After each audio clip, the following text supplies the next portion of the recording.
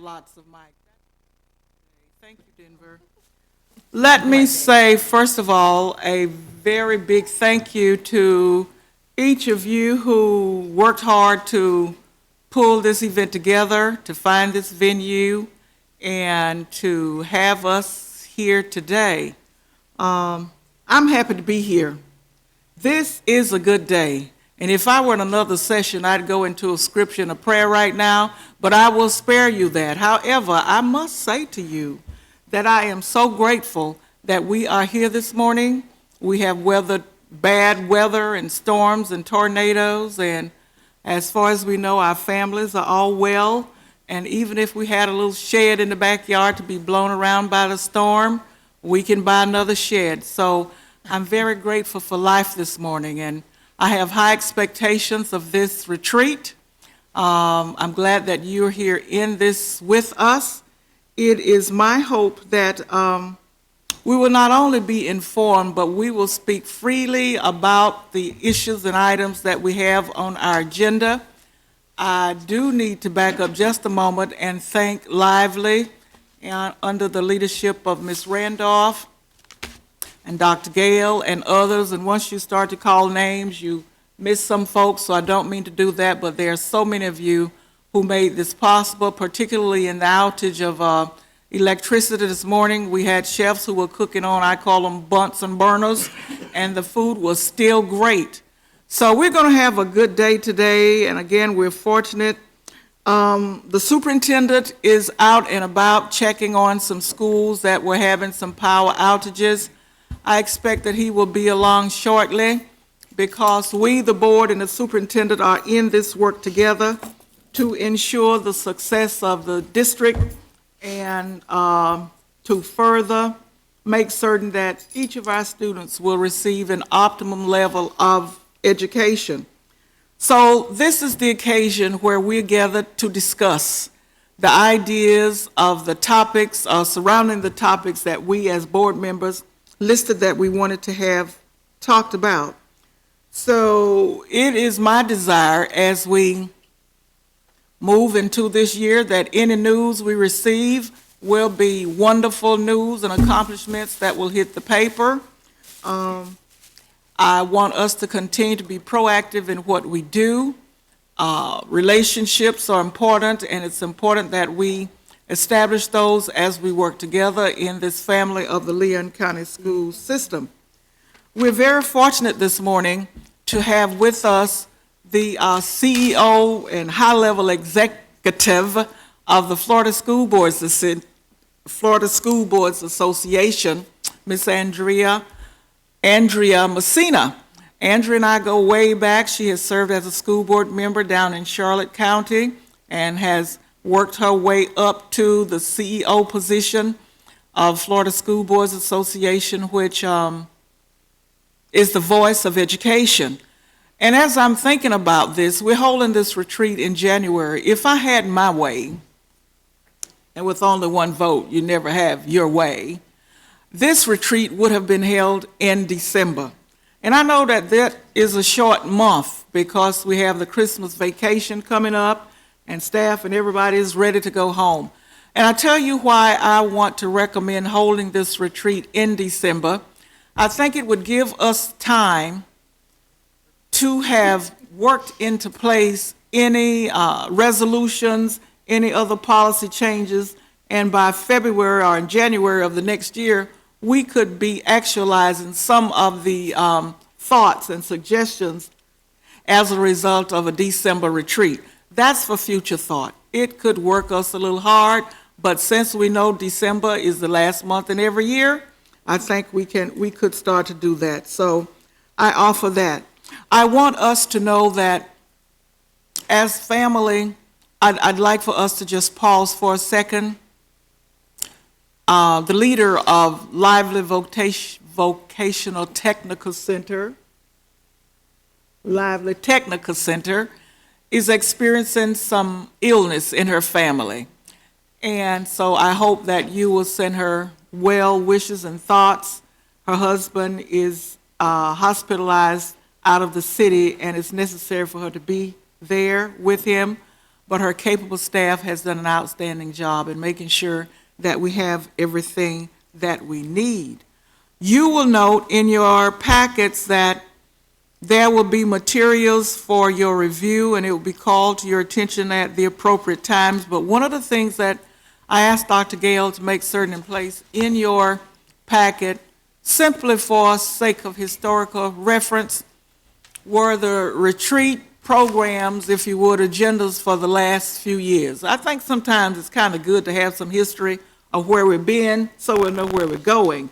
So in the very back of that, of your blue folder, you will find those retreat topics. Because we, as a board, had submitted some 39 topics for discussion and workshops, it is necessary that we will host the retreat in a two-part series, with today being part one of the series, and a date later, late February or early March, we will follow up on part two. It is very important that we have each of us at the part 1 and 2.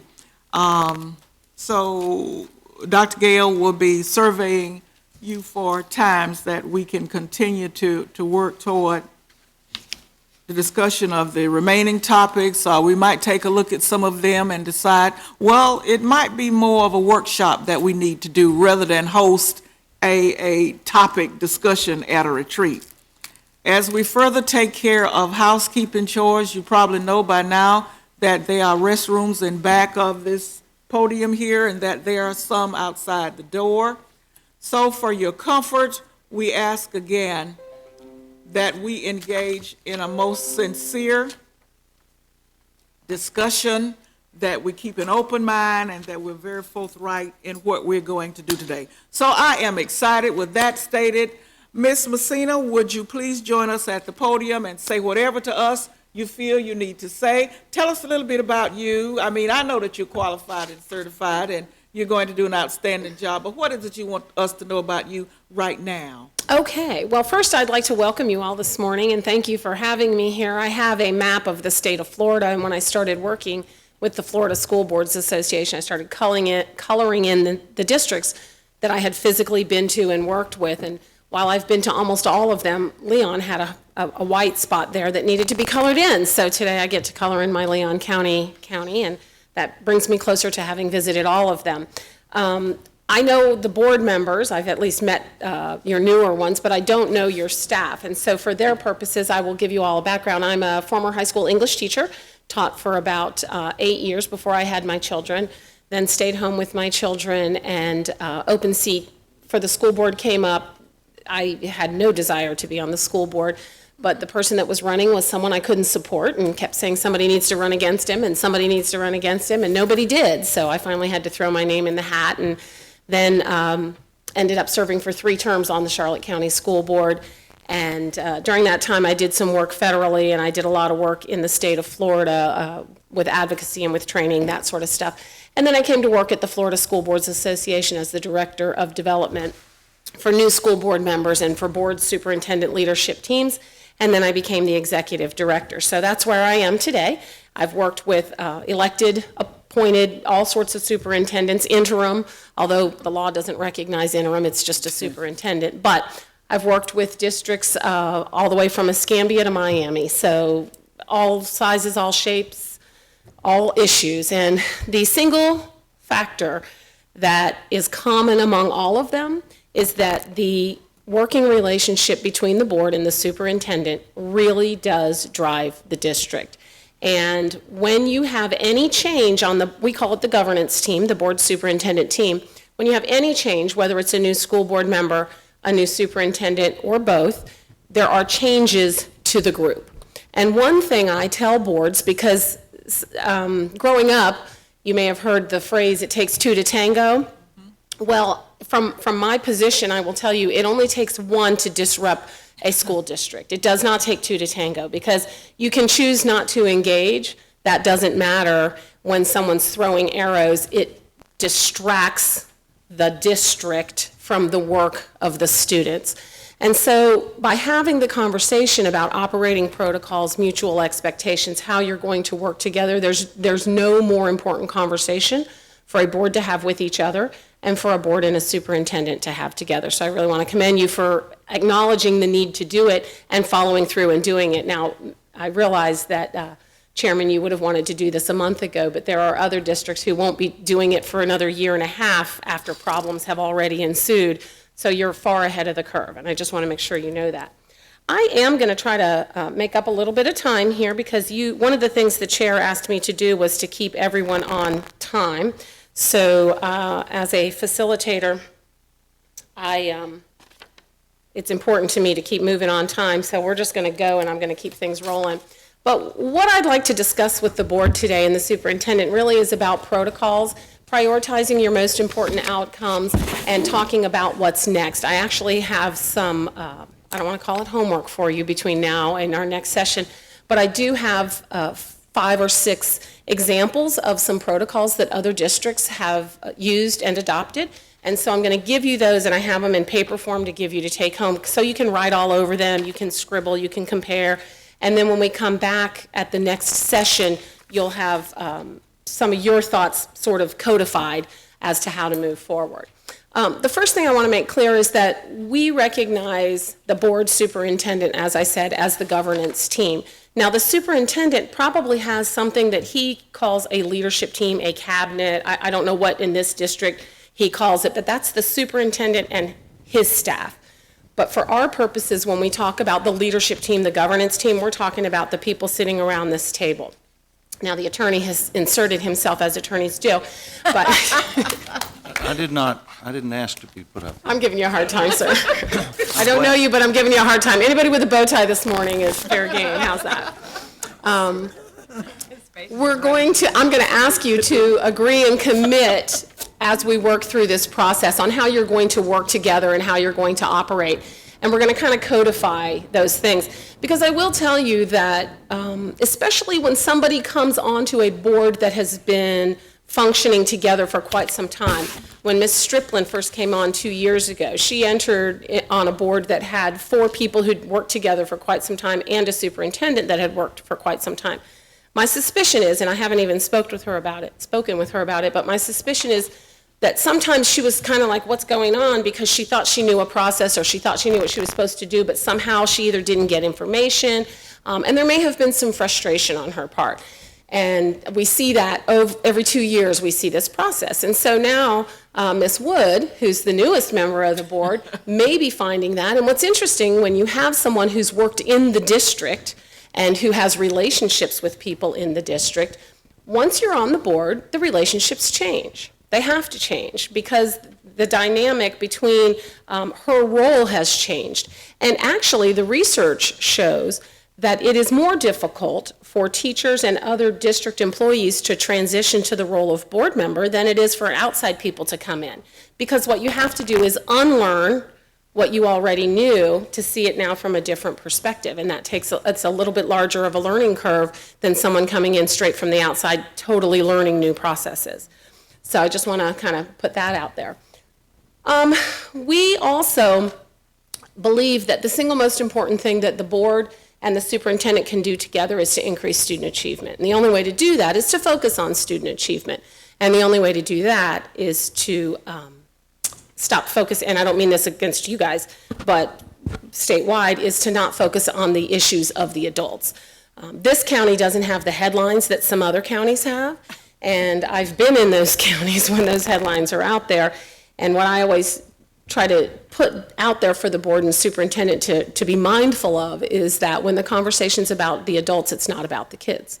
And so finding common goals and finding common priorities for the district and focusing on them more than focusing on differences between each other typically helps maintain that focus on student achievement. And when you focus on student achievement, that's the model that the district sees. That's the model that the community sees. If they hear you all talking about student achievement, then they're talking about student achievement. If you're all talking about some sort of petty infighting, then they're all talking about petty infighting. And again, that's not Leon County. I'm just giving you the global view of boards and superintendents and how they work together. And the most important thing you can do is have these sort of norms and protocols, agree to them, and then hold each other accountable. And that's the piece that we have to also figure out for you. When you create norms and protocols and then somebody violates them, how are you going to address that? Are you just going to let it go? If so, then why did you agree to the norms and protocols to begin with? And we try to build in some sort of an accountability piece so that you have an avenue to discuss those things that might be uncomfortable to discuss otherwise. So we try to give you a vehicle to do that, and between and among you, we'll figure out what that vehicle might be. I'll give you an example. One district that I worked with, the superintendent liked to drive motorcycles. That was his kind of weekend hobby. And so they all got these little Matchbox motorcycles. All the board and superintendent got these little Matchbox motorcycles. And when one board member did something that was against protocol, showed up late, wasn't prepared for the meeting, nothing that would violate sunshine, the rest of the board had an agreement that they would use their motorcycle, and everybody had a different one, blue, red, yellow, green, whatever, so you knew whose motorcycle was whose. The motorcycle would appear on the one board member's desk, and then the board member came in, oh great, I got 3 motorcycles, what'd I do? But it created a fun way to say, tell me what I did, because in truth, I don't want to step out, and when I do, I want you to let me know, because I may not know I stepped out. And you have to hold each other accountable, because I will tell you, and I will speak for your district staff here, they're not going to tell you when you step out. They're going to tell each other that you've stepped out, but they're not going to tell you, and you can't correct it unless you know. Right. And I always operated under the position that I want to know if I've done something, and if you don't tell me, how am I supposed to know? If I thought I was doing something, and it appeared to others that I wasn't, it could just be a misunderstanding, in which case, boy, I do want that opportunity to clear it up. So you really owe it to each other to keep each other accountable, and we'll figure out what that is. Another district chose to use a Velvet Elvis. I don't know if you know those paintings on velvet? Mm-hmm. They had one hanging in their office, and somebody would pull the Velvet Elvis off the wall and stick it on someone's desk, and then you knew. You had to go around, did you give me the Velvet Elvis? No, I didn't do, oh great, did you get, then everybody knows you've done something too, by the way, so. The other thing I want to point out is that when you're talking with each other and among each other, we want to keep you in the sunshine. So we only want to talk about those items that have been advertised.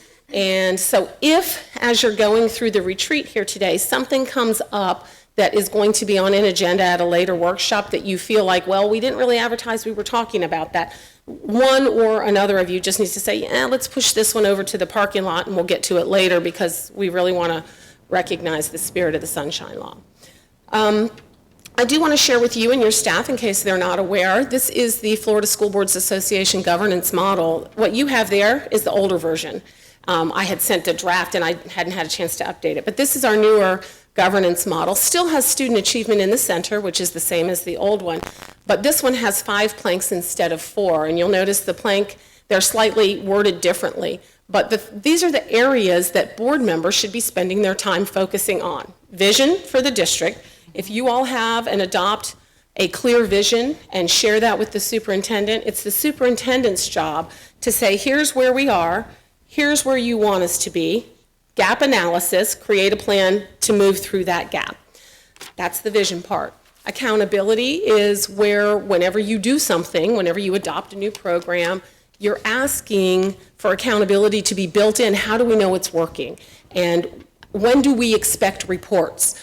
Frequently, boards will approve a new software program or curriculum, and one board member is expecting quarterly reports, another board member is expecting annual reports, another board member is expecting a spreadsheet. If you don't talk before you implement the program about the accountability structure that the board wants, then the superintendent doesn't know how to meet everyone's accountability needs on this whatever structure that you've implemented. So talking about accountability all the time so that it's very clear what you all as a board expect and how often you expect it is important for clarification. Some of you have been teachers, you know clarifying expectations is important. That's built into that accountability piece there. The next one is policy, and that's really where we encourage board members to spend the bulk of their time. your policy, and sometimes board members will call our office and say, hey, how do I blah, blah, blah.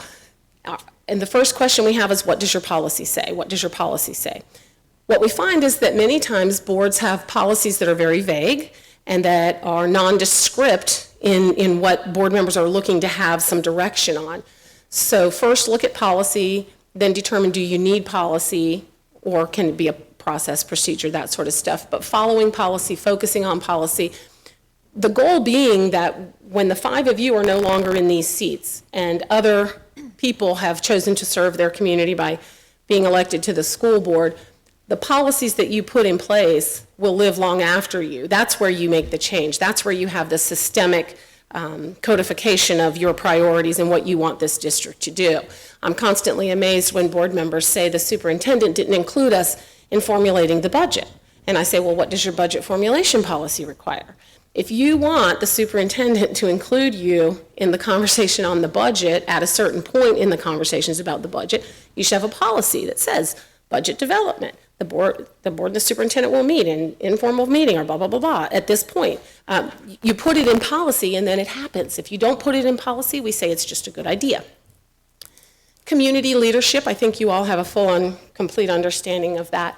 But if you don't interact with your community, you're leaving out a large segment of those people who are vested in the work that you do. And that bleeds into the relationships. The relationships are both internal and external, between yourselves, between the superintendent, between your community, between your legislators even, parents, students, all of those relationships. So that's really what we ask board members to focus on.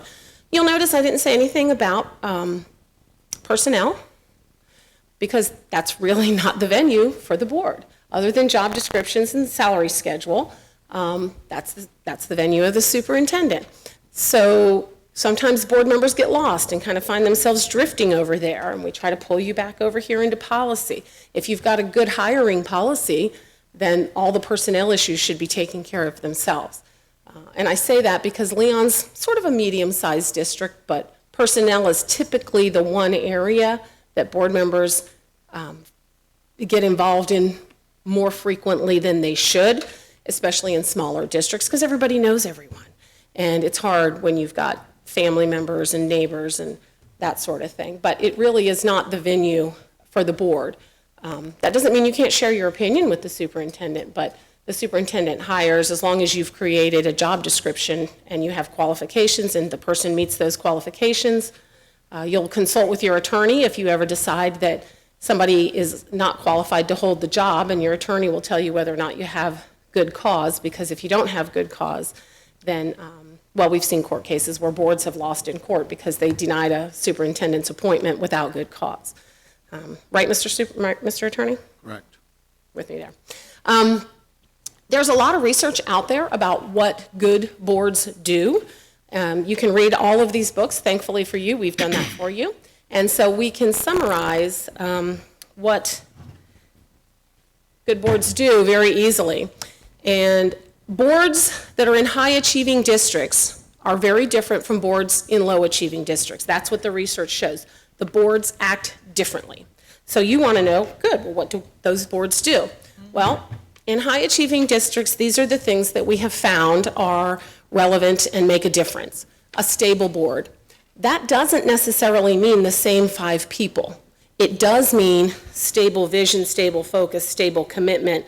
You can change people in and out as long as the stability of the board with regard to goals is present. Short, regular meetings coupled with goal-setting retreats. There you go, Madam Chairman. Referring complaints to district administrators rather than taking care of them yourselves. Lack of separate subcommittees discussing problems with the superintendent as a governance team. So you have separate things going on. Communicative board chair. You don't want the board chair to be the only one holding information. Focus on student achievement in policies, budget, facilities, and everything else, and being able to work collaboratively.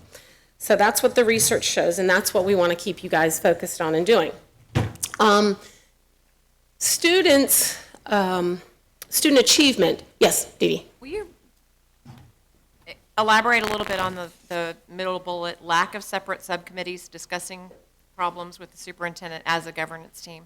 Yeah, sometimes what happens is the board starts to create these structures over here talking about problems without including the superintendent, trying to solve problems over here. So by having a high-achieving district, not having separate committees, it should all be together because there should be a uniform communication structure. That sometimes board members set up, I'll give you an example that happened in Florida 2 years ago. One board member on one district decided that, let me think of exactly what the issue was. It had to do with, I want to say school start times.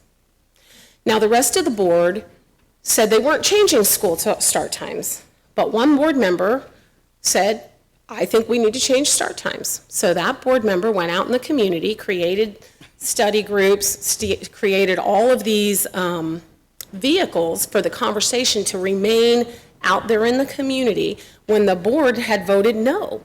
And so what it does is it creates a tension because the issue keeps coming up. They keep having to get distracted from the focus that they were moving on. 4-1 is, you know, the short side of a vote. It's not going to happen if you're on the short side, but he kept inciting the conversation, distracting staff, having to show up at meetings, so that they couldn't focus on the goals of the district because they were being sidetracked. That's the kind of subcommittees we're talking So you're about. not talking about having a budget committee or an audit committee or the DAC or, Those are working with your superintendent, as I understand it, correct? I would hope. Yeah. I'm talking about separate and apart when you're not including staff and the superintendent and you're distracting from the goals of everything. That's what I'm talking Thank about. you. Welcome. We're glad to have you, and thanks for worrying about your schools. Glad to be here. We're talking about the importance of the superintendent-board relationship, and one of the things we said while you were gone was that, you know, it's the superintendent's job more than the board's to be responsible for that. I couldn't agree more. I'm just kidding. It's actually everyone's job, as you all know, so just trying to welcome him appropriately. Effective boards work together to establish a vision and a set of values, and it's important that you all are focused on the same thing. Typically, when new board members come in, they're told we have a strategic plan, and they're told we have a vision, but they're not asked if they commit to that vision or if they commit to that strategic plan. And so having at least a conversation where everyone can recommit, yes, that's what we still want, yeah, I can buy into that, is important to validate the new person's entry as well as to communicate to staff and the community that everyone is sharing in these goals, even new people that join the team. And then also creating the conditions, as I mentioned.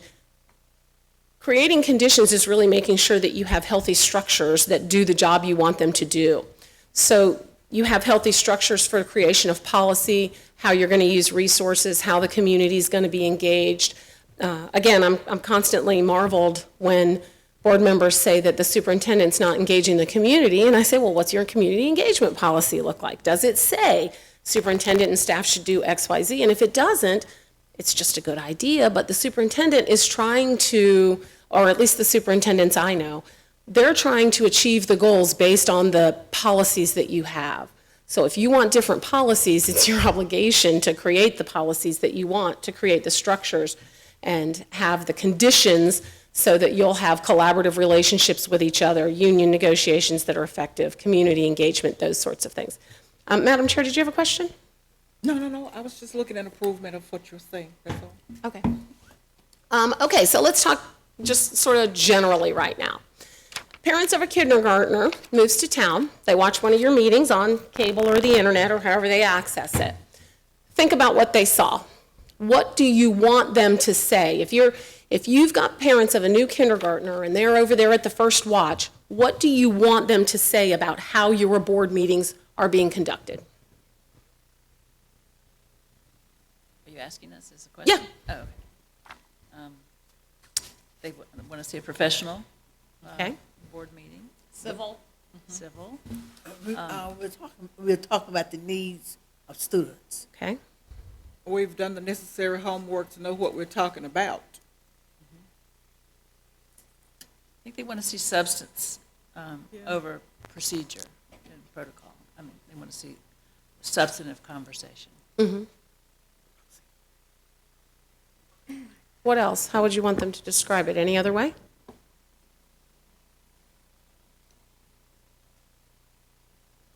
We care about their children.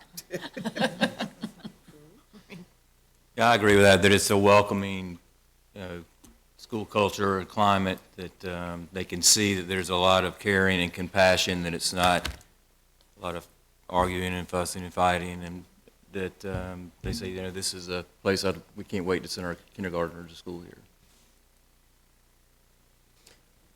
Well, given that, first off, I would say I think that you guys do a real good job of being professional and all of the things that you just described. And I'm new to Leon County. I haven't lived here forever, so no offense to all these hardworking people who've been here forever. I'm the new spectator in town and the new observer who kind of is watching from afar. I don't have kids in school anymore. Mine are in college. But you guys do a real good job of maintaining that professionalism. You do a real nice job of treating each other with respect. I do think, Roseanne, I think you hit on the topic of substantive conversation. I think sometimes people have criticized previous boards for maybe not having the substantive conversation that they might have wanted. And so I think you all have recognized that and have started to try to elevate it, which is probably why I'm here today. But think about what that substantive conversation, how you can ensure that every board meeting is structured so that someone's takeaway is, boy, they're talking about important things. Boy, they really care about kids. Because as right now we've got Chair Bowen, but next year it'll be somebody else, and the year after that it'll be somebody else. And as long as you structure your agendas in such a way that you hit those things and you make sure that those things are covered and highlighted, like you said, student welcoming to students, maybe student achievement, maybe student activities, music. I think I was here one time, there was a band playing and things like that. That as long as you hit on those things and stay focused on those things, that's the takeaway people are going to come away with. As soon as you twist, and I'm going to say it one more time, it doesn't take two, it only takes one, to take that focus off and really consume the time and energy away from all of those things. So protecting that legacy of impact that you make on people when they watch your meeting is really important. You have to protect that, but you also have to build it and maintain it. So investing time and energy on substantive conversations, investing time and energy on relationships so that you don't get to loggerheads. And I saw Mr. Hanna's hands go up against, because that's really, when it becomes a battle of wills, nobody wins. It never happens. I can show you superintendents all across the county that have lost their election, or all across the state, and I can show you board members who have lost their elections over it, and I can show you districts whose student achievement has suffered because of being at loggerheads. That doesn't mean you're not critical, and it doesn't mean you're not a problem solver, but it means you do it respectfully. Ms. Strickland. I have something I want to interject. I'm not sure if I need to do it now or hold on. You can do it anytime. Okay, so it really pertains to kind of right where we are. I'm in Leadership Tallahassee class this time around. There's about 40 of us, community leaders that were chosen to be part of this great year-long activity. But one of the requirements is that every member must go to a community, a city, a county, or a school board meeting. And then they write a critique. And so I just wanted to read, this is one of my Leadership Tallahassee classmates, and I just wanted to read it to you guys. He copied me on it when he sent it in to the chamber, to Barbara Boone. And it was a little disheartening. He said, so one of the questions is, what was your impression of the meeting as a whole? And he wrote, not sure if it is because the meeting is broadcasted, but the meeting felt more like a production than a business meeting. While it is great to recognize the students for accomplishments, the number of oral reports seemed excessive and draws out the meeting, as opposed to those reports being provided to board members in advance and those individuals being available with questions. For as I was there for 90 minutes and was not there when 2 new principals were appointed. Also, it felt like each board member had to take a turn in commenting or asking questions, some of which did not seem to add much value. So I just wanted to share that with everyone. Yeah, I found it very interesting. And then he did say some positive things later, but I thought that was, it was very eye-opening. Well, it's interesting, and while you were reading that, I was thinking I was in another district far south of here, and they had very formal protocols, even for workshops, where, in my opinion, workshops ought to be discussions. They shouldn't have to be, yes, this is Andrea Messina, District 3 speaking. Yeah, I mean, that tends to take the sincerity out of the conversation away, and it does feel like more of a production for people. So I think it's important to hear that maybe and think about it as a board. If there's something you would want to change, down the road, it's worth talking about. It's interesting. It's always interesting to hear perceptions from people, good, bad, and indifferent. And I will tell you my rule. If you read the good stuff, you also got to read the bad. That's right. If you believe the good stuff, you also got to believe the bad. You can't pick and choose, okay? And once we decide, though we're as good as we are, that the bad, when it is bad, change it and admit that, yeah, I really do think we each do sometimes talk about every item, and it may not be necessary. So I guess when I'm saying if you're guilty, we need to stop. Well, if you hear, I would like to echo the comments of my fellow board member. I want to echo the comments of my fellow board member. You really don't need to do that. Although I will tell you, if you don't say why you support something, people don't know your motives, and they don't know why you support an issue or why you're voting no on an issue. So it is important to be very clear, I'm going to support this issue for this reason, or I'm not going to support this issue for this reason. Because the last thing you want is for people to question your motives. And transparency, you all work with the public. I always say transparency and respect. If you do those two things, if you're transparent and respectful, people will forgive you if you make a mistake. People will forgive you if you actually even give out wrong information. If you're being transparent and respectful and sincere, then that plays well. Yes? So I've heard a lot of this lately about, too much pomp and circumstance, too many recognitions, too much whatever, and then we rush through the agenda, and it seems like, and I don't think it, I guess what I'm asking is, when, if not now, are we going to figure this out? Is this a time to talk about what we should change? I think we're going to be talking about the way you do work, and we have a little workshop on some, is this an issue? Do we need to discuss it? So what will, our real outcome for the next meeting and today's meeting is that you're going to have a whole checklist of items that this board says, we want to talk more about it. We want to create a conversation around it, maybe change our processes, or maybe keep it the same, but we at least want to do it mindfully and intentionally if we agree to do it. So it won't just be one thing, I can assure you. There'll be a number of them. Okay. And based on the agenda with which I was presented today, I don't think we have the time today to solve all of them. We're going to have a few quick agreements on a few things, and then that's what the homework is going to partially involve, is that you identifying these key issues so that the board can create a plan or a way of work around it. And for some districts, that means more workshops. I don't know how your district feels about workshops. I don't know how your staff, your superintendent. So when you say, we want to do more workshops, superintendent goes, wait a minute, now there's all these other impacts. That's part of the conversation, is the superintendent sharing with you, what does that mean for his staff? If you want another workshop, we can get it, understand, here's what's going to have to be off on the side. And then you intentionally say, well, this is the priority, or this is not the priority. And you all make those determinations and directives with input from the superintendent. Same thing for even just asking for a report. I have one district where somebody's asked for a report in a format that is not easy for the district computer staff to deliver, but he wants it in this format. And the rest of the board said, because the superintendent said to the board, do you want me to direct staff to use this much time to get this one report in this format for one board member? And the rest of the board said, no, we don't think it's worth that many hours off task. Even though it's an important report, the board member can get it in a different format.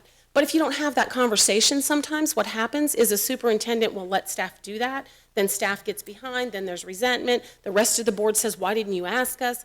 It's all about talking about things and doing them intentionally with purpose, and weighing, is it worth it, is it not? Sometimes you'll say yes, sometimes you'll say no. Can I just ask a clarification? Because sometimes people pick up on things and they hear, you talked a little bit about explaining your vote. Sure. And I just want to make sure you're not saying every time we vote, every board member needs to explain why he or she is voting. Because that would certainly make the meetings more longer and No, more I substantive. I but- appreciate you pointing that out, especially on controversial topics is Okay. really where you need to explain to people. But I will tell you, if you're somebody who, and I don't think this district has somebody like this, but if you're the person where the superintendent brings up an issue, asks if there's any questions, there are no questions, board moves to vote, 4-1, 4 yes, 1 no, and then you move to the next item. Same thing happens, no questions, no comments, 4-1. That person who's the 1 no vote really should say something about why they're voting no. And it's possible that the other board members don't know what that board member knows, but we don't even know what that board member knows because they're not saying why they voted no. But no, you certainly don't need to. And in fact, I'm a real proponent, strong proponent of a consent agenda and discussing items with the superintendent, asking questions, superintendent getting any question that board members ask. Of course, the information is shared with all board members so that nobody gets information that somebody else doesn't have. Because in my opinion, the board meeting is the business meeting of the board. The discussion should have already occurred. It should be pretty smooth at a board meeting. It should be a rare occurrence that the superintendent brings something up on the agenda and it is voted down. Because all of that work should have already happened before it even came to the board. And if a board member had an issue with something, that board member should have told the superintendent when it was in the pipeline coming up. You should not have at a board meeting even things like a strategic plan or a school improvement plan, things like that. Those items, it shouldn't be the first time you read them when you're at a board meeting. You should have had those long in advance and had plenty of opportunities for your questions to be answered. And typically, superintendents will ask board members, if a board member says, I really have a problem with this, it might be that you don't know a piece that goes together, but it could also be that it's a minute thing that the superintendent could tweak before he brings it forward. But it's all about the communication. I guess when I was saying explaining your votes, if you never ever tell people what you support and what you don't support, and it doesn't even actually have to be in a board meeting, could be when you're out in the public at a Rotary meeting, it's very clear because you've shared with people what your motives are. And I generally support X, Y, Z, so they know what you support. Because if people don't know where your motives are, then they start thinking that you have hidden agendas. And once they start thinking there's hidden agendas, then there's a lack of trust. Roseanne? I'm sorry, Ms. Wood? No, Roseanne's fine. I'm just wondering if today, I'm feeling like we're going to walk out of here and we're not going to have made any progress toward helping our meetings go better, at least in the way we all want to. So Should we dive in? I'd like to dive in a little bit myself. Okay. That's why I'm here to All right, so talk let's about start stuff. then. If you want to, is everyone okay with us diving in? Dive in. Please. All right, so how about this? In your work packet, you see a document that says Protocols Worksheet, How Do We Do Business? The second item on the left-hand side. See that? Yep, that's it. Looks like this. Got it. Protocols Worksheet, How Do We Do Business? What I'd like for you to do is I'm going to give you about 5 minutes to go through this worksheet, read the categories, identify if you think it's a concern, and then if it is a concern for you, how should it be handled? Do you think a discussion will cover it? Do you think you need a written formal protocol? Do you need a written policy? Not everything needs policy, let me just be clear. But is it a concern, yes or no? And then how do you think it should be handled? So take 5 minutes, work on that, and then we'll go through those.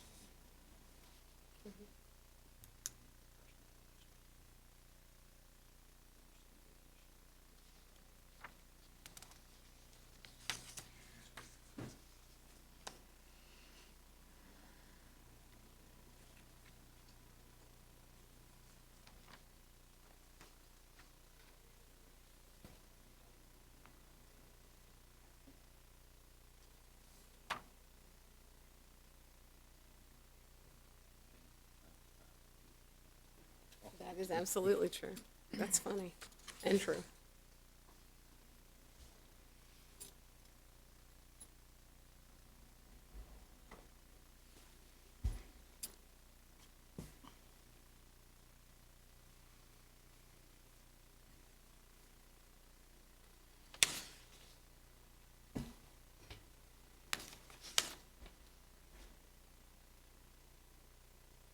Give you about one more minute.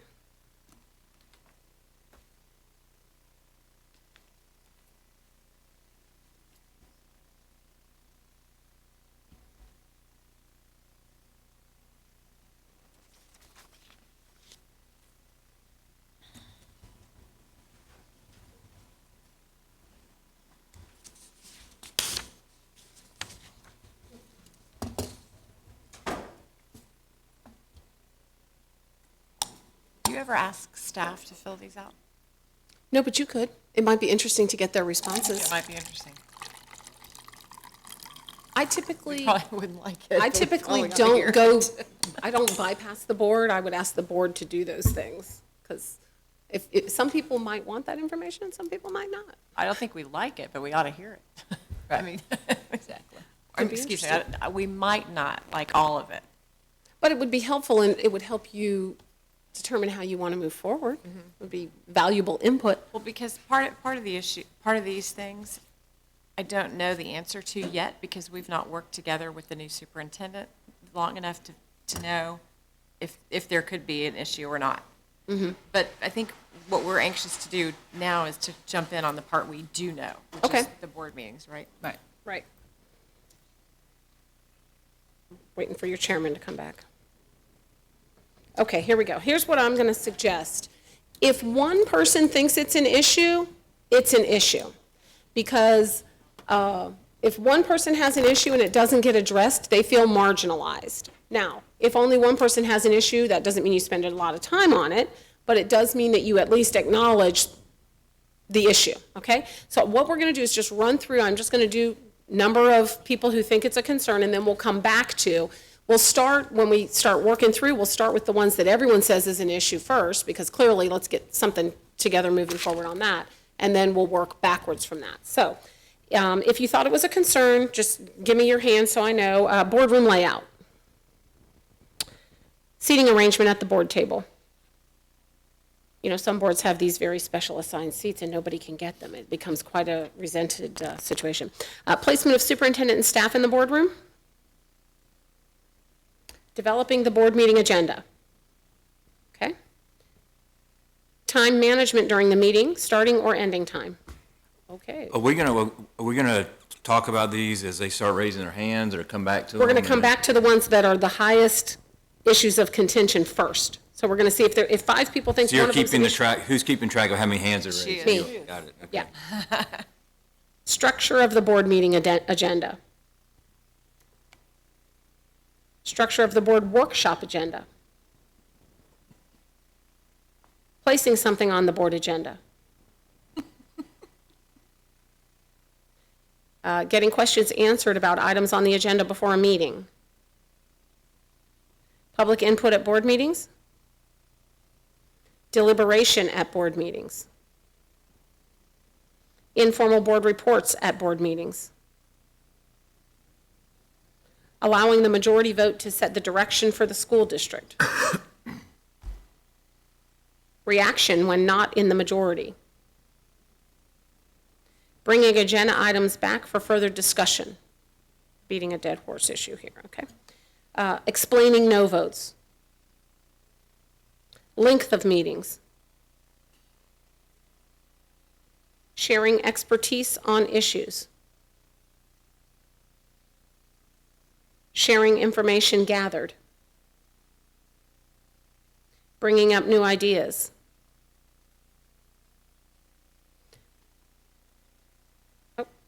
Sharing expertise and bringing up new ideas is printed twice. Requesting information from staff. Individual board member requests for information. Individual board member requests for action. Handling complaints from the community. Handling complaints from staff. Handling complaints from board members. Addressing concerns of the community. Use of committees. Is that a hand, Chairman? Yes. Okay. Use of work sessions. Confidentiality. Board member role in public. Board member presentations to public. Board communications. Board superintendent communications. Board staff communications. Board member as liaison to community organization. Board member calendar maintenance. Visiting schools. Self-evaluation of governance team effectiveness. Handling of email. Intergovernmental relationships. Board member use of support staff. Orienting new members. Superintendent well, you guys don't have a superintendent evaluation. Goal setting and planning. Did anybody add anything? Yes, Ms. Striplin. Recognitions and accomplishments.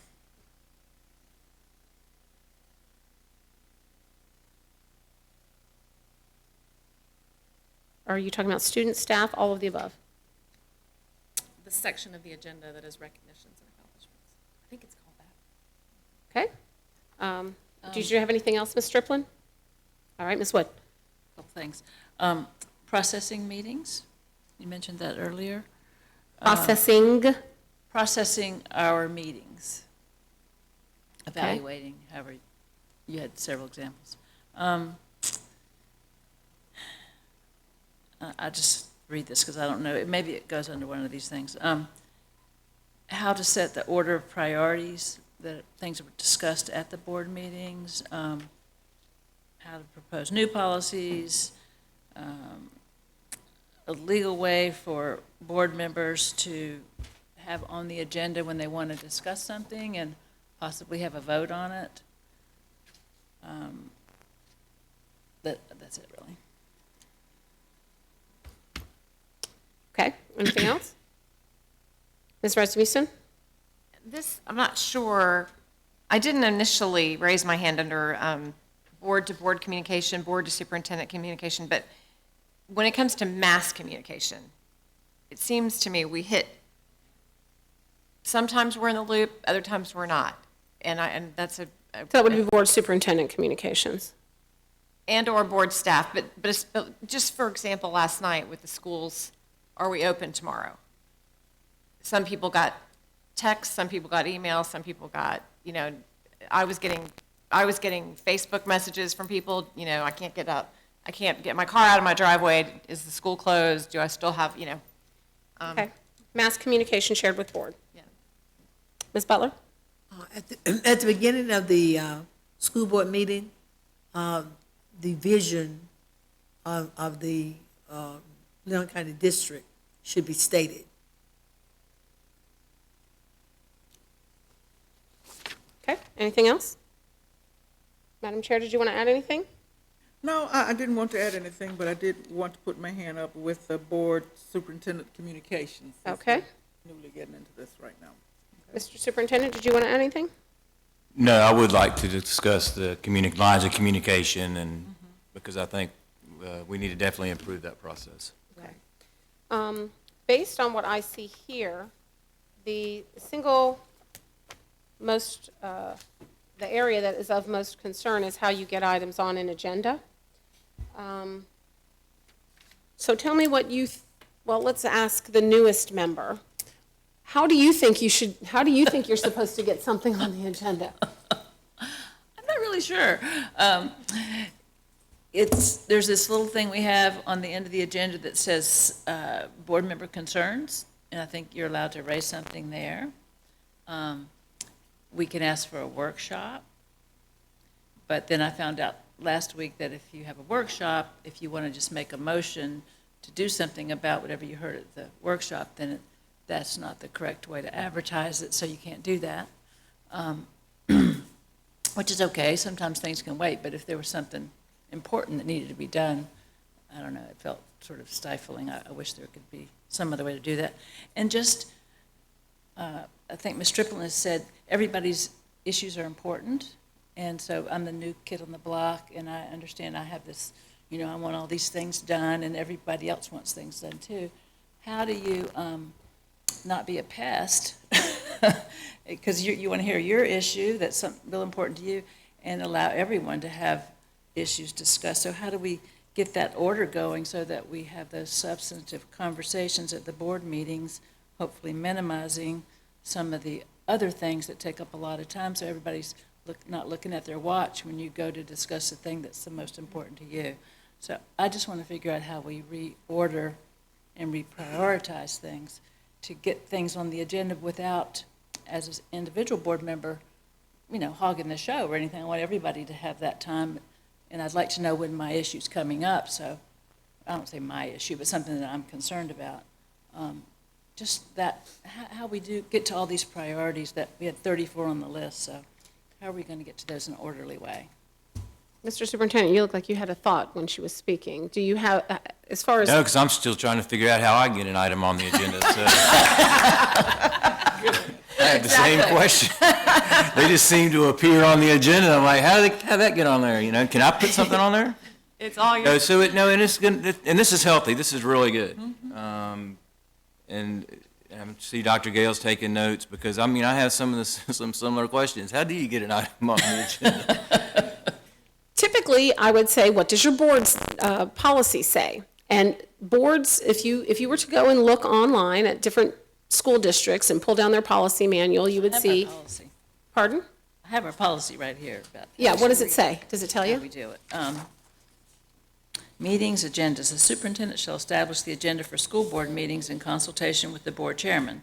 Individual members of the board may place items for discussion on an agenda by advising the superintendent of the desire to do so. A motion to rescind or to amend action previously taken shall be timely placed on the agenda, since either motion may be considered a proposition. The superintendent shall establish reasonable procedures and deadlines for the receipt of requests to place items of business on the agenda and requests to make a presentation in the public discussion period. The agenda for the board meetings, hearings, and workshops shall be prepared in time to ensure that a copy of the agenda may be received 7 days and so forth. You know, Okay, so the one piece there that you just read that is most salient is the superintendent shall create procedures for the timely submission, there was something along those lines. That's the one that's going to make or break whether something gets on the agenda that you think it's going to. So I would suggest that we spend some time, maybe right now, or he may not have had time to think about it, maybe at our next follow-up meeting. What procedure do you all want that to be? What should it look like? And I will tell you, it's interesting because your policy, what I think I heard you say was individual board members can submit an item on the agenda, right? Does it say that it will automatically be included? For his consideration, doesn't it?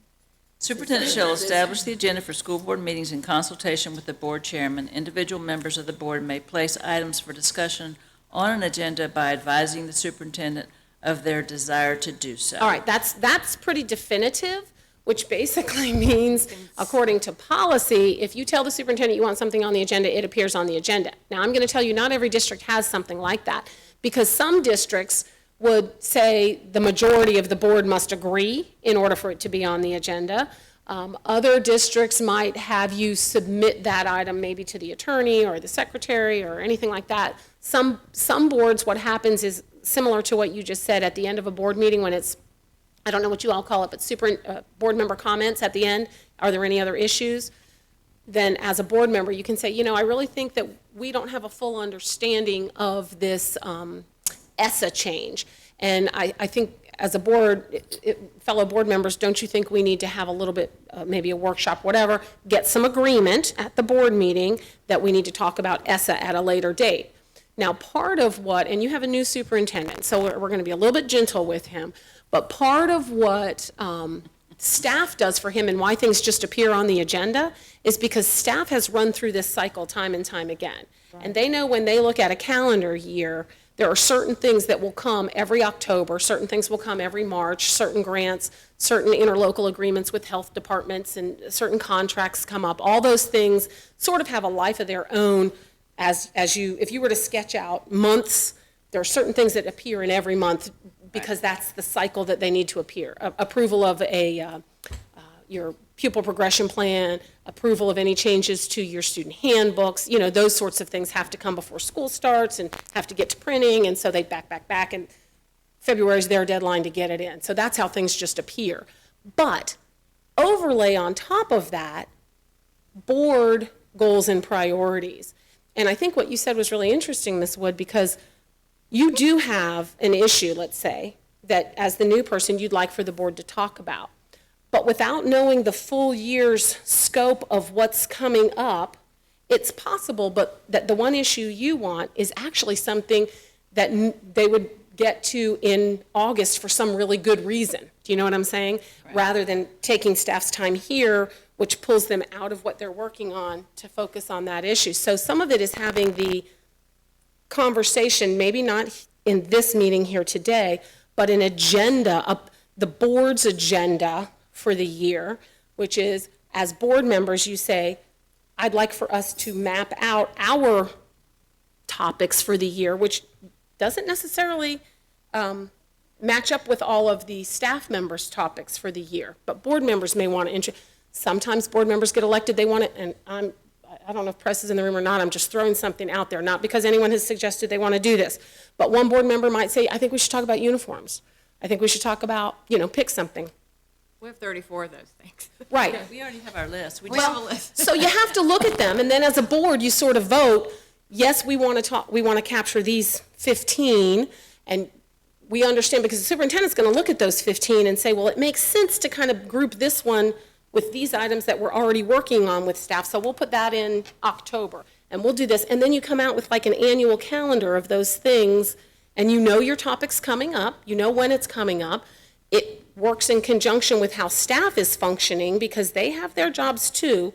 Just because you want to talk about uniforms doesn't mean that whoever over here would have to do that research has the time and energy to do it right now, because they may have some testings coming up, for example. So it's understanding the dynamics that go into every conversation you have opens up a bunch of other doors, but making sure that everyone, what they want to talk about gets addressed. Now, sometimes board members, like the uniform issue, if everyone else is completely against uniforms, you can say, we'll talk about uniforms, but we're going to do a timed agenda that day, and it's going to be a 15-minute item, because 4 people are voting no, and we want to hear your points, but we'll take it into consideration. So you want to be respectful, but also cognizant of. So how does it become an action item where there is a vote taken on it? They can raise, say we wanted to strike a policy altogether that we have. Could a board member say, I recommend we strike policy such and such and such, and then we consider it, and then it becomes an action item for the next meeting? Well, policy is a little different than some other things, because any policy change requires an advertisement to the community and everything. So what if the board wanted a policy on creating the agenda, let's say you wanted to amend that policy, the board would discuss what they want that policy to look like. We want that policy to include this and this and this. They would direct the superintendent to come back to them with a proposed policy. And then you would work, I don't know how you do it in this district, could be the attorney's office, could be somebody on your staff that does the policy sort of authorizing. Then you'd bring it back, typically in a workshop setting. Here's what I think I heard you guys say you wanted in this proposed policy, and the board would say, it looks pretty good, but let's change this, let's change this, let's change that. Once they get it all, massaged, then you go, okay, everybody feels good about this policy? Yeah? Okay, now we're going to advertise it for the public's input. So policy's a little bit different. But typically, the general rule is, and there are some exclusions that your attorney will be very closely aligned with your board chair on, but typically you don't vote for things that haven't been advertised on an agenda. Okay, so if you're going to talk about school uniforms, somebody at the end of the meeting can't just say, I want to talk about school uniforms, I move that we pass school uniforms. Because you're doing the work of the people, and the people need to know that you're doing it. That doesn't mean that they can't say, I think we need to talk about school uniforms. I would like this board to support me in getting it on the agenda for the next board meeting, and then they direct the superintendent to add it to an agenda. And I may have missed this in the beginning. Was there a discussion when y'all started about this is the role, these are the roles of school board and the school board members, and this is the role of the office of the superintendent? We did not get that, no. We were talking mostly about how to work together. We didn't do the roles and responsibilities delineation conversation. We can do that another day. I don't have it on today's agenda, because that's a pretty good conversation, too. We did talk about personnel and staying out of that, but Yeah, that's your bailiwick. that's the one we talked All right. about. Right. All right. So it sounds to me like you guys need to really sit down and talk about that policy, getting items on the agenda policy, Roseanne? To make sure that everyone has the same understanding? Yeah, just talk about it right here, what we want, how we want to do it, and maybe other people know what, I'm just the new kid on the block, so how things work that way. And I'm particularly interested in how we line up those 34 items that we're all interested in. And if some things need to happen before school starts, or there's certain timing on things, if principals need to know this is a new way of work that's out of the other, we need to make sure we say things in time so that they have time. Yeah, to plan for it. coordinating those things. It might be that those And the 34 superintendent does items, the that. superintendent takes to his staff. Yeah, because I have no idea what you're talking about, the 34 items. I think, okay, if I could help you. I think retreat part of the topics. problem is Topic. that board topics. members will bring something up that's important, like, let's say, I don't even want to say Go ahead, uniforms. Sam. We know what's yours. Okay, or whatever your issue is. I'll use uniforms, I guess, as an example, as long as nobody tells anybody that I said that. So if I bring that up, I think the sense is, we sit here and everybody goes, yeah, I know that matters to you, and then nothing ever happens. It just goes away. It never appears. Never appears again. So the follow-through, like on one of these items, I said, it's only a problem because there's no follow-through.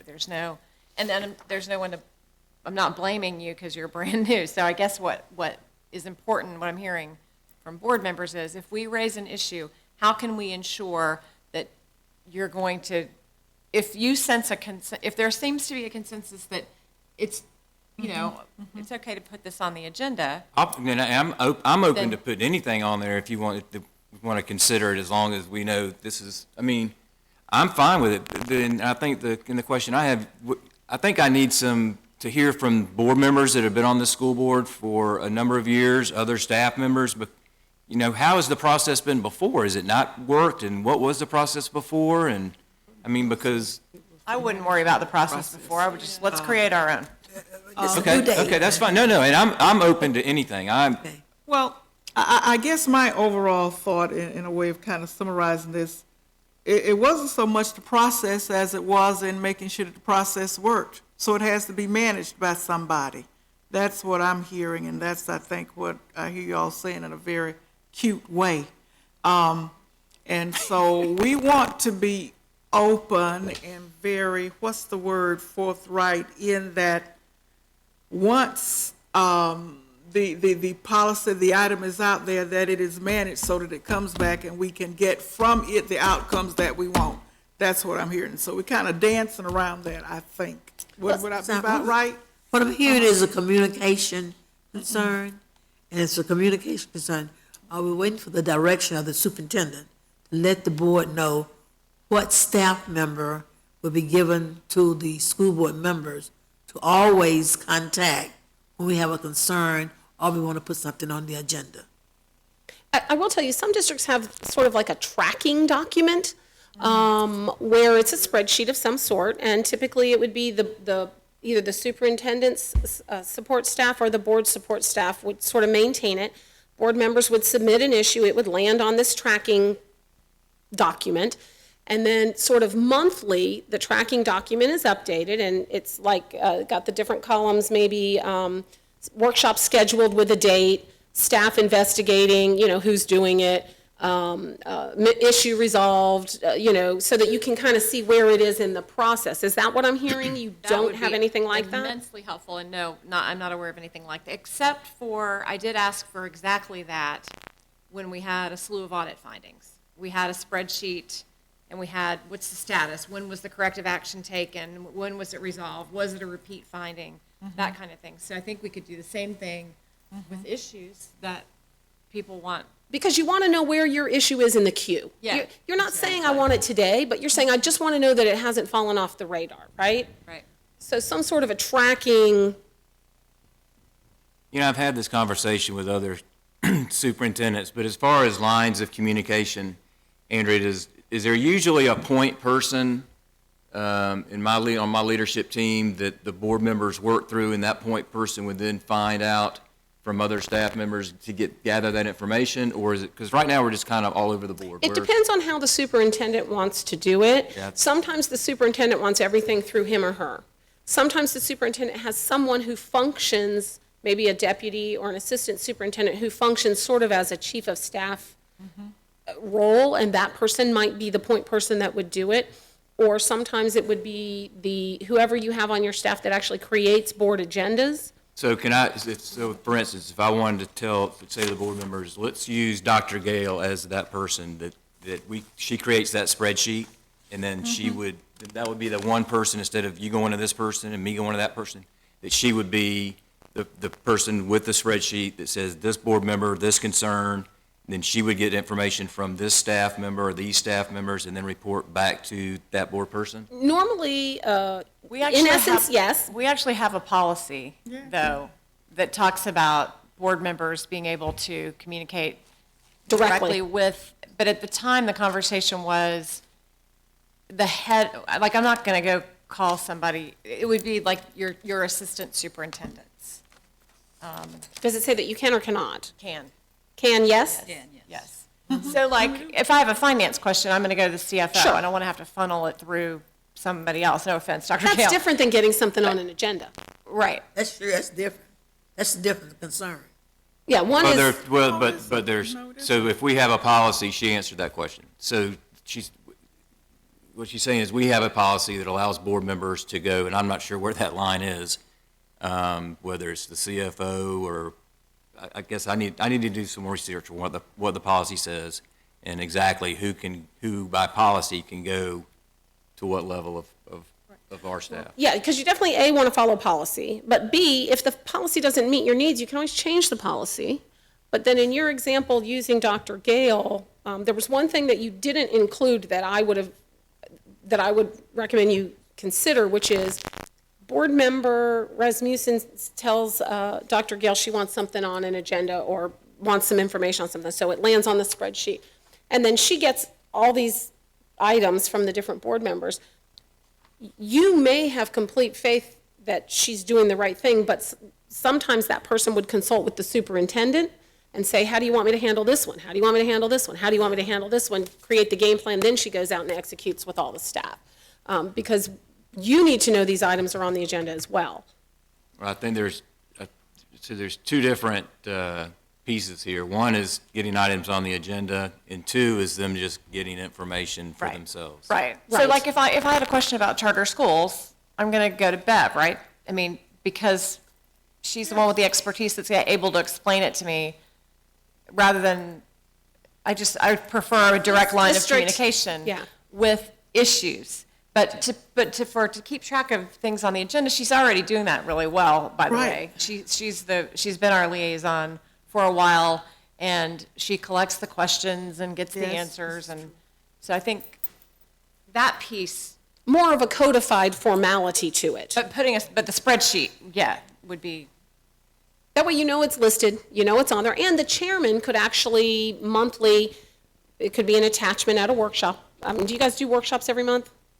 Yeah, we're supposed to. Okay, so in the same way that you get your, It's on in the the same way agenda. that you get your financial statement every month, you might get the update of board issues spreadsheet, and you can see where yours is. It may have graduated from someone's doing research to a workshop might be getting planned, or, you can kind of track it, and the board chairman can make sure that that appears before you every so often, so you can see where it moves in the queue. this is an important question.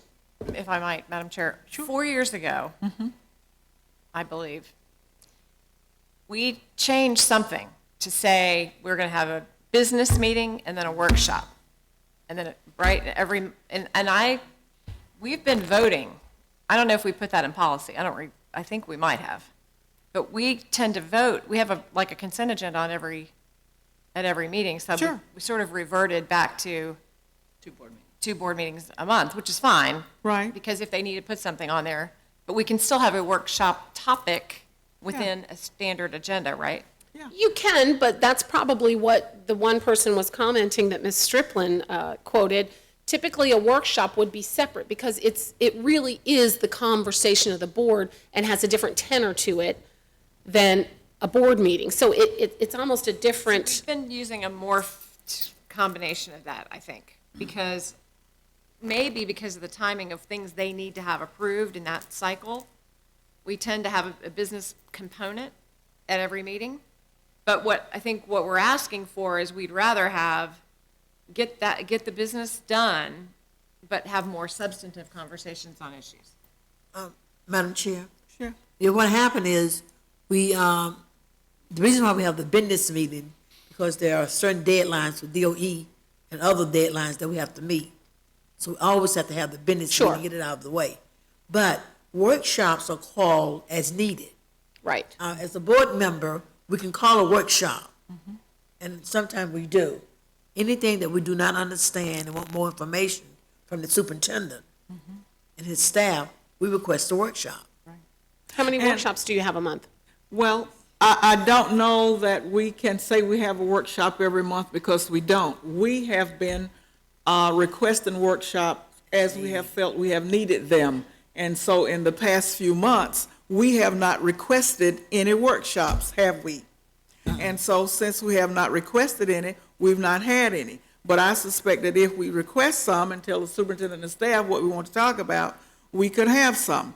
And that would perhaps alleviate some of the kind of criticisms that we are getting about a lack of some substance, but I'm not sure. So I think from that list of the 39 items that we have that we still don't really know what we're going to do with, I would like to suggest that we take a look at the remaining items from that list and see which of those items might best serve us in a workshop setting. And once we decide that, we can hold workshops, and it may not be necessary for us to come back in retreat mode for as long as it appeared. And I think that might speak to us getting information out and keeping some substance. Now, I guess I'm a little bit bothered in that one of the questions on here, I'm not bothered by the question, but it said something about new board member orientation. We don't have that. We need that very badly. I would have liked to have had it when I got on the board. And that is one thing that I hope we can do. We need some sheet of paper, well, maybe more than one, which basically says, as a new board member, this is what you can expect, this is what we can do, this is what we can't. I would have felt very comfortable with that. So I hope as we're talking about this, we'll start to think at another time about how we can cull down those numbers. Now, I have found I haven't had really a problem because I'm a little bold. I will just call the superintendent's staff person and say, this is what I need. Well, I'm assuming that this superintendent has been amenable to that happening because, as you know, trying to pull information together with the superintendent, that's what I've been doing, and it has been working. So I guess I'm looking to hear whether or not that is still something you want this board to do. I understand that Dr. Gale is our point person, and she's done an outstanding job. But I think you were mentioning that maybe sometimes we might feel a need to call a Bev Owens or somebody else to get direct information. Would that go along with what you would expect and allow? Well, it On the sounds like term, I it's already in policy where you have the Okay, right, and right's not, the ability to do that. So basically what you've been doing, my question is, I need to get a better understanding of where that line's delineated. I mean, how far do we go? okay. Calling principals, hey, what's going on at Yeah. this school? Or I saw on Facebook you're in a lockdown, or, if it goes to Bev Owens, or if it gets to the CFO, or if it goes to, I need to find out where that line is, so that, just to make sure that we have a better way of work to say that this is the point person for these areas, this area, or whatever. All right? Go ahead. I think, just historically, one of the things that works well, I don't know if you guys do this too, I have a good rapport with most of the principals that are in District 4. If something happens at a school that's not in my district, I'm not gonna, but I'm on the listserv, I hear from these parents, they're gonna see me in Publix, I need to know, what's going on, and I've established a rapport with them that they know that if I call, say, just fill me in, that has worked better than, making assumptions, because of social media, it's so, everything's right now. It just works better to have that direct communication. I can find out what happened, and then I'm informed, and I can help with crisis management or damage control or public relations or whatever. But I wouldn't presume to do that in a school that isn't in my district, even though I understand that we're all elected to represent the entire county. I agree. Is that? That's good. I think that's how we all operate. That's what I have noticed. We do. I get a lot of, I think I get my district with a little bit of excess, because I have kids, Charles is not in my district, but some other kids are, as well as Lincoln and Leon. Yeah, the kids that are in your district So- go to those schools. Yeah, so it's kind of encompassing, but I do feel like usually by the time parents, so we get a lot of emails, random, just crazy random stuff, and usually by the time it comes to us, they're frustrated because they haven't gotten what they needed from the school for whatever reason. And many of us have been in a school, we understand the day-to-day craziness. So, yeah, I usually, forward, if I know who it is, and if I feel like I know them well enough, I usually say, hey, Billy, can you help me out with this, or can you get this parent this, but then I want out of it. Sometimes there's a little too much, sometimes we reach out to staff and they feel the need to have to explain to us what happened. I really don't want to be involved in it, just handle it. Yeah, I just, we're being reached because people are frustrated, they're not getting what they need, and I don't want to there is a backstory, sometimes a year long on both sides, and I don't have time or nor want to be involved in that. And schools have been great about handling it. I think that works well for us. Now, if I don't know who it is, or if I don't know who to go to with a question, it's usually Dr. Gale. It's Dr. Gale. She knows where to send it and who to send back to me for a response. And I think our communication works really well. I think our staff is amazing. Apparently, at one time, there was a superintendent that did not allow you to contact staff. That's just overwhelming to you, I would imagine, and you don't need that. So I think this is I think we work efficiently in that manner. I think the one Good. inefficiency back to is how to get an Right, agenda on the agenda, on the right. agenda. Yeah. I think our regular communication, it works very well. And I would suggest possibly when we do bring it up under new, I think a lot of times, so recess has been brought up under new or continuing concern. I would like to see at the board meeting the direction of where that discussion is going to go right then and there. So, sometimes it's a policy issue. Sometimes it's not. Sometimes people just want information about graduation rates or guidance counselors, or, sometimes it's an internal mechanism, like the utility rent we talked about. That's not a policy item. So I think at the end of the discussion, I would like to see maybe direction from the attorney or the superintendent or with board members. All right, where is this going to go from here? We'll get it to the spreadsheet as a possible agenda, or we'll get back to you with that information, or we'll put it on the calendar for a report down the road. Instead of just thank you for sharing. Yes, and sometimes we agree on stuff and then it just disappears. Yeah, that's that accountability Yeah. piece I was talking about. You have to build it in, so when you're talking about it, the chair and/or the superintendent says, okay, so what are you asking for? And when do you expect to receive it? There's some I real think we need clarity. to cut to that question, exactly, what are you asking for? And you say, I am asking for us to adopt a policy, and then we can craft a policy or create a policy. Yeah. And then you all can discuss it, see if you're gonna have the votes to pass it, But right? here's the question. If we're discussing something, let's say recess, and somebody wants to craft it, but yet from the discussion, it's obvious that some board members don't agree with it. They would, whatever the issue is, then do we need to go through that process knowing that it's going to be? You need to have a workshop to determine how you want the Okay. policy crafted. So if Because, But if you know it's going to fail, yeah. well, then at the workshop, Correct. do I have you get consensus. You don't vote, but you say, do we have consensus to ask the superintendent to move forward on this issue? And if we don't have consensus, then the chairman says, I'm sorry, there's no consensus for this, we're going to go to the next topic. Okay. But if it's an issue we all, at the discussion, kind of agree on, is there a reason for a workshop? Is there a reason to spend an hour discussing it No, further? however, the mere fact that you told me sometimes you bring things up at a board meeting and then they just fall tells me that maybe clarity of direction from the board to staff hasn't been there. And I don't know if that's the case or not. But if you're talking about recess, there has to be very clear direction to the superintendent, because he has to know what you want his staff to do. He can't read your minds. And if you want him to draft a policy, that's why I said, what do you want me to do? We would expect you to bring a proposed policy on the topic of recess to the next whatever meeting. And then somebody in staff here who's going to have to write that policy is probably going, because there's a lot of things in a policy, I don't know where you are on this. So they'll probably want to draft something generically, maybe pull something from some other districts as a starting point to make sure that those little fine details, they'll bring it back to you at a workshop, or if you're doing some melded meeting, whatever.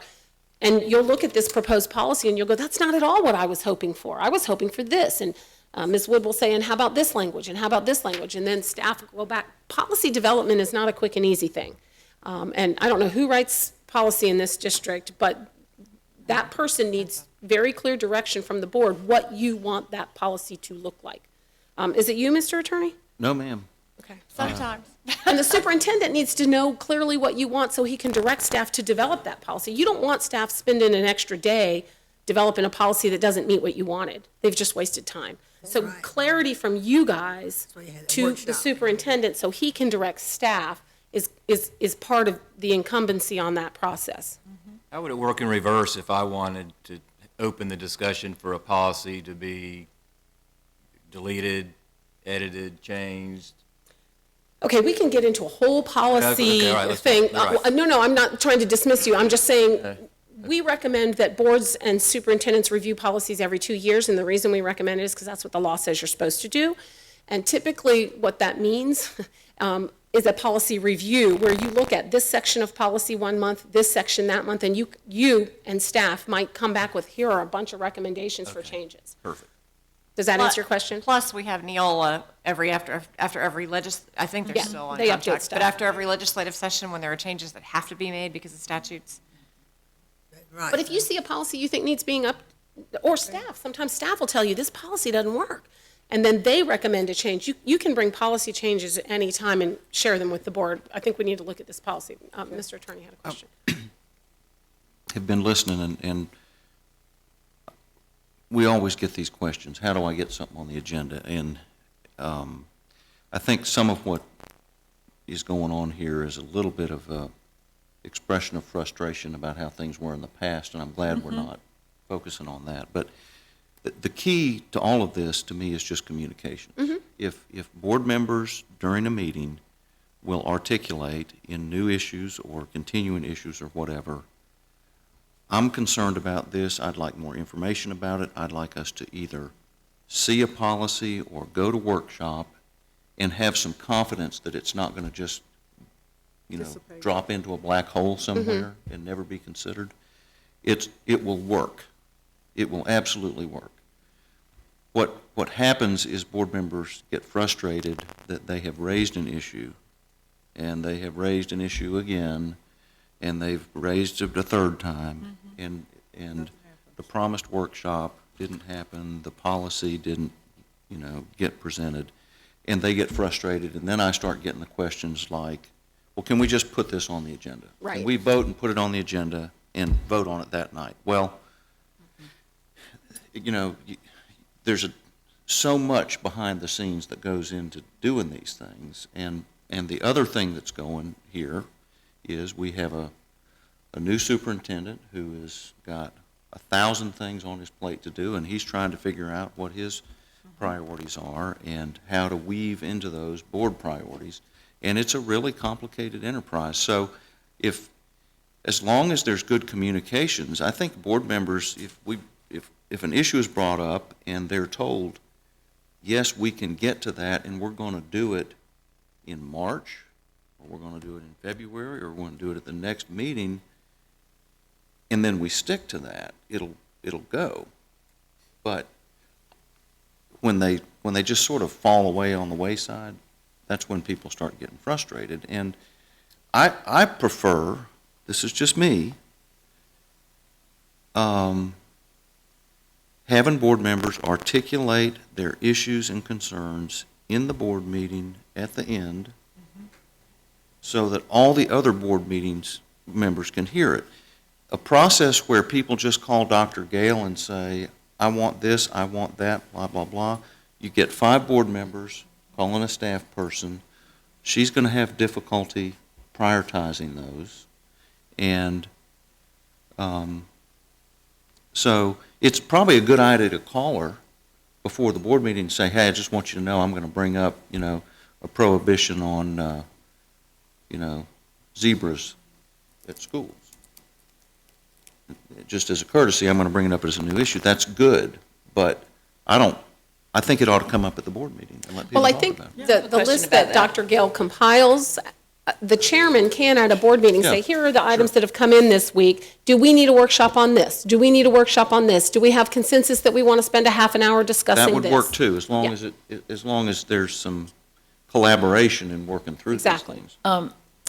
I think to make that part of the meeting even better, if we know what our concern is, rather than just having my name on their new concerns, I think it should state what the concern is. Because maybe it's a policy on recess, or maybe it's a policy on school grades, or whatever my concern is, so that the board isn't kind of wondering, well, what's What is your what's she concern? concerned about? that. I think the topic of Transparency. what you're going to talk about should be there, and then other people can be thinking about it ahead of time, and we can have a more fruitful discussion. And while we're talking about fruitful discussions, I think your issue about recognitions, I'd like just to hear what her concern is, because I think we share a similar concern. There's too many. There's too much. It's too long. It needs to, we gotta rein that in. We spend an hour recognizing kids and parents and taking pictures, and they get up and the coaches talk and the principal talks, and we recognize their parent. I mean, it's just. Is it and- during the and- board meeting or before it? Yes, during. Takes an hour, sometimes So an hour. we're an hour and a half sometimes without even getting to consent. Oh, I can take Let's care of stop that. it. I mean, it's so important. It's like we talk about, in an ideal world, Gotta yeah, vote on that let's one. recognize everybody and let's all take pictures and let's spend 6 hours. But I think our audience, and I think the people that are concerned and want to hear us discussing something substantive, they're becoming very disillusioned. And so much of, I think, what we're discussing here has changed as of November. I mean, I think this is a new day. I keep telling people, this is a new day. So I would like to see maybe the recognitions cut down to maybe one item where we verbally recognize and it's done in 5 minutes. I think that's a long conversation to be had that is not going to be Yes. solved in 2 minutes, I can It assure you. is, and certainly there will be more talk about it, if not now, at another time, because I am not in favor of cutting that out, and you did not say all out.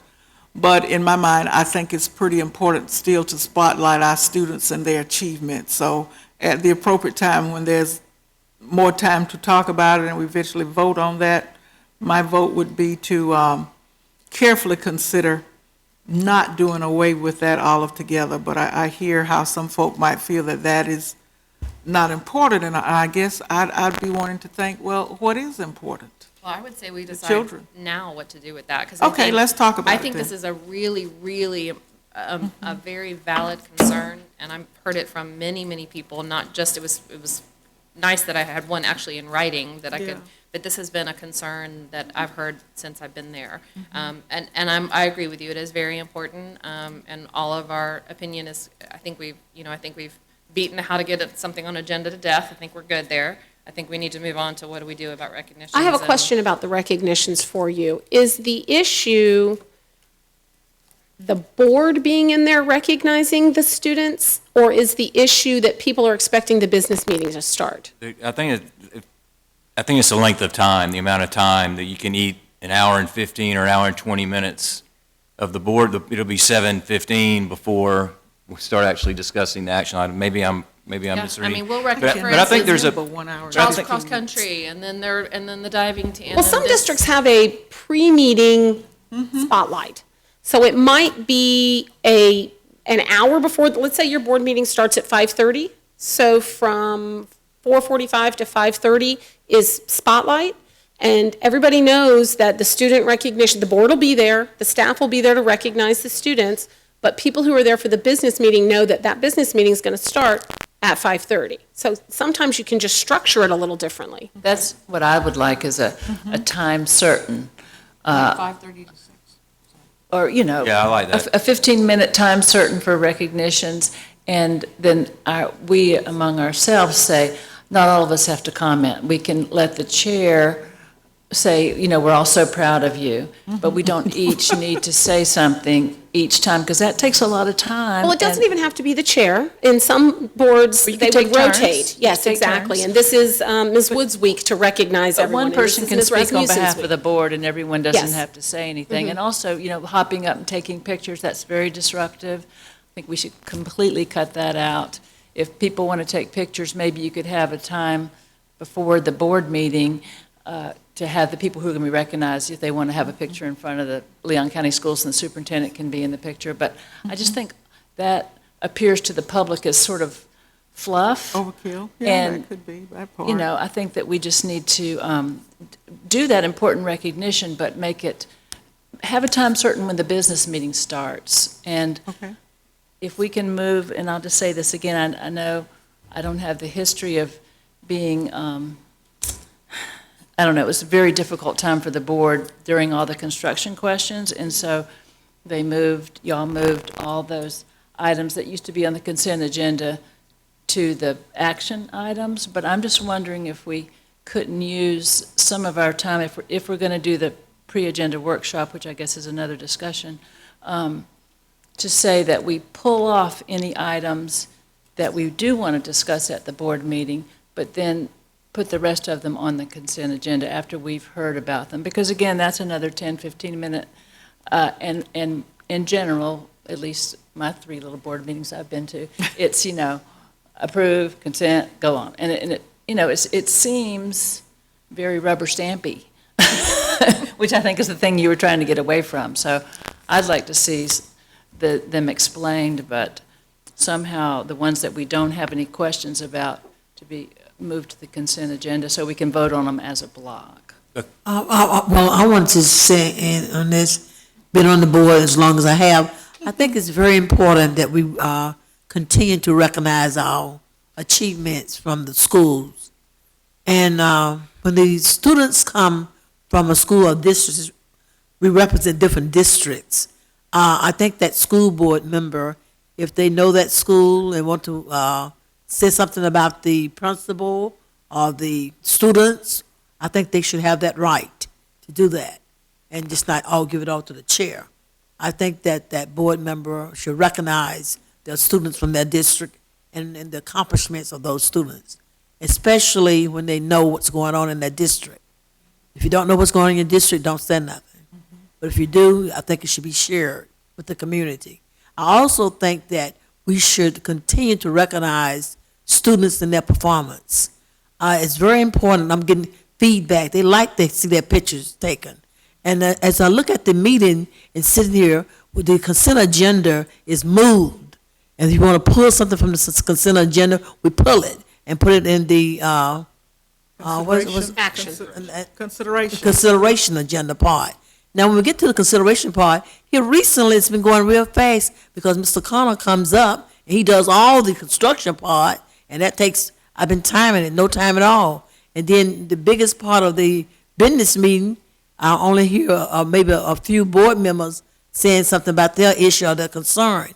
But the biggest part of the meeting recently has been on recognition, and that's very important because these students, they feel good, and by 6:30 they're out of there. Still, most time the meeting starts at 6 o'clock. We can be through in 30 minutes, recognizing everybody. Sure, we hear from the different reports coming in, and the reports come in. We can start timing them. It's not that long. Some board meetings go to 10 o'clock at night. We've been fortunate in Leon County. Most time our board meetings over 8 o'clock. And 8 o'clock, we think that's late. I didn't hear anyone say they don't think that recognition is important. I didn't hear anybody say that, but I did hear them say maybe we could restructure it. Is that a fair assessment? I like in fact, we discussed this at last year's retreat. I brought up moving exactly what you suggested, and it was voted down tremendously, was to start at 5:30.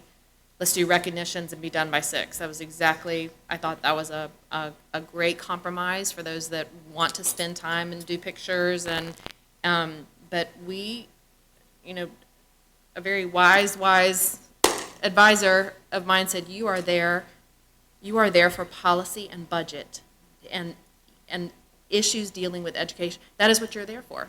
You're there to make those decisions. And a lot of it does have to do with how we're spending our money. Whether we would all like to sit and talk about education, but it does have to do with money. We are there to make sure it's being spent correctly, primarily. And so the issues on consideration, I feel like I enjoy having the verbal. Sometimes we just get lost in the attachments and there's a little too much. I like the verbal on the policy changes. That's a big job of ours, and we want to make sure that if we're passing a policy, just like the one we discussed on athletics the other day, that was a great discussion, and it was very valid. But the recognitions, I would like to see moved to a different time, and almost we're even that way we're even kept to the 30 minutes. So do you want to readdress going back to do the 5:30 to 6 and then start the business meeting at 6? I would. I don't know I how the would rest of like y'all that. feel. I could agree with that. Here's where I think we're getting lost or confused, and this is why I was so frustrated about having an agenda review. And I don't know if I was going to talk to her about that. because, and one of the things that Andrea mentioned, and I may have been before you got here, Mr. Superintendent, but she talked about the pipeline. About by the time it gets to a board meeting and by the time it's on the agenda, unless it's a big controversial item, it's just going to go. I mean, like, we should have had these conversations through workshops all along before it gets there. So talking about the agenda isn't going to get to I don't think, going to get to really what we're saying that we're concerned about. What we want to do is have a topic of substance. We have 34 of them. We could have one at every meeting for the rest of the year. And one of the things I talked to, actually, Jillian about, Dr. Gregory, excuse me, is I had called her about something random. I can't even remember. Oh, I know, the civics book. I was at the Capitol, and everybody was talking about the civics book this year being not any good. So I called, and I said, well, how does this work? What's the textbook adoption cycle exactly? And she offered up maybe her section could have a monthly report on what they're doing. Because I think one of the things is we find out things about what's going on at our schools, or we find out, robots. I didn't know we were going to have a robot. Did you? I mean, why didn't the robot come to the meeting? I don't know, just saying, that's just an example.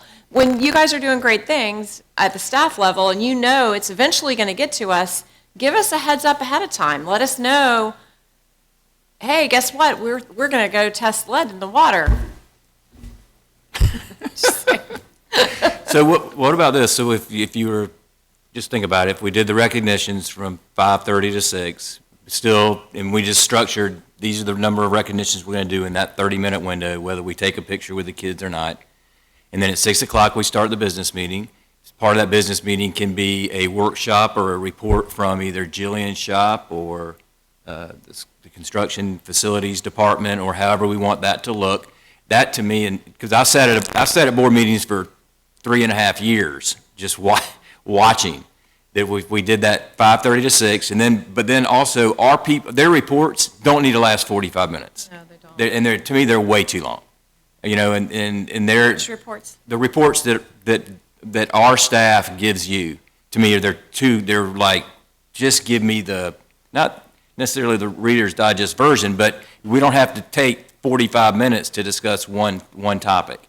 That we can discuss more than, on your list of 34, we can knock more than 1 or 2 out a night if it doesn't go an hour on the first one.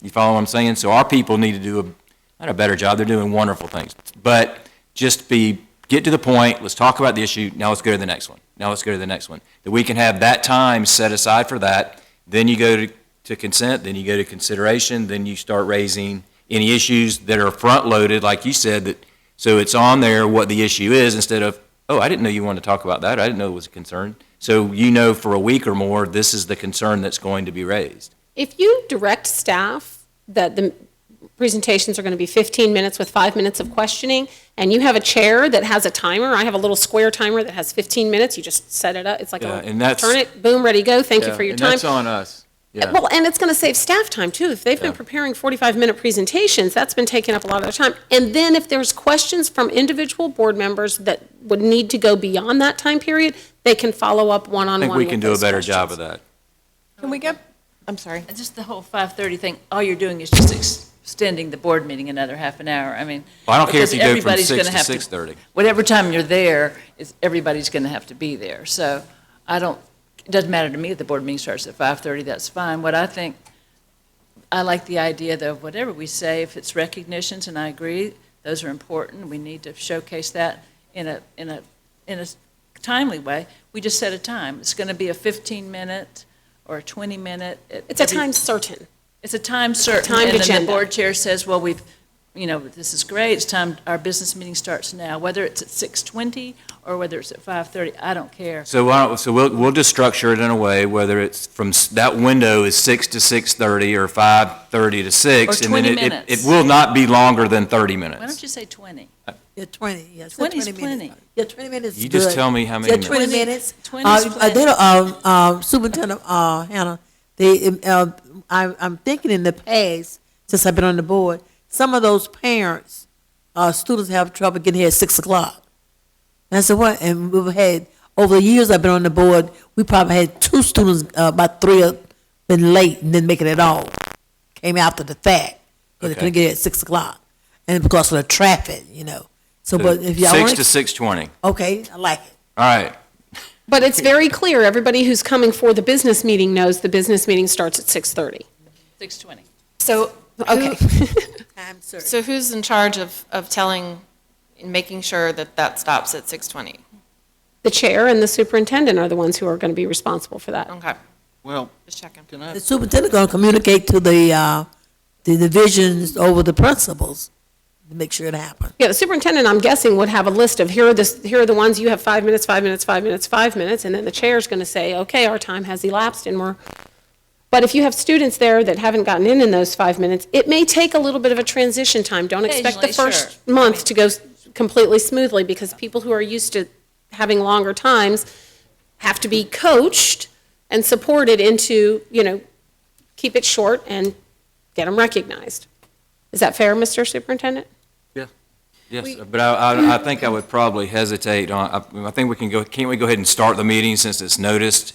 I mean, instead of saying, because if we only have 10 minutes worth of recognitions, then we're going to sit for 20 minutes. Right. No, we yeah. should start the meeting at 6 and say no longer than 20 minutes for recognition, it seems to me. We can start quicker, great.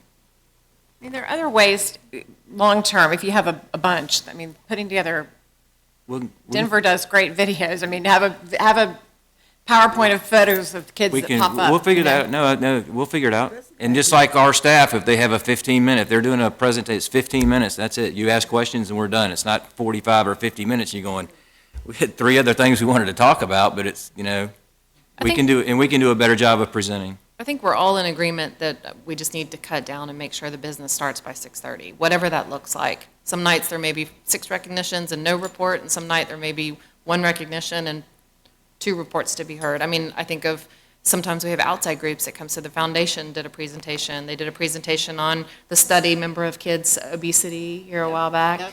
And so I think what we're all saying is we just need to start business. And do you want A little more to, timely. another thing, do you want to continue to hear the report from the District Advisory Council? Do you want to continue to hear all that, or do you? Well, I'll say something about that. And she does a pretty good job of Sure. just bam, bam, Yes, bam, Cheryl. but do you Cheryl get anything Collier. out of that? Yes. I'm sorry. I'm sorry, I mean, Cheryl does a good, I mean, she's pretty. She's pretty She's concise. very But concise, but do you- but this goes back to the pipeline, because I've sat there and learned things from Cheryl Collier Brown that I did not know were going on in this district. Yeah. that goes back to the pipeline. When does the board get informed? Not after the fact. After it's already been through DAC and all, that's the pipeline thing. So we have to find a way to improve communication with the board on issues of substance as they're coming into fruition, not after they've already been done. Question, I'm not sure I'm following. Where we're really going with this. I understand the importance of substance, and we certainly ought to be about that. But I'm thinking, particularly with the District Advisory Council piece, when they get together, they have come from their student advisory, their school advisory councils. And so are you saying that you want information before the District Advisory Council meets? You want that information? No, but the issues that Dr. Gale puts on the agenda for the DAC to learn about, they have presentations. I'm not talking about Right. the issues that, I Okay. mean, I understand that they're going to vote and represent their schools. Right. But they have presentations on things that are going on in the district At the DAC meeting? at the DAC meetings. Correct. And those are the kinds of, that's the kind of information that we ought to know about. So? I mean, it's like it was decided that we were going to have. Like the calendar. Yeah, like the school calendar. Yeah, they get the Okay. policies before we do. I understand that. I'm just trying to see what it is we want. Do we want to usurp the authority and power that we've given the DAC? No, ma'am, what is I it just we're would like trying- to know when the district is about to embark on a new program or a new idea that expends money out of our budget that we didn't delineate. I'm going to pick on the robot thing. It's a great idea. I'm just using that as an example. Oh, it seems like that would have been something that would have been called to our attention, that we think this is a good idea and it's going to cost this much money and we're going to try to target it for these schools and here's why. Okay. I'm listening. Okay, just as an example. Yeah, I think, and because I didn't know about the robot until I talked to Jillian. I Jillian said her still daughter had a don't. robot in the class. I'm like, It's they a think it's great like an thing. elf, It's like it's awesome, an but- elf on the shelf, because Yeah. I had no idea Right. about robots either. I did the same. I stopped with Stu in the hallway and said, "Okay, tell me more about Linda But those- Newbell and we're gonna did miss thi- things. Did we spend money on this? But Where does that but money come from?" yeah, I agree. I think if we did the 20-minute recognitions and then we go right into, hey, guess what? This is what we're talking about the school calendar. Hey, guess what? These are robots we're thinking about Yes. spending money to help our dyslexic kids learn how to Yes. read better. Hey, guess what? That we can have a lot more of those, as opposed to the So- 45 minutes of recognition, then the 50-minute presentation on school grades, and then you're going, oh, I'm done. I'm over it. And we had. Oh, I'm sorry. I promise this will be a quick question. So what time are we saying we want our school board meetings to end? We are the board. We're here to take care of the business of the district. What time are we saying we want our school board meetings to end so that we don't feel we've been overused, overspent, or underutilized, or overutilized by minutia and criticisms of Joy Bowen's opinion? I have a question dealing before with the you answer questions of that. Excuse me? All these presentations that you're getting from staff, Yeah. is there any action requested of the board at those meetings? no. I mean, at those presentations? Okay, so More I'm, information items. okay, then I'm confused why they occur at the business meeting of the board. Right. That's what I'm saying. When would you like to have them? Typically, they would have workshops where That's there's what no I'm- action. That's what I'm telling you. We used to have, it was delineated that there was a workshop one week and a business meeting the other, right? Right. Often, but It somewhere has. along the way. They're blended. They got blended. Okay. So we Well, had they a little got- bit of both. They got blended when, for various reasons, 4 years ago. we went to one meeting a month, or some, But we don't have one Iteration. meeting a month, we have two. That's, and I'm not, it's a good point. Right. Yeah. So have we asked for workshops that we didn't get? Y'all need to tell me that so I can get on the same page that you're on. Well, you don't want to workshop to death either. I mean, I can hear people being concerned about that, but I will say this. I want to know. The board meeting is typically reserved for business of the board. And Okay. discussion of the board would typically not occur at a board meeting. Okay. Unless there was some action being requested. Now, there are times when you would have a certain report, like school grades, that's a big one. You have that report intentionally because you're also communicating to your community. Right. But if it's just an internal, we're starting a new robot program, maybe you want it at a board meeting because it's informing your community, or maybe you want it at a workshop. Now, some districts have 2 board meetings a month and 1 workshop a month. And that workshop's sometimes 3-4 hours because it's a lot of these presentations, which is what keeps the board informed. It requires a whole different sort of commitment from the board to be there certain times. It requires different commitment from staff. You have to think through how much time of staff that you want to use to keep the board informed, how much is going to work for this new superintendent.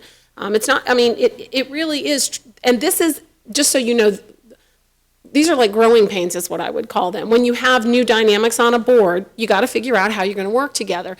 And be mindful, in 2 years, when you, I don't know if you all are running again, but if new board members come, they're going to have the same questions you have. Every 2 years, you go through this exercise of, are we doing what we want to do because we want to do it, and are we doing it for the right reasons and in the right ways? If not, let's change it. So That's what Andrea, we're so supposed to another piece of this is what Ms. Rasmussen raised. The school board has always had these agenda reviews the day before the school board meeting was called. They've always been canceled. I started them again, more for my sake, honestly, than theirs, so could start figuring out how actions got put Sure. on the agenda. If there was something I wanted to strike, I could still strike it, or something I wanted to add, I could still add it. Then the board, like, we're going to leave this afternoon and go to an agenda review, which is basically having the business meeting before the Right. business meeting. So if there's a way that we can use even that time to have these other discussions as opposed to that, I Yes, mean. that's what I'm saying. You've got the time already allocated. The agenda review may or may not be necessary, but you could have reports during that time. It's a workshop is what it is. Agenda review is a workshop, correct? Is that how you advertise it? It's advertised as an agenda review, which means all we do is go through every item on the agenda and see if anybody has any questions. But Bad use of time. why would we not do that? If you're going to do that, why wouldn't we do it a week before the board meeting? So that we know what's coming and there's time to process. I mean, if it's for your sake, it seems like it ought to be not the day before, but. Well, no, and I can get there. This is just a starting point, yeah. But I mean, at least the day before is better than sitting there that night, which is the first night I'm sitting there going, well, at least the day before I still have the ability to pull something or to add something. And yeah, but I would also need to understand how clean is it? At what point is it really clean? And it should, is it really clean the week before? And then I can get to that point where I can have my own, or we could have ours then the Monday or the Tuesday or the Wednesday prior to the board meeting, I guess. I don't know. But I'm like you. I don't want to have 2 board meetings. I don't want to have one this afternoon and then another one tomorrow night. But think about this as well. If we cut the recognitions to 20 minutes and then we start moving things off of consideration onto consent, our board meeting just went to 8 minutes. Well, and that's exactly why and how I think we ended up with this blended model. honestly. I like the blended model for 2 reasons. It gives the staff, for those items that are on those cycles we were talking about, contracts and things like that, they might need 2 swipes that. I mean, all those, I remember one of the years when we went back to that one meeting, there were so many changes and additions because they couldn't get it on there quick enough, or it was too late, or whatever. So giving them the flexibility of having 2 swipes at getting something timely approved, if it's on a consent agenda, is no big deal. So we could have substantive topics, reduce recognition time, substantive topics. Shorter reports. Shorter reports, and a consent agenda twice a month. Let me ask if anyone is opposed to that. Repeat it just one more quick time, please. And Maggie's out of the room, maybe we should just wait for a second. Okay. And while we're about to get into our comfort break. I see that, and we've already used up all the superintendent's time. And But I did think it was important conversation. Yeah, we did. Well, the agenda review, could we just talk about that a little bit more while we're waiting for Maggie on the Okay. the I think other? he's saying we don't need to have them now. Do we need the, I need it for me. I don't care. I mean, y'all can, and I need to probably get there, like you said, 6 days before today, okay? But at least today, I see it before tomorrow. So it's baby steps. You'll figure out how you want it. I honestly think it would work if we had it published, if you had your new concerns on there, we all saw them before before, ahead of time. And then we did a blended model, kind of like we're doing, but just be, like we said, cut the recognitions. When our staff gives reports, it's 15 minutes, question and answer. Then the next one, we can cover maybe 3, maybe we can set a time even for that if you want. And then if, as you say, on those 34 items, we cover 2 or 3 of them, or 3 or 4 of them. I'm looking at the things you wanted me to talk about. I can talk about these things in 10 minutes. That's good, because Honestly. we've used all your time. So, yeah, no, I mean, and then if you have questions, you can certainly ask me questions. But I think we go, and they're trying to be as thorough as possible, but they're going to give you everything and more than you, and at some point, you're going to go, I just waved the white flag. So I think we can just be more efficient with our time and accomplish much more. As long, I spent 2 years very frustrated, I think, for many reasons, but I just felt there was a lack of discussion. And so all of a sudden, we had a great discussion at agenda review the other day. Now, what I like is having the discussion before actually the night of the vote. The athletic policy is a prime example. I felt like because we took a little time to discuss it and because we weren't there until, 7:30 with recognitions, it was a good chance for us to go, wait a minute, we don't really agree with that. And so it was a good discussion. Now, if we can have that discussion, I don't care if it's But we pulled that item at the board meeting though, didn't we? we did, Because of the discussion. because of the discussion. But the discussion was at the meeting. Discussion was, well, it started, I think it started the day before. So I don't know if that discussion would have, I just want discussion. I don't care if it happens the day before, the night of, I just want discussion. And I think it's good for the public to hear us having discussion. So if we do all the discussion at the pre-agenda meeting, then, well, we've already talked about it. But I don't know, maybe the other is better. But I sort of agree with Rocky. I would like to talk about it before the night we actually vote on it. So I don't know, maybe a recommendation of how other districts do it. I will tell you, when you guys talk about pre-agenda, some people would call that a workshop, okay? And so you have the discussion about whatever this athletic policy might be, and you get some positions out that tell the superintendent, I need to change a few things before I bring this back to you, right? So then you go to the board meeting and you pull it, is what you're saying, and one of the things that you're concerned about is people hearing the discussion. I don't know how you start agenda items. I've only been to 2 of your board meetings, although I did say I'm going to start showing up, just because I want to know the issues, not because I'm babysitting anyone, so I don't want you to ever think that. But I Channel need to hear 23, the you can issues watch that them are on in TV. districts, But what happens in a lot of districts is the board chair will say the next item on the agenda is item 12, athletic policy. Mr. Superintendent, so the chair recognizes the superintendent introduces the topic. Is that how you guys do it? More or less, Okay. it's already written, And his recommendation. in that Yes. introduction of the topic, the superintendent can say something like, when we discussed this topic in workshop, it was very helpful that you all shared this, this, and this. So the superintendent can tell the community, we talked about it here, and here are some of the things that they said, sort of as a summary, because your concern is that the public will think you haven't even spoken about it or haven't even discussed it. Yeah. But it's partly incumbent on you guys, and if the superintendent doesn't do it, then maybe the chair says, I really appreciate the presentation that such and such a staff member did on this issue at our workshop, and it was a very important conversation. You just make a quick summary that you had the conversation so that people know it happened. And then they start wanting to attend the workshops. I wonder if we As couldn't rename that to pre-agenda/workshop so we're not so confined.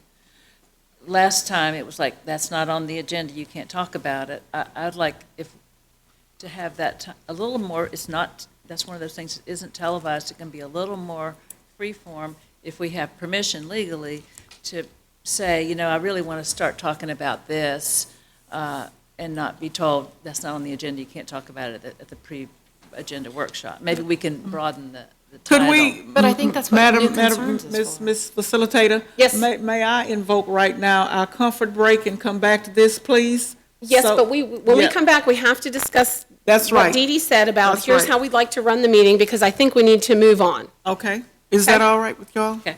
Okay, we're going to do that. Okay, I'll give you 10 minutes, but in truth, we're going to be 10 minutes behind, and we've already used the superintendent's fine time. if All right, they 5 minutes. Do we know where those streams are? There are 2 of them.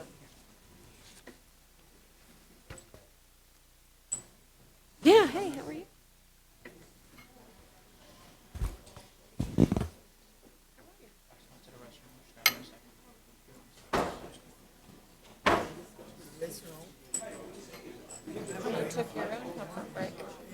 Where is it? It's right there to your left. There are two of them.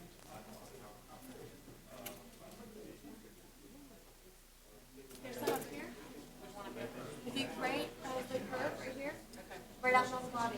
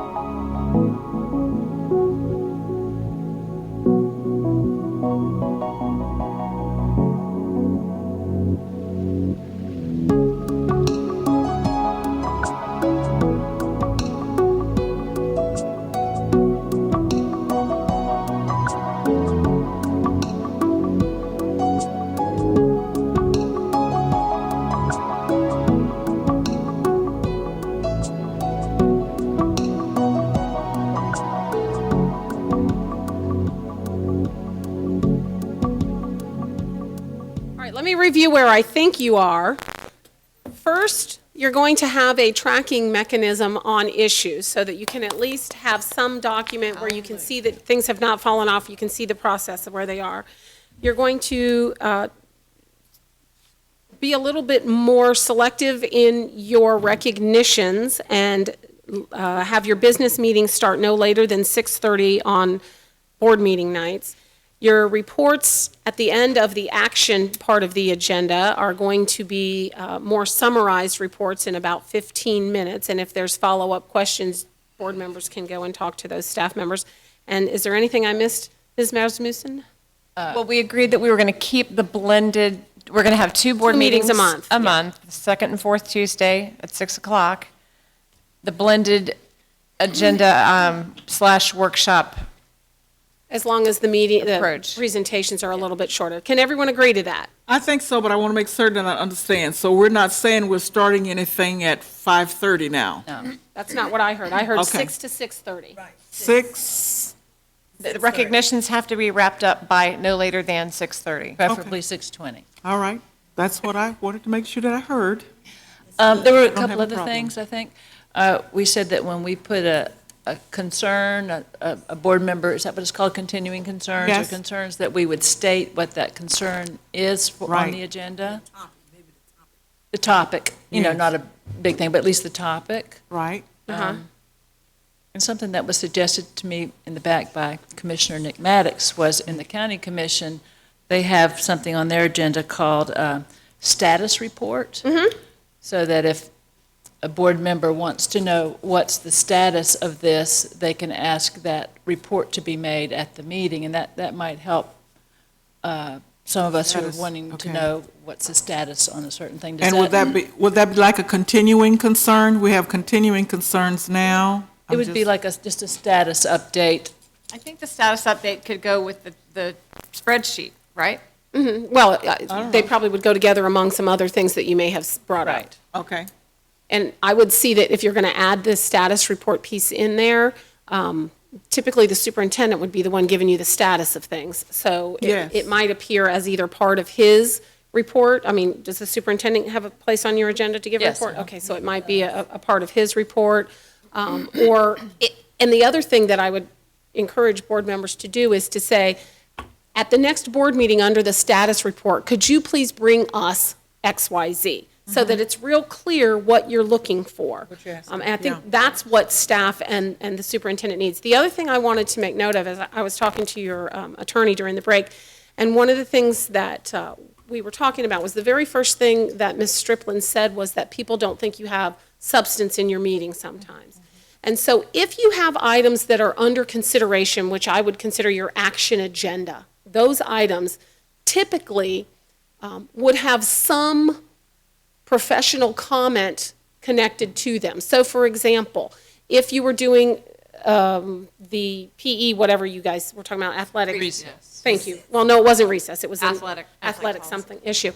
Then your superintendent might say, okay, board members, this item that I'm asking you to vote on, it would change the format from this to this, just to give you a little clarity of what it is that the item does.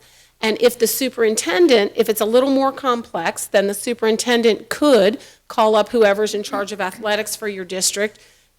For 1 minute, that person would come up and say, yes, Mr. Superintendent, this item changed the structure from X to Z. We met with parents 15 times, and we're asking for your approval on this item. It's a very short content specific to the action that you're taking that tells both the board and the community, here's what we're asking you to act on, rather than saying just item number 2, here's the title, all in favor, yay or nay. There's a little explanation that may help to get content into your meetings. I would very much like to see that, and I want to give an example. I'm not going to name any names because I'm not trying to embarrass anybody, but I was surprised by this. So heads up, listen.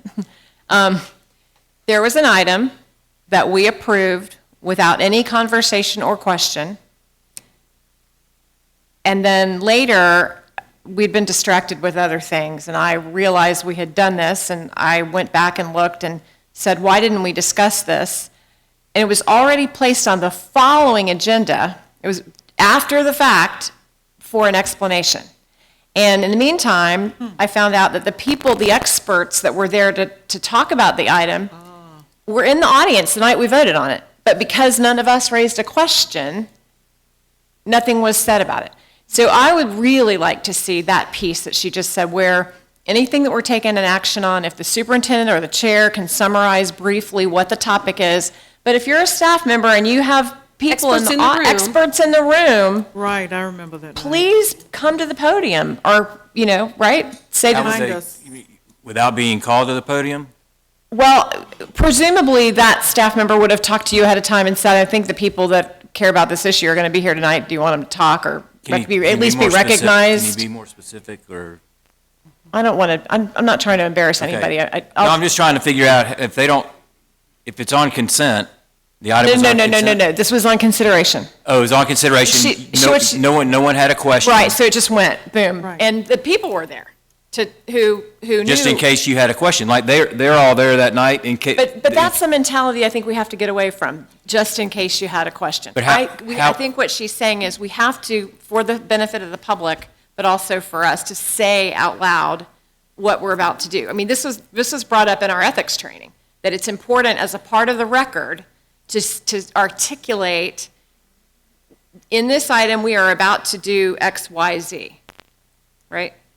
Does that? Let me give you an example that I think might be helpful to illustrate. Let's say you're redesigning a wing in a school, and you have an architect. Now, I realize this has to do with construction, so you guys might already include construction people in your meetings, I don't know, but let's pretend it wasn't construction. Let's change the topic and go to food service, all right? So something's changing in food service, and you had a nutritionist come in and work with your school managers, your cafeteria managers, and so they've presented a new plan for wheat pizza, okay?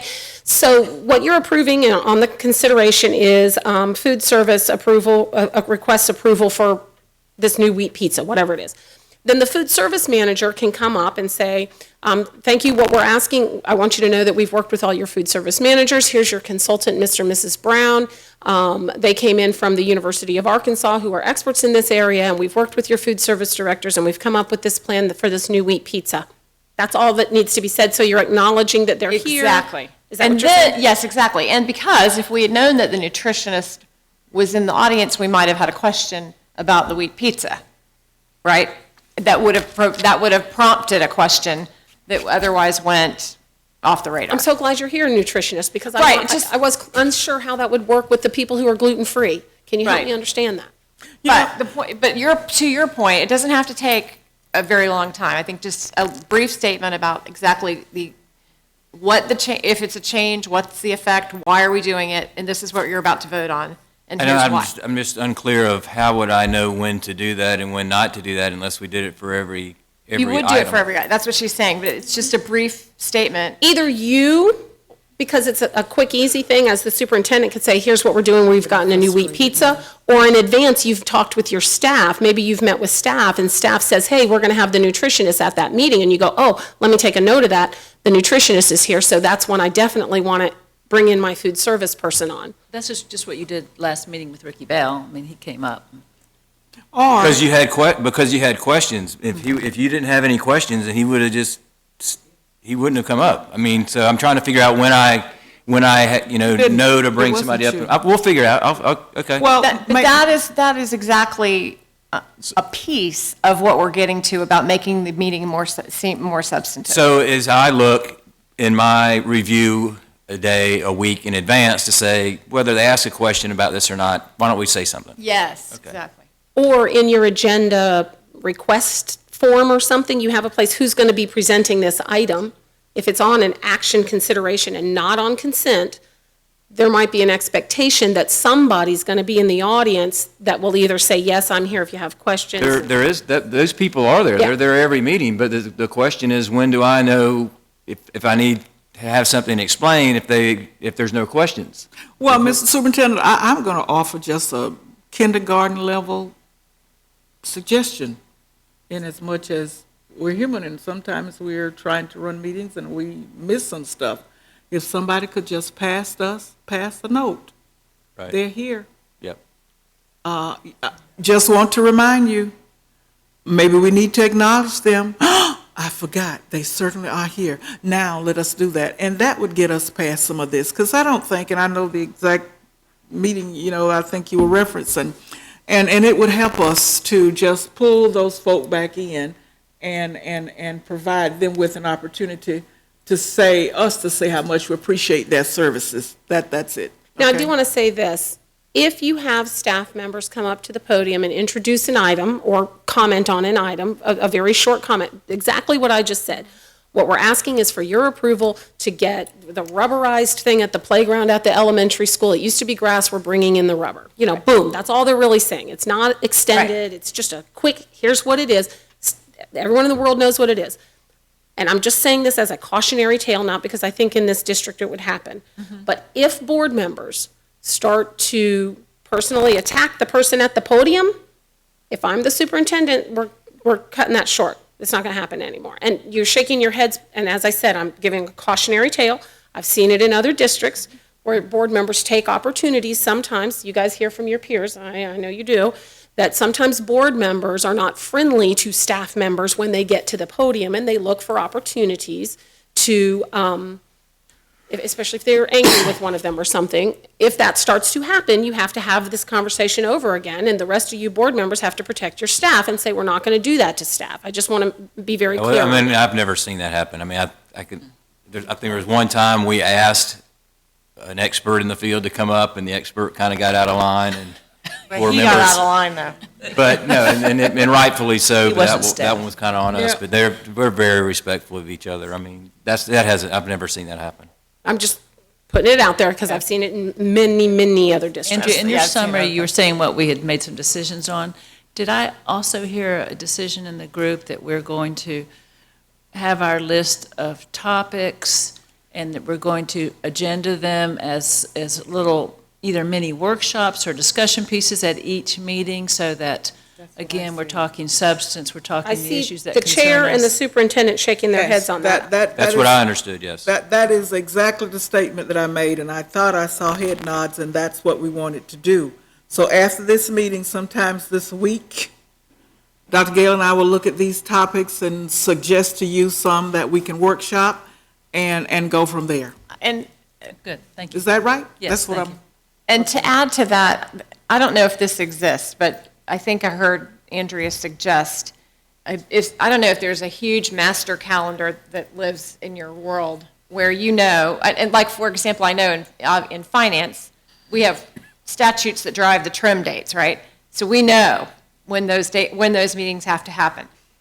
Are there similar calendars that, we have to approve the school calendar by this date? We have to approve the student code of Titled grants, conduct you have to by approve this? titled grants, health, Do you have that so Department that contracts. like in Jillian's area, a lot of these topics are going to fall in your area, so that she would be involved in this master calendar to make sure that she's plugging in Dates. these topics Right. that are in a way that is manageable to her, but also makes sense based on the timeline? Like, if we want to change recess, by when would we have to make that decision? If we want to change school start times, by when would we have to make that decision? it may not be codified in this district in the way that you're discussing. I suspect that they know when they have to have their items, but sometimes the divisions each know, but there's not the overall pulling together. And it'll take some time to develop that, but it can be very helpful. So I would recommend that you get that if you haven't already, but we are really behind on the agenda, although I intentionally did it because you guys said that was the most important thing you wanted to discuss. Thank you. So we trampled over the superintendent's opportunity to speak, and we're in the middle of trampling over another one. Yes? I'm sorry, I'm still unclear on what we're going to do about agenda review and what its purpose is and how it fits into all of this. Because what I'm hearing is some board members who want more discussion, but if it occurs in agenda review and not in the board meeting, I think it exacerbates the substance problem we've been talking about here. And the other thing I hear is board members being frustrated that things are being worked on and they don't know they're being worked on, and then they get asked to vote on something sort of, at at the end of the process, and an idea might be to, if the board wants to meet, Monday at 3:30, once a month, rather than using that time to talk about what's on the agenda tomorrow night, use that time to talk about what's in the pipeline, what are some of these issues that we're working on, and what can we be expecting next month or the month after. That way, board members know what's going on and have an opportunity to start talking about them early, informing each other about what's going on, hear from the staff, and begin almost that be a workshop on future items rather than discussion about what we're going to vote on tomorrow night. Because when it becomes the discussion that we're going to vote on tomorrow night, when tomorrow night comes,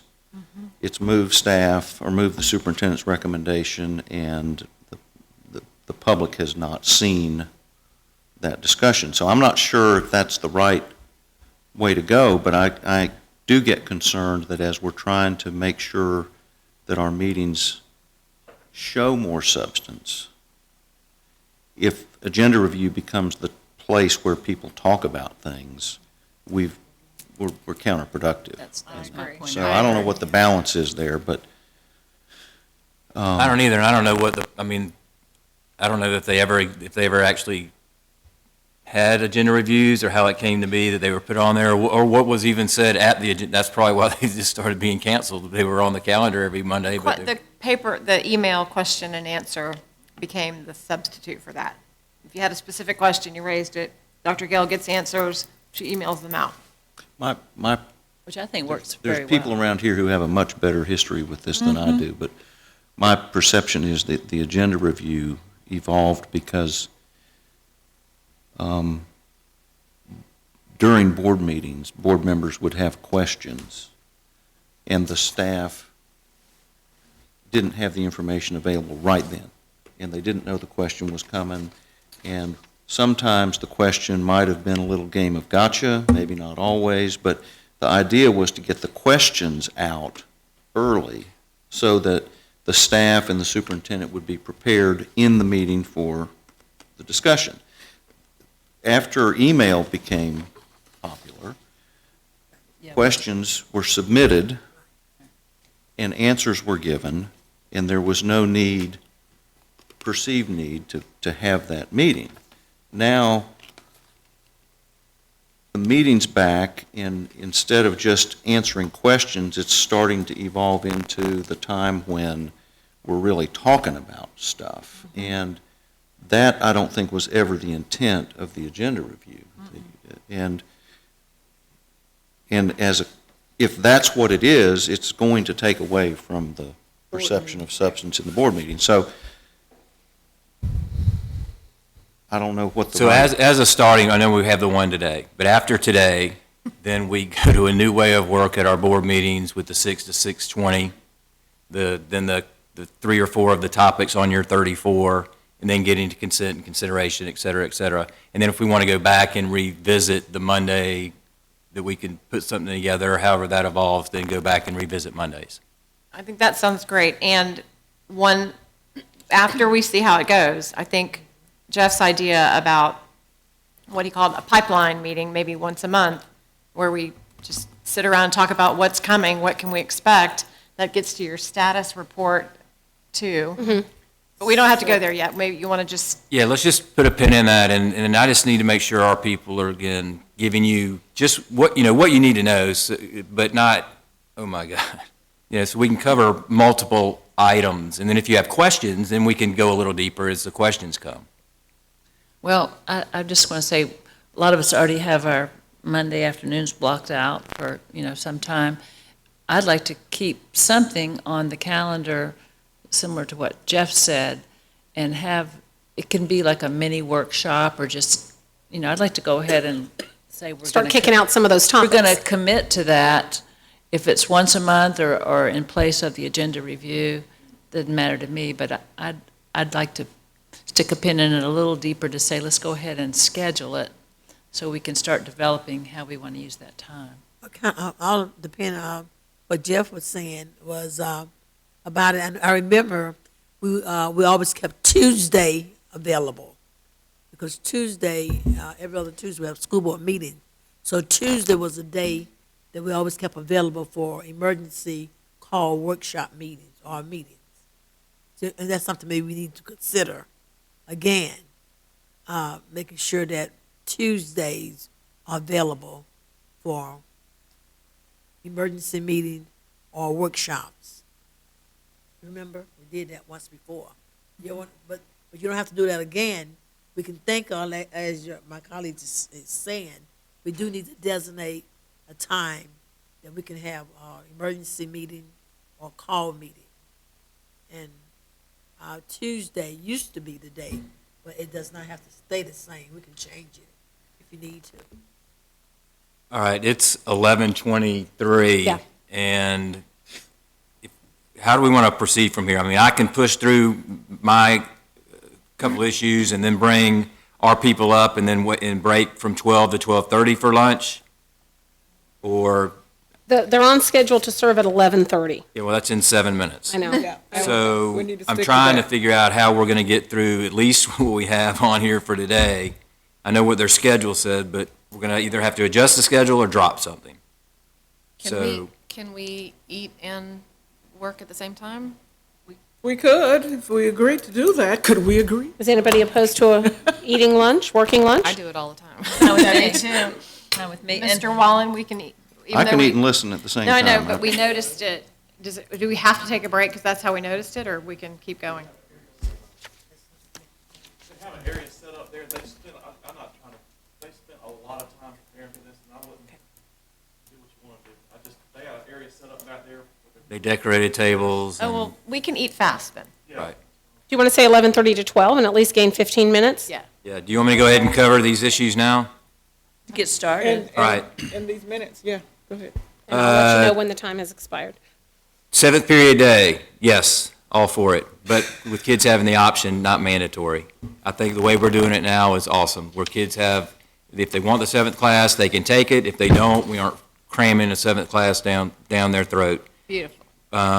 One thing you're going to hear, and Merrill's going to talk a little bit about money this afternoon, we are one of very few districts in the state, if the only one, where our secondary teachers teach 250 minutes and not 300. And it's a huge issue. It's a huge issue, money-wise, but that's a whole discussion for another day. But seventh period day, all for it. Want to leave it optional. I think we budgeted over $1 million this year. We're going to be able to save some money there because I think kids, if they want the class, need the class, God bless you, take it. If you don't, then you need to go to work or do something different, then you should have the ability to do that. Dual enrollment versus pushing AP. I had this discussion often at Leon because I was trying to push everybody into AP, and I was doing it for the wrong reasons. I was doing it because of money, and because of the money I could potentially generate with AP classes and AP test scores as opposed to dual enrollment. There's a place for both. There is. Some of our kids are the AP kids that are going to take 4 or 5 or 6 AP classes their junior and senior year, and then we have other kids that are dual enrollment kids, and some even are a blended model. There's no perfect answer. To me, it's not one or the other. It's how many options can we provide for our kids, whether it's AP or dual enrollment. Anybody question? Well, I was just going to mention, and one thing I think we should do, when you and I actually happen to be the only two that, for some reason, people were probably busy, but the chamber does Youth Leadership Tallahassee, and we had lunch, and they put an elected official at each table with students, and I had probably 10 students, and boy, did I get an earful about how people that had no ability to be in an AP class were being pushed into an AP, and it just, apparently it's an issue in some schools, I don't know. So Okay, I'm well, just throwing it out there. let me address that. So, school grades. School grades puts administrators and undue pressure on administrators and teachers to perform for the almighty test or the grade, because the grade is the public's perception of the performance of a school. So some of our administrators have been put in a horrible position. So from my understanding, we may have placed kids in some AP classes that otherwise should not have been there, just because of the points that would be generated by doing that, and because of school grades. Philosophically, I mean, it's not a good practice. It's not. And I can't this year. What's happened this year has happened, but that practice would come to an end. But having said that, it's simply because principals are trying to save their grades and save their school from the, heaven forbid, a D or a failing grade. And so what principals have caught on to, it's almost like your taxes. Donald Trump bragged, I don't pay any taxes. I know the loopholes. I know the this. I know the that, right? Well, principals are trying to figure out how they can look at the formula, look at the criteria. They're not breaking any laws. They're not breaking any statutes. Right. Playing the game. They're playing the game that was set up to try to save their school and save their school grade in their mind. And the pressure is unfair. There are kids, however, with PSAT results that are, I think it was called, Jillian, AP Potential, kids that otherwise might not take a challenging class, but we see through their PSAT results to try to push them, especially a lot of them are minority kids, for them to challenge themselves in some of these classes. But that's a completely different discussion than us forcing kids into AP classes. Pathways to graduation. As you've seen, our graduation rate in Leon County has skyrocketed, one of the highest in the state, even with our minority male, African-American males, and minority graduation rates are even higher than the state average. You've had several workshops on how this has come to be. Credit recovery happens at all of our schools. I'm 100% behind it. This is a discussion that I had the other day with Jillian and Jessica Lowe. We are engaged with a company called Ed Options.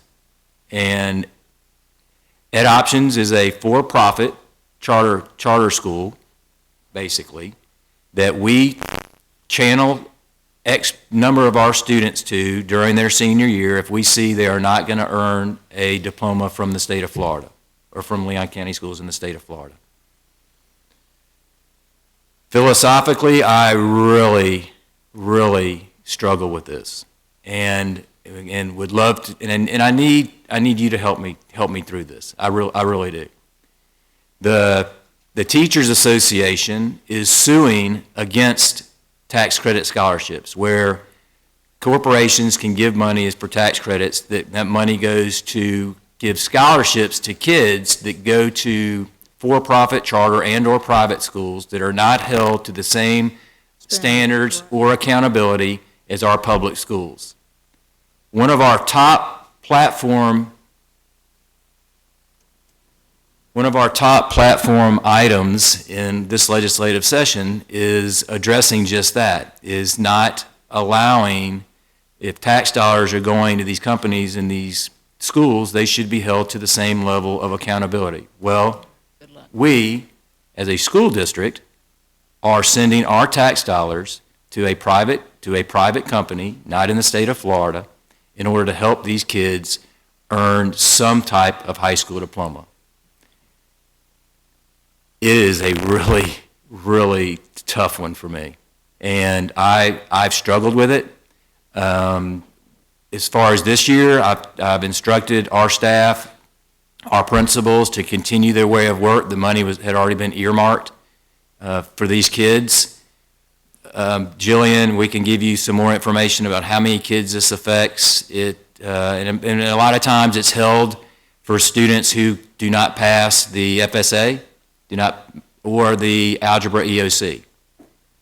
A handful of kids it is used if they're deficient in the number of credits and or fall below a 2.0 GPA, but for the vast majority, it is kids that just simply cannot pass the state test to get the diploma from the state of Florida, that we are sending tax dollars directly to a for-profit company so that these kids get a diploma not from the state of Florida, but they also participate in graduation ceremonies, walk with other members of their class, which have. Some cases, not all schools let that And happen.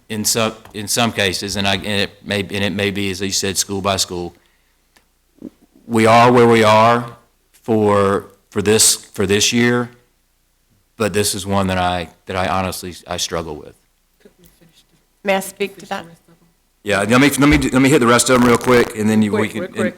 Lively, physically, and on-site career academies. Dr. Pridgeon and I have had this discussion. We are missing out on career technical education opportunities, whether it's at this facility or in our schools. And that is something that is very high on my list of priorities. I will tell you that I'm in the process of moving adult education out to Lively and combining those two programs, and also moving Leon Virtual School into this building. So it will be one comprehensive program at this site. You talk a lot about our sites we have that are small and underserved, and the overhead, the administrative overhead. To me, this is one of those cases that we can bring all of our adult and community education people to this site, this facility, because right now, adult ed is very low capacity, and so is this facility. How can we combine forces and offer more opportunities in those fields here and at our schools? I'm also, speaking of combining, once we do that, once I move adult and community education into this facility, we're going to move Pace Secondary out of those nasty World War II portables into the facility on Trojan Trail. Those kids deserve better. And to the facility that is currently adult and community ed on Trojan Trail. Those kids deserve better. They've been stuck in those portables for years. So the plan right now is to move all of our adult education to this facility, move Pace Secondary out of those portables, do away with all of that, and they would go into adult and community ed. And that virtual school would also come here, and then look at ways that we can maximize resources with the FTE we receive for kids and with workforce dollars in CTE classes. Have a couple of questions. I guess I need to hold them until we come back after lunch, related to your move of adult education with a number of adults who may have handicaps and such. What's the plan to take care of those individuals? And We're taking care of them. And not only that, we're going to take care of them here, and they'll have vocational training and opportunities as well as receive their education. No one's getting left behind, I can Okay, assure you that. I meant in the way of transportation and such stuff, and making that leap, and the unsettling that would be caused them and all of that. Will there be counselors to back that up so that they don't go through the kind of, what's the word, change, jeopardy, or? Trauma. Trauma. That's what I'm trying to, just need to throw that in so we can just see what your thoughts are about it. Yes, and Dr. Pridgeon has been out to this facility and to adult and community ed, and ensures, this is a large facility. It is. And we think if we can I'm not sure where the split came or how it happened, but also physically, it makes more sense. Well, it makes beautiful sense just in the term, if they get their diploma and then decide they want to get an industry certification because they've been here and they've been exposed to it. It makes Right, complete we're sense. trying, but Kudos. yes, they're definitely on our mind, and we believe in any transportation issues, I think we could address if we have any. Yeah, Ms. Bowen, that was the first thing that we talked about, was the adults with disabilities, transition you talked about. Yes. We have a transitions program here actually for the kids who are already out of high school up to 22.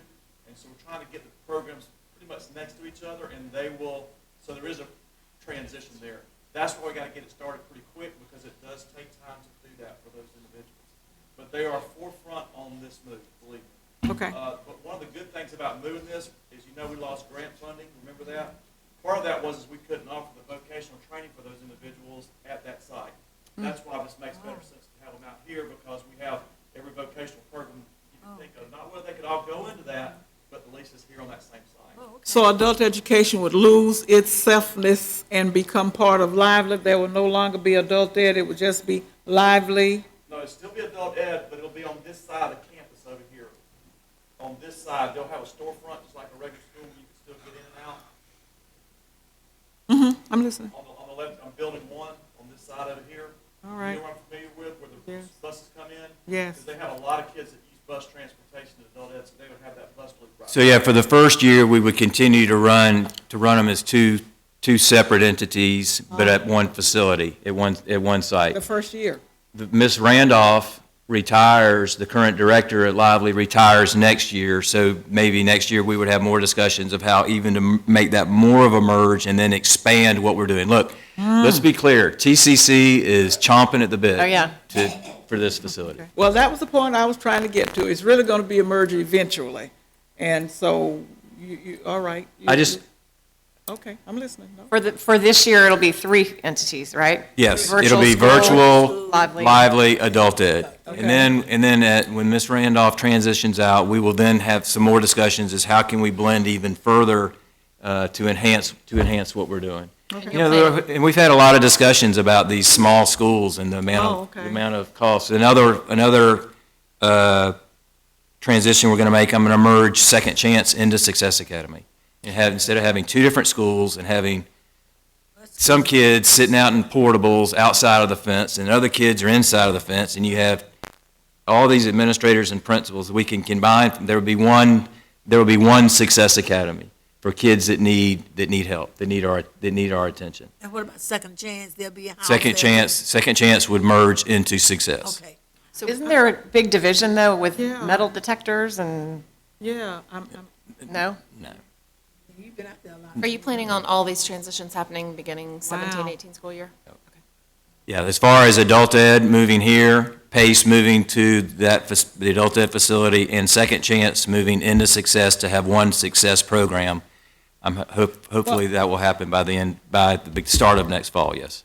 to cause this merger now, I guess I'd be interested in knowing why we had them the way we did and what is the rationale for putting them together now, other than to save money? Well, I mean, to me, say that again? Efficiency. I think it's trying to become more efficient and effective in the quality of quality of program. To be honest with you, I had the opportunity, for the 3 years I was out here, that was the Second Chance program success. Those were programs I oversaw. Okay, and I guess I'm seeing the needs of the students, but then I'm way. No, and I believe needs we of the can create a students. more comprehensive program that addresses their needs. That's Okay, that's the biggest reason for doing it. It's not just money. All right. Because I right now really wanna hear that. we had grades 6 through 12 with Second Chance and 3 or 4 teachers teaching 6 grades at kids at all these different levels. I mean, it wasn't as effective as it should have been. Now, if we combine forces, we can more individualize instruction to meet the individual needs of those kids in grades 6 through 12. And they're there for a reason. They're there either because they had problems or issues at the school, they had truancy issues, they had other reasons that led them to either Second Chance and/or Success.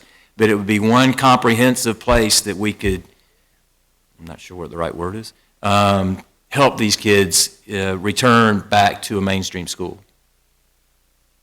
Okay, well, we've blown our schedule now, and that was a great report, Mrs. Superintendent. Could we now break for lunch and come back and continue? I think I'm hearing yes. Thank you very much. Wow, that was good and fast, too.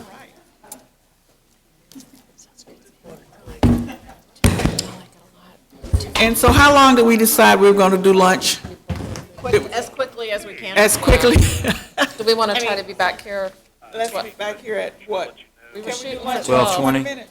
I say yes. Yeah. I hate lunch. Let's do lunch in 20 minutes. 20 minutes lunch. Where we headed? Where is it, Dr. Pritchard? Right over here, where Brett- the Examiners General Counsel. So Bob Bly told me that not necessarily bad news.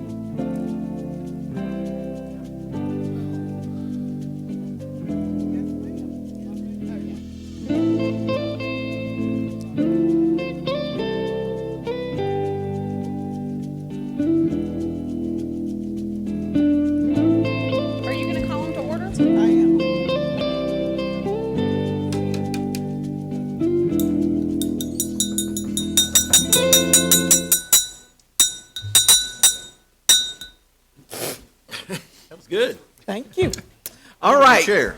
Thank you, thank you. She sings and dances. I've left on each of your places a stack of colored papers. You'll see there's 5 or 6 different colors in this little stack. And what I want you to do before we meet the next time, which the date is still working on, it should be somewhere on your desk there, Dee Dee. If not, I'll bring you one. But these are some sample norms and protocols and agreements from some other districts. You can write all over these, and this way, when you talk about them, you know, when we meet next time, you can say, look on the green one and look at item number 4, whatever. Thank you. But that's your homework, is to review that stuff. You have a number of presentations this afternoon. I'm going to ask the presenters to try to keep their presentations to 15 minutes to try to get through them all so that everyone has some time and effort there. Mr. Superintendent, you said you were going to combine some, so I'm going to turn it over to you. But after each 15-minute time period, I'm going to sort of give you a signal so that you know that we're moving forward. Is that okay? That's great. So Dr. Cox and Ms. Gregory, if you could come up and speak about elementary school grading and mandatory recess policies. So I'm going to jump in and start with elementary grading, and then Dr. Cox will join me at the end to discuss recess policies. In your handouts this morning, first off, good afternoon, you should find this PowerPoint, a set of grade level promotion brochures, one for each grade K-5, as well as a copy of the student progression plan.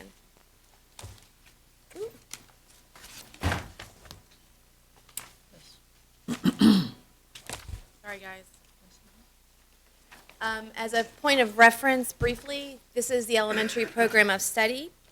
You are familiar with it, but I have included it as a form of information for you. During the 2011-12 school year, the elementary principals, in conjunction with the elementary divisional director, implemented a work group to revisit grading at the elementary level. My understanding is that there are several outcomes of that work. One outcome was the language around grading scales at the elementary level. This slide captured the nuanced language changes for letter grades. An A represents not only that a student earned an average of 90% on their work, but that the student can use 90% of the skills, concepts, phrase, and processes outlined by the grade level state standards taught, and the daily work consistently meets high-quality standards. Similarly, a B represents that a student has learned 80% of the skills, concepts, and processes outlined by the grade level standards. The same framework is embedded in each of the remaining grading scales, C, D, and F. So while the letter grade is an A is essentially the same as a 90% or higher in a particular course, it is also a representation of the percentage of the skills, concepts, and processes acquired by the student as outlined in the grade level standards taught in a particular class in a given quarter. Another outcome of the elementary principals work group was the development, introduction, and implementation of grades in first and second grade. For all 4 quarters each year, students in grades 1 through 5 receive letter grades. Historically, prior to 2012-13, students in the primary grades K2 did not receive letter grades in Leon County schools. Their work was reported to parents in terms of ESN, E for excellent, S for satisfactory, and N for needs improvement. In addition to the development, introduction, and implementation of grades in first and second grade, the elementary principals work group developed a new grading reporting practice in kindergarten. In kindergarten, students receive both E, S, and N, as well as letter grades. At the conclusion of the first 9 weeks of the school year, student progress is reported to parents in terms of E, S, and N at the end of the first quarter. A mandatory parent conference is held at the conclusion of the first quarter between the kindergarten teacher and the student's parents. And at this time, there is an expectation that all the kindergarten teachers explain elementary grading to the parents as the students begin their transition from E, S, and N at the end of the first quarter to A, B, C, D, and F beginning in the second quarter. So students transition in kindergarten from E, S, N in the first quarter to A, B, C, D, F, and beyond for the remainder of kindergarten and then through first and second grade.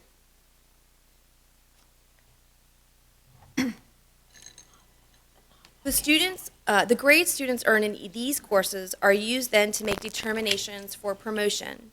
Outlined in the set of promotion brochures, you will find these promotion indicators. In general, the students must demonstrate mastery of 70% or more of the ELA and math standards, and they must also attain an appropriate grade level score on an individual assessment in the subject areas of ELA and math. That assessment might be a STAR assessment or an Ames Web assessment, one of the assessments that we might administer in our courses. An appropriate grade level mark would be, for example, at the end of first grade, a student earning a 2.0 to document that they are ready for second grade. And then in the primary grades, K2, there have been developmentally identified skills associated with reading acquisition. Kindergarten students must exhibit letter and sound fluency.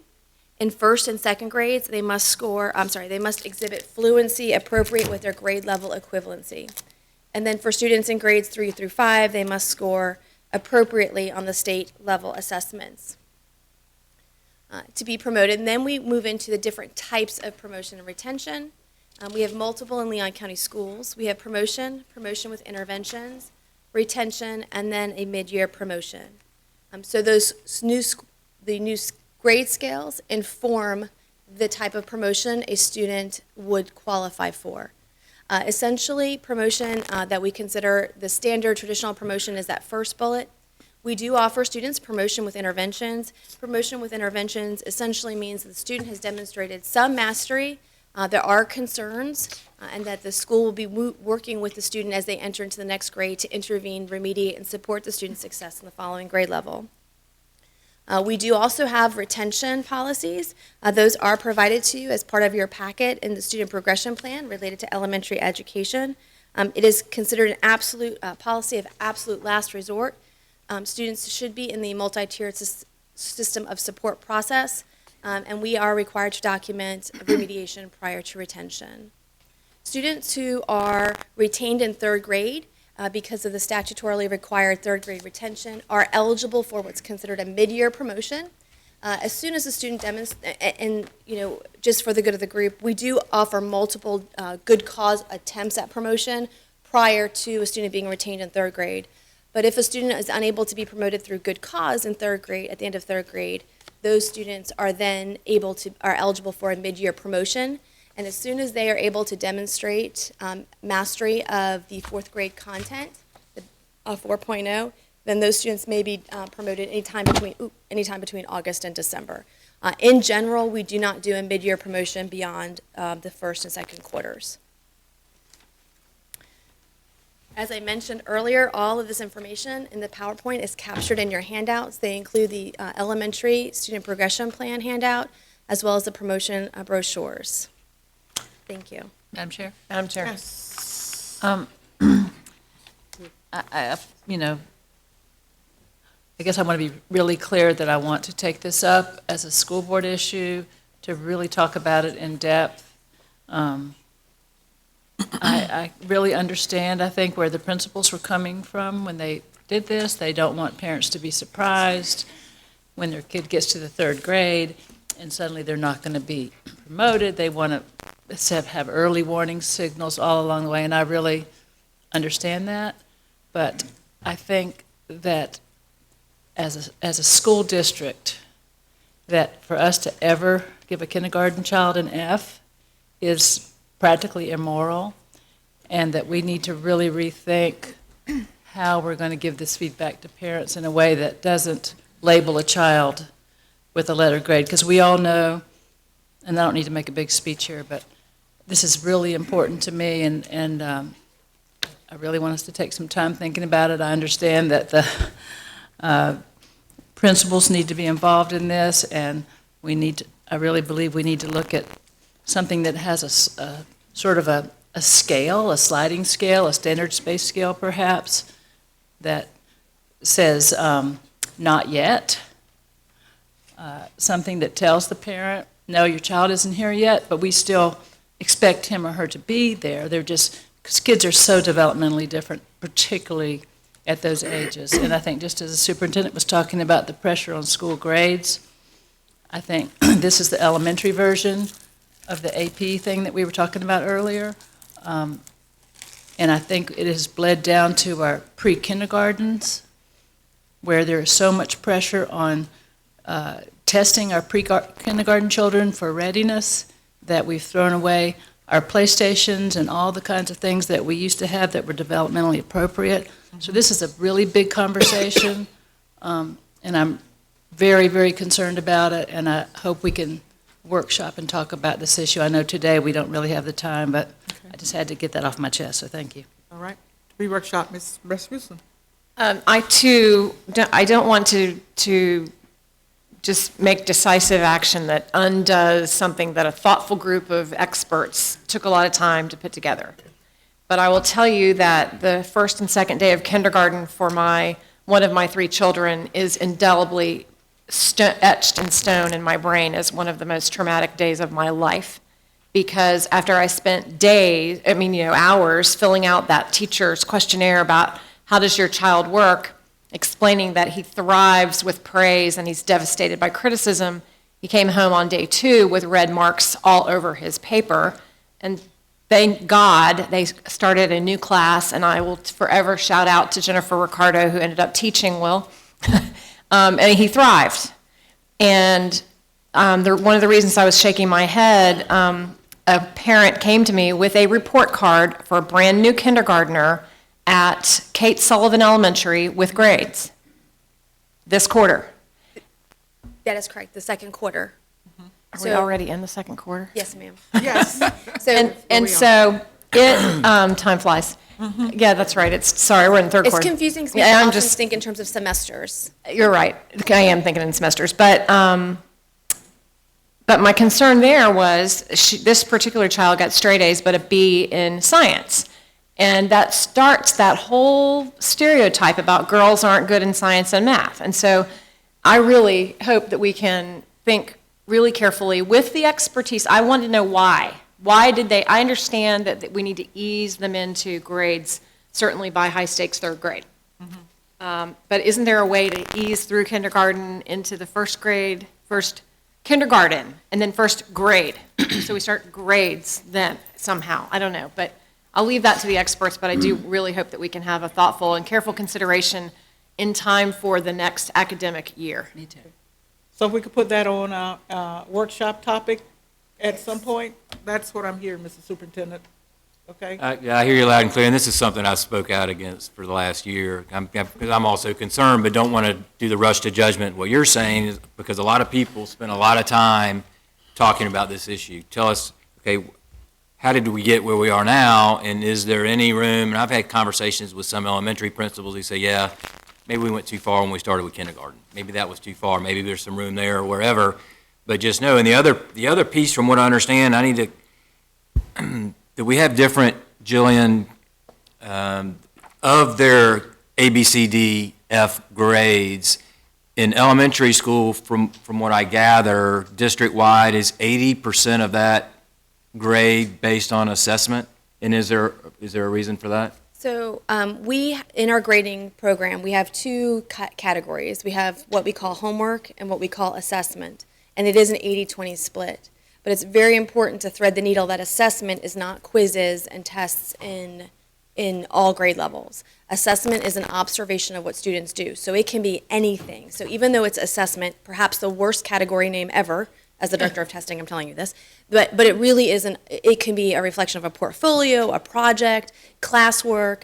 It could be a worksheet. It could be game development. There's any number of things, but those grades all go under that 80% assessment named category. But it's not assessment like we're thinking of like a test. It's not the unit test. So 80% of a student's grade is not specifically tied to classroom tests. They're assigned to classroom observations of what the student can know and do, and we call that category assessment in the grading scale. So in years past, you'd have a teacher that had their own individual syllabus, and X percent, maybe 55% was assessment, X percent was homework, class participation, blah, blah, blah, blah.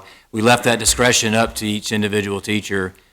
Seems like from the outside looking in that now we've kind of taken that discretion away and saying that all elementary classes, 80% is assessment, 20% homework and or other. And middle school, I believe, is it 70% I district-wide? think it's 80/20. It's an expectation at the secondary, because we have, as you go up there, you'll have some classes like in high school, there's no way 80% can drive, you can't do an 80% assessment of anything. So, kind of stopped at that, we strive for that, but there's no guarantee on the.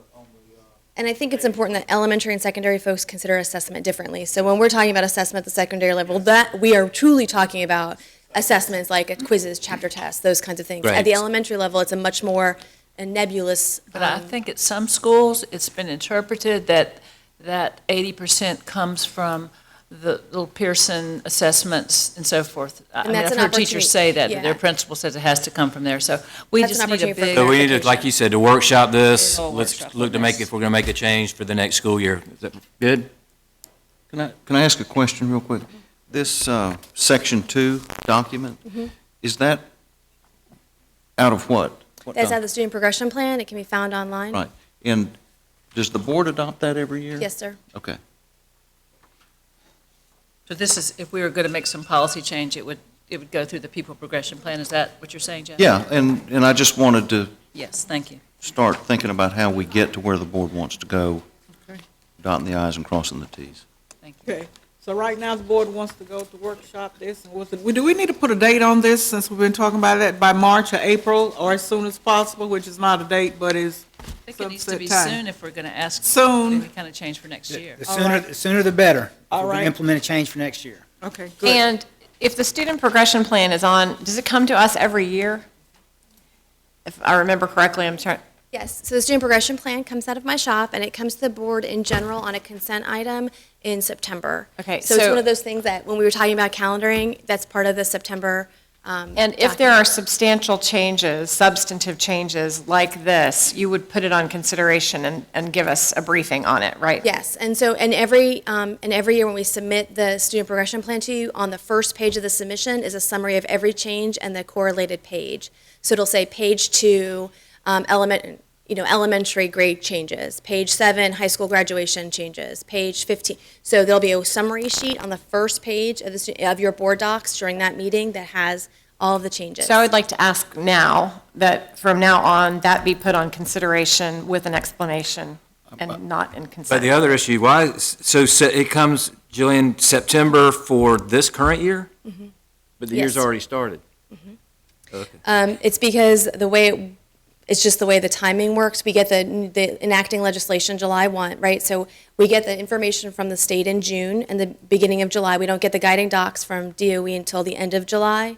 And so it gives us essentially 4 weeks to use the guiding docs. And then it's about a 120-page document that we have to parse out to different department heads.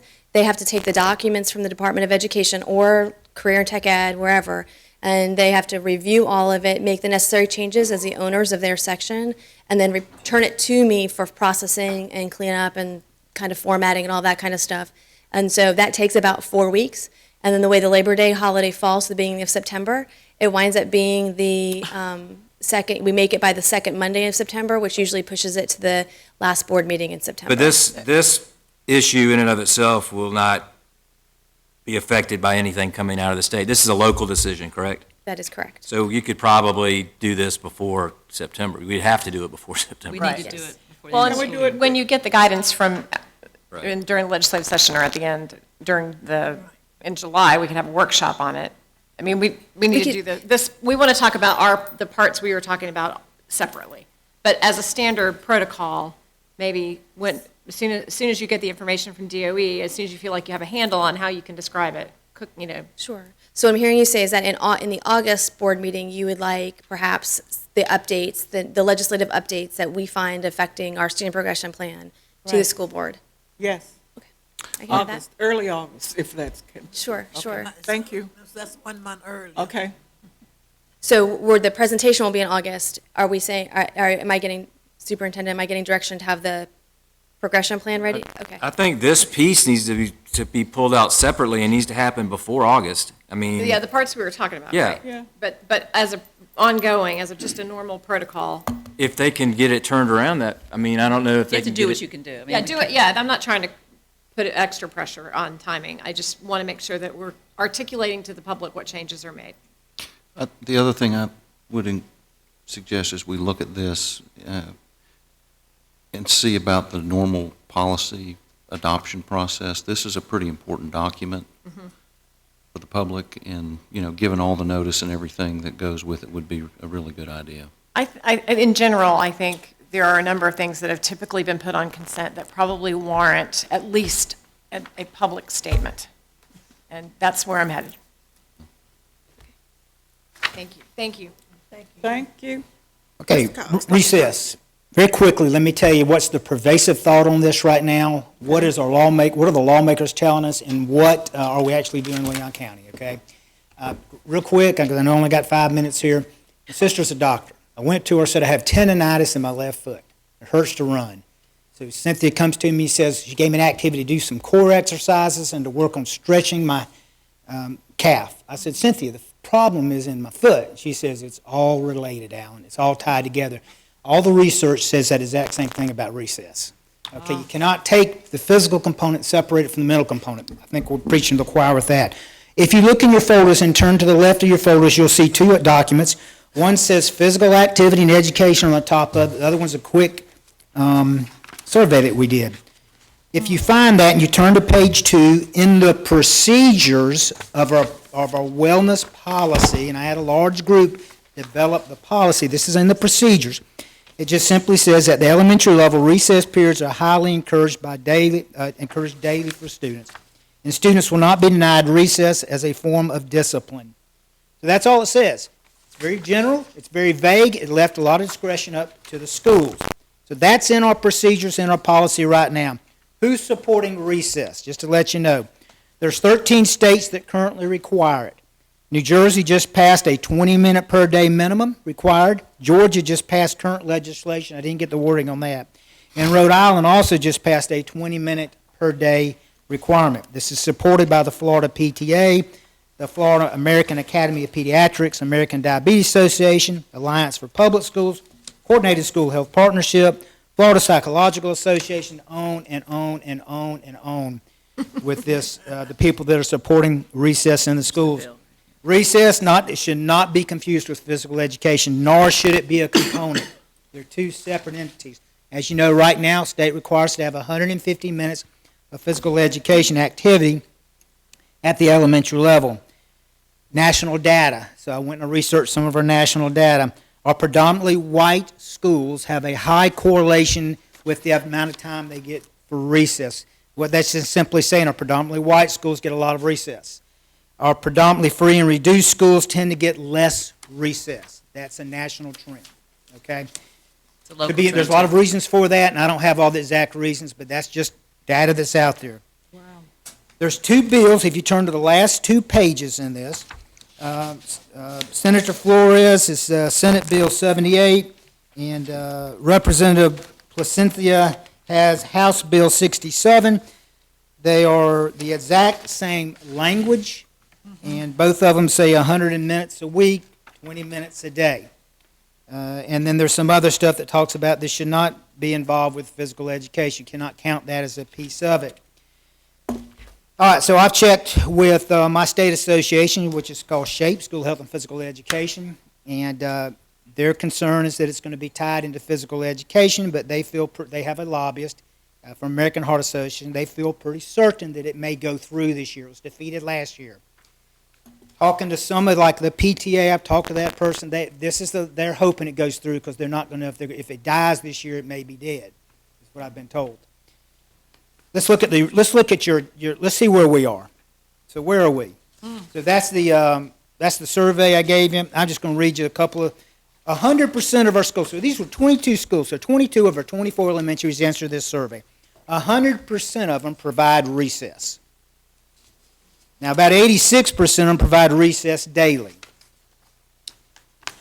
And if you look at page 3 of 9 of the data, the survey data there, that's how much time is provided recess, developmental play at your school. So it's kind of all over the map.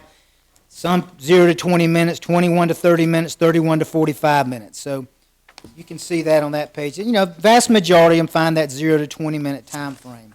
but about a quarter of them are going 21 to 30 minutes. Let's see, 95% provide recess 5 days a week. These are the folks, these 22 out of the 24 elementary schools that returned it. Details of recess, that's per grade level. How does that vary within the school? And, you know, there's a pretty good variance there. So kindergarten may receive a different kind, the first grade, second grade, third grade, fourth grade, they're not all structured into the same minutes. Remember, in the procedures, it was written vague so that they could have flexibility at the school site. 86% of our schools do not coordinate recess with physical education curriculum, and that's a good thing. Oh, is that your time? Yes. Okay, just real quickly, I hope again that this is one of those things we can put up pretty quickly as a school board policy, because there's no reason we couldn't beat the legislature to the punch if we all agree with this. So I'd just like to see that move forward as fast as possible, frankly. Is there a distinct, if this bill passes, which of course generally we prefer home rule over mandates, especially if they're unfunded, what is the difference between developmental play, which is is recess not currently, we don't get money for that time Do not. frame? So we have to work that within our normal 6 hours and 20-minute day. That's how long the kids are in school, right? So it doesn't have a code, it's not a subject, it's not part of the 300. So if we call it developmental play, it is? No, currently not. Currently, it is, go ahead. Auditing? Uh-huh. But it can be covered through our normal FEFP process in terms of if they're in recess for 20 minutes, we're still getting paid for that time, correct? I don't mean we're not getting paid extra for it, but. It's not, right now, we don't get paid for it as part of the 300 minutes. So if we call it recess and we got audited, we'd have to pay them that back? I mean, Well, it's outside of the 300 minutes. We proposed in our platform to fix that, if they will. I saw that. Because they would, they would ding us that FTE, that 20 minutes. So we proposed that they won't harm us to be able to do what they want us to do, which is have 20 minutes. so this bill needs to be amended to reflect that then? And we've advised our, okay. It's on it's one in of our the priorities legislative priorities, that we gave y'all on the legislative stuff. Right, I saw that. Just to be clear, if the board were to adopt a policy to have 20 minutes of recess, without that bill passing, we would not get our full FEFP. We could be in trouble with Fit that. into, say, a period of time when the student is supposed to be in a class that does get an FTE, that's correct. Well, and the other issue is the number of minutes and what our contract says. If it cannot be included in that 300, it has to come on the front end or the back end, then it would affect the teacher workday, which is another concern. This is why we talked about needing to have a workshop Right. instead of just Right, voting. Exactly. So, Okay, Okay, workshop. that's what I'm hearing. For more information, workshop, do we have a timeline workshop? we're for gonna this? do a time for. I don't know that, but on this one, do we want to We have to wait? wait. Do we need to wait and see what the legislature does? I think until we can, if they strike the language and let us include it in the 300 minutes, then great. Right. Then and if they don't, then what do we do locally, correct? Okay, so after the legislature does whatever it will do, then we will meet in workshop Say, yeah, we're in form. good shape, Okay, or no, we need to do something even, Okay, we need to do even more in our district. And the problem with that is the 20 minutes without interruption. You Right. all got that 10 minutes and 10 minutes before and after school, but trying to find that 20 minutes is. I think that we could, in the meantime, though, Superintendent, there are 10 minutes here and 10 minutes there. We could have a strong statement from the superintendent and the school board that we want our principals to find those minutes and make it a priority. Because I did ask the question to Stu Greenberg about what's required in terms of, do you have to have 50 minutes here, do you have to, and the only requirement in legislation is reading. Has to be, I believe, 90 minutes, and it has to be more if you're bottom 300. But other than that, we have flexibility in how many minutes we have in science or how many minutes we have in math. And I don't think, right now, the principals don't think that. They tell me, we've got to have 50 minutes here. That's not true. And so I think we need to make it clear that there is some flexibility. And if you guys, I've got loads of research on physical activity and academic performance just Right. coming out left and right. I So know. I think we all agree with that. I think where we're stuck now is, are we going to be penalized financially for doing That's the this? issue. But if there is wiggle room within that, I mean, if they can take that 20 minutes and not take it from mandatory, then we should And still call it, do and call it whatever you want to call it. I mean, call it developmental play, but keep it within the 300 minutes. We can do So that. if you reduce each. Well, it's got to be outside the 300 minutes if you're going to collect FTE somehow. Well, if it's part of, Yep, right. Well, when we look at this developmental play or whatever we will call it, we will in this county be looking at this for all of our schools. right, Is that right? elementary, right? Elementary. All elementary Right. schools. I mean, I know the research said that in some of the poor schools, I've forgotten how you, Right. yeah, all right, but in Right. this county, The okay. free and reduced lunch schools tend to have less recess. And Exactly. and there are several reasons behind that, but that's just Yeah, a fact. well, okay, But if the, all right. I don't if even you wanna know shave why, but- like 2 minutes off of every subject in order to get your 20 minutes within 300, that's what we would be audited against unless they change the law? We would only get funded for the minutes that are done live. So if we have them scheduled for 50 now, and we shave 2 minutes off of 48, we lose the funding for those 2 minutes. Right, right. We don't want to lose any funding. And there is no code for. But do we have, developmental play. isn't there a code, there's not a code for developmental play? For developmental play? No. But there is for PE. It's not funded. There is for PE, correct. But not Recess is developmental not developmental play. So if you want it to be unstructured play, you can't call it understand. physical education. But, I mean, one of the points is, of course, I'm for unstructured play, but at least physical activity. And there are schools right now that are really, literally having 50 minutes a week. That's it. Right. For PE. And no recess. So we really, I think, need to send a strong message to our schools that that's not okay. All right. Thank you. Thank y'all. All right. Who's up next? Dr. Gale. All right. She's resetting her, she's setting it, she hit start, you better hurry. Good afternoon. So I'll be very quick. In your folders on the left-hand side in the back, you should have a staple packet, which you've received before. I wanted to talk to you very briefly about these options and update you on the calendar options for the 17-18 school year. As you looked at these, and I had a chance to talk to School Board Member Rasmussen, there were some things that I brought to light. Every one of these calendars, option 1, 2, and 3, want to talk about commonalities at first. They all have a fall holiday. All of them have a winter holiday. All of them have the prescribed teacher planning days as mandated by the LCTA calendar. Everything that's in here, we've looked at all of the contracts that we have to make sure that they are aligned with those contracts. So let's now talk options. Option 1, it starts on Monday, August the 14th. It ends on Wednesday, May the 30th, 2018. It's pretty much the same calendar as we're living right now. That's option 1. Option 2, the big difference here, it starts on a Thursday, August the 10th. That's the earliest by state law that we can start school. It ends on a Wednesday, May the 30th, 2018. So it begins school 2 days earlier. It also allows for a full week during Thanksgiving for teachers and students. Administrators, they would have to take leave if they want to take this time off. And once again, the school year ends after Memorial Day.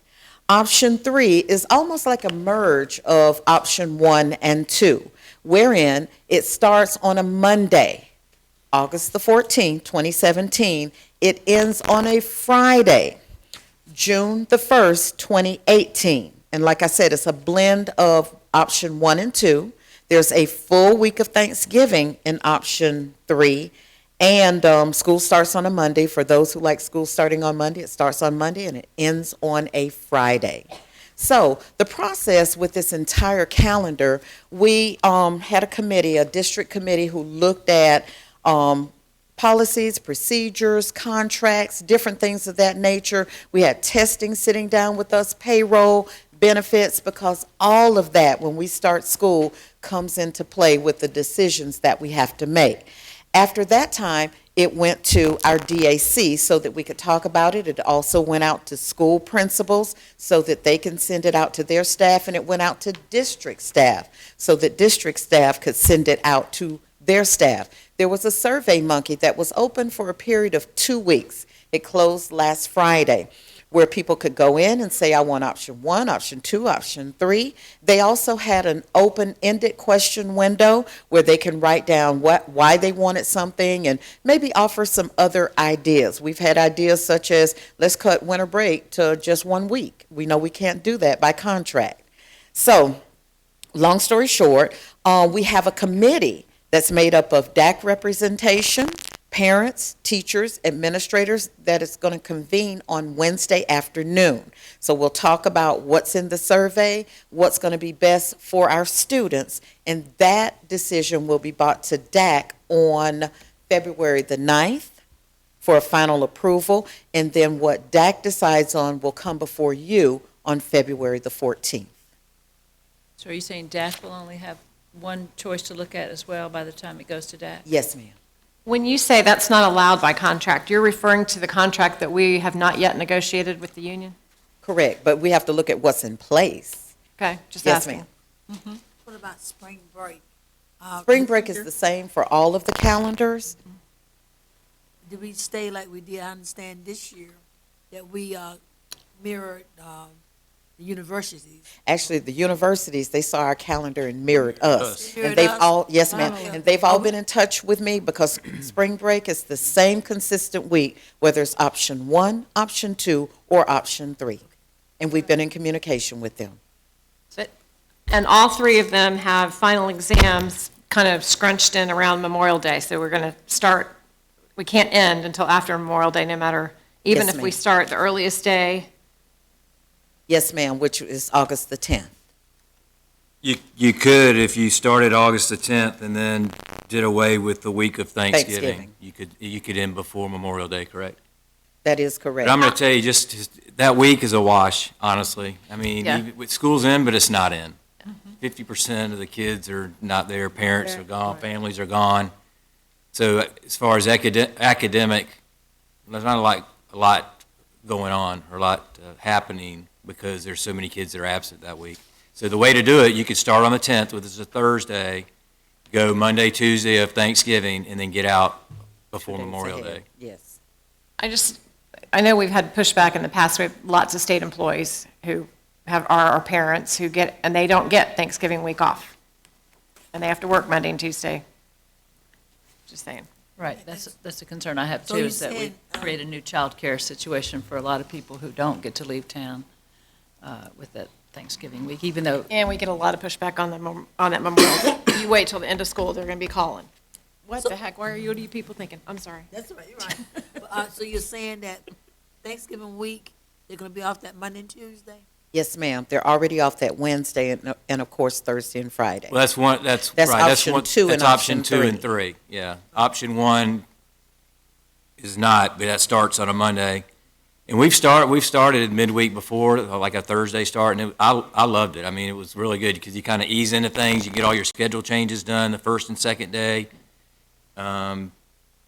except There's no, when you're starting that early in August when it's so hot, and then you've cut off a whole weekend for teachers, and then the administrators have to back up another week, you're really, really starting early. Is the I thought we were DAC, wanting to start earlier, though. I do too. I mean, the fight was to start earlier. That's what I thought. Did you do a survey with the faculty, the staff? It sounds like we're Survey- surveying just about everybody. Yes, this survey went out, option 1, 2, and 3. but there was no option to not take a whole week off for Thanksgiving. Option 1. Option 1 is Oh, I'm the sorry. calendar just like what we have in place right now. Yes, ma'am, Okay. But that still gets you out not ahead of Memorial Day. correct. On this. But then, No, if we- what I said, right, if there was an option that had starting on the 10th and eliminating Thanksgiving, correct. but that's not one of the options. And one of the things with graduation would still occur after Memorial Day. Was there a push to add an entire week for Thanksgiving? Was Yes, that ma'am. from who? Parents. Parents. There is not a week where I don't get numerous emails. And I think some of you have been contacted as well, and school principals have as. And I've heard, and teachers too, Alan, and not just my wife, but she said, it's movie week. We cannot get anything done academically because 60% of the kids aren't even there. It's true. I feel like we're battling school start times again. We're not going to make everybody happy. No, you won't. Yes, ma'am. You won't. It's the calendar. We You have absolutely will learned not. that through the years. Those are the two things that affect people the most. I mean, we're going to Right. have, they're going to come out of the woodwork if we, like you guys Either way. said, the state I think workers that are school not week- off and have they're to gonna- find something to do with their kids on Monday and Tuesday. Our EDEP and our 21st Century, they're involved in this process as well, so that if there are camps that are offered at the school, as soon as this is passed, then of course we'll let the community know so that they can start making plans in January for November. So, Okay. Oh. So your feedback, how many did you, from the results, you have one? two, Survey. three? The survey just closed on Friday, and I haven't had a So we have the chance. feedback. It closed at 11:59, and I haven't had a chance to Okay. look at it yet. All right. Yes, ma'am. So But you if look it- at this plan and get something back to the DAC and eventually to us. Is that the plan? That is correct. That sounds like a good jumping off point. I think your. Madam Chair, one more thing. Could Yes, we- ma'am. Could, just for part of that consideration, could we look at some attendance data for that Thanksgiving, Monday, Tuesday? Sure, we can do that. Right, Dr. Pridgeon? Yes, sir. I don't see Dr. Rogers here, but I'm sure we can do that. Sometimes it feels like a lot when you're in the middle of it, or, You- maybe you it may may be not, I right. have no idea. Right.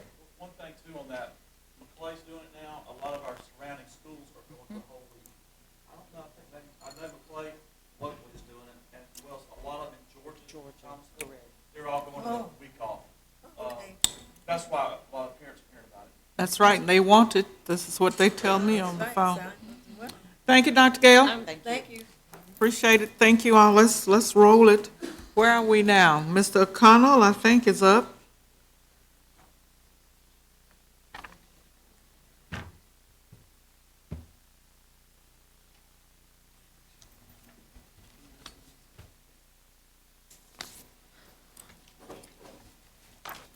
Construction and facilities. Good afternoon. I had an hour. I guess I don't have an hour any longer. You don't? At the superintendent's request, we're going to slide two more topics in at the end of this. Merrill's going to talk a little bit about capital outlay funding that ties into facilities, and I need to give you some information on some property initiatives that we have. All right, the main topic was construction bidding versus selection process. If you take nothing else away from what I tell you today, remember this slide. There is no single project delivery method that works for every single project. You have to analyze each job and determine what's the best delivery method for that. You've heard me say that before, and that's the main point of today. We have traditionally, mainly over the last many years, used construction management. Some bid jobs, but mostly construction management.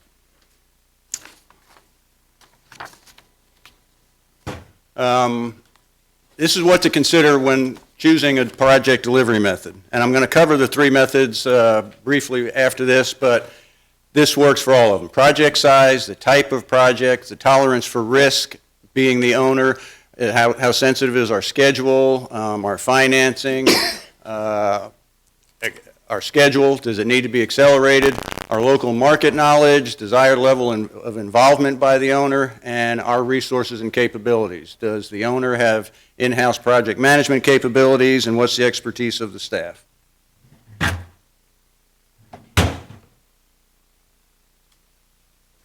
All right, the three main project delivery methods in the industry: design, bid, build. That's what you'll hear referred to as hard bid, where the contractor, you have a complete set of plans, you advertise that, contractors bid on it, you have at a specified time a bid opening, you open the envelope, and the low responsible bidder gets the job.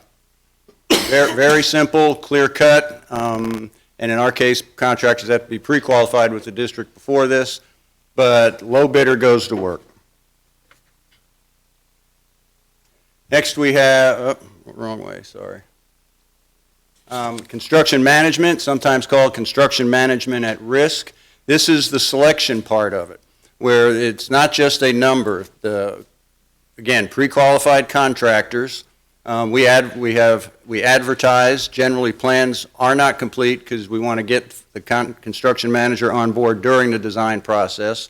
So we advertise, contractors respond to our specifications. We do a short list out of, if 10 people responded, we will short list down to 5, and that's done by a committee.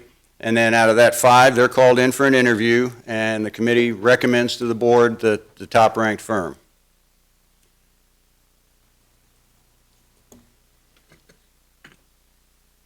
And then the last standard is design build, and that is where you go through the same selection process, but it's generally with a firm that has in-house capabilities for the design and construction. Not used a whole lot by school districts.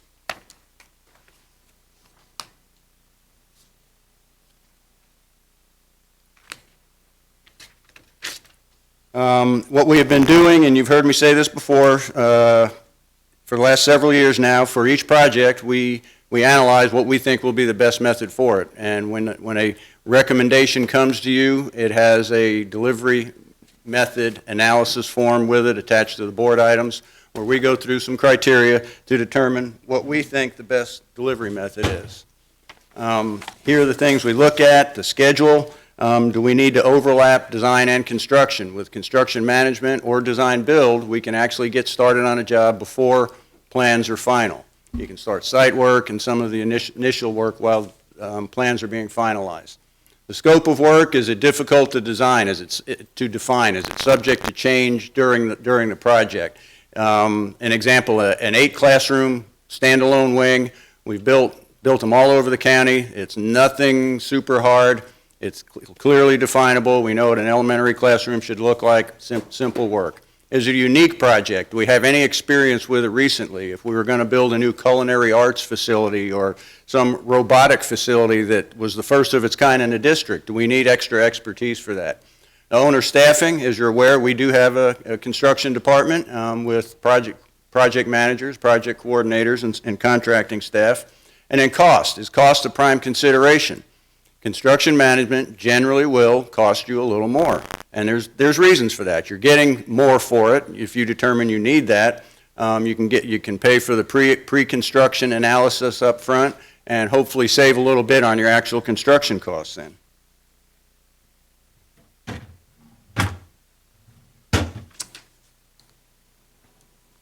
Why use construction management delivery method? Kind of the reverse of what I just told you. We need help defining the scope of the project to keep it within the budget. Some folks call that value engineering. If you don't have in-house management ability, the need to start before plans are actually complete, if we don't have standards or specifications, and in this case, within the district we do, we know what products we want, and the state gives us lots of guidance on how to build schools.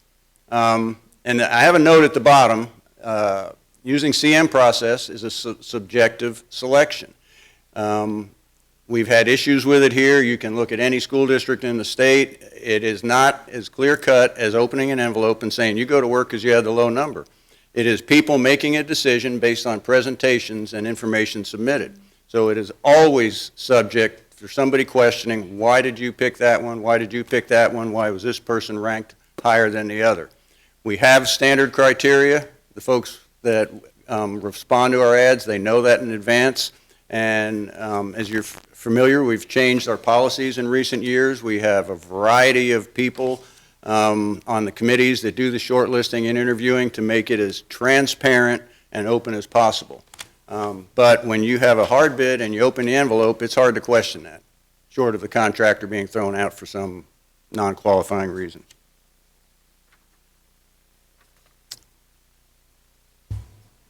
Why use hard bid? Well, if it's a clearly defined project scope, you have in-house capability, not time critical. By that I mean you don't need to accelerate the schedule and start before you have plans, because it is a sequential system. You design, bid, and then build. It's not unique or complicated, and cost is the prime concern. The next slides I'm going to just go through very quickly because this is straight out of our policies. And you've heard me say it before, here's our process. Everybody has to be pre-qualified. That doesn't mean you have a contract, doesn't mean you will ever work for us, but we won't open your envelope or even take your response to an advertisement if you're not on our pre-qualified list. Hard bid, project is advertised, contractors submit their bids. We have a bid opening, lowest, most responsive qualified bidder meeting the specifications recommended to the board for the contract. Construction manager, our RFQs put out, advertised, pre-qualified firms respond. As I said already, we shortlist. Those shortlist folks go to a selection committee. That committee recommends contractor to the board. Oh, let me point out, there are two different types of selections there. We have a continuing service contract, which is for smaller jobs. The statutory limit on that is $2 million. As all of you have heard, we have, in our policy, imposed a much stricter one of $500,000. And I know we've discussed that recently, whether we should up it. Again, I have no stance on that. I don't think I'd go back to the $2 million, but if we go up, I would not argue against that. But right now, for our continuing service contracts, and we have 3 of those in place with 3 firms, the limit is for jobs we estimate to not exceed $500,000. That's our internal policy. Keeps us well below the state statutes. Jim, can you give them examples of the continuing service? Because I think there may have been some confusion whether these were CMs and they're not. CMs is still a $2 million limit. No, for anything, right now, for anything based on our policies, anything we estimate to be over $500,000, we do a standalone advertisement. Same folks reply. If Ram Construction is going to apply to be on our continuing services, he's probably going to, and I'm picking on him because he's sitting here, he's probably going to reply for any standalone job we do. Now, if we went just by the state numbers, we could go for $2 million on continuing service, but then anything over that would still have to be a standalone selection where we advertise or bid. We can bid any size job. There's no requirements there. And we keep 3, right now we have 3 firms on our continuing service contract for the routine work. We also have 3 under contract for emergencies, and that has a $1.5 million limit. And unfortunately, we've used that twice in the last 2 years. And that takes the same process, RFQ, submission, shortlist, and interviews, and recommendation to the board. Did that answer your question, Superintendent?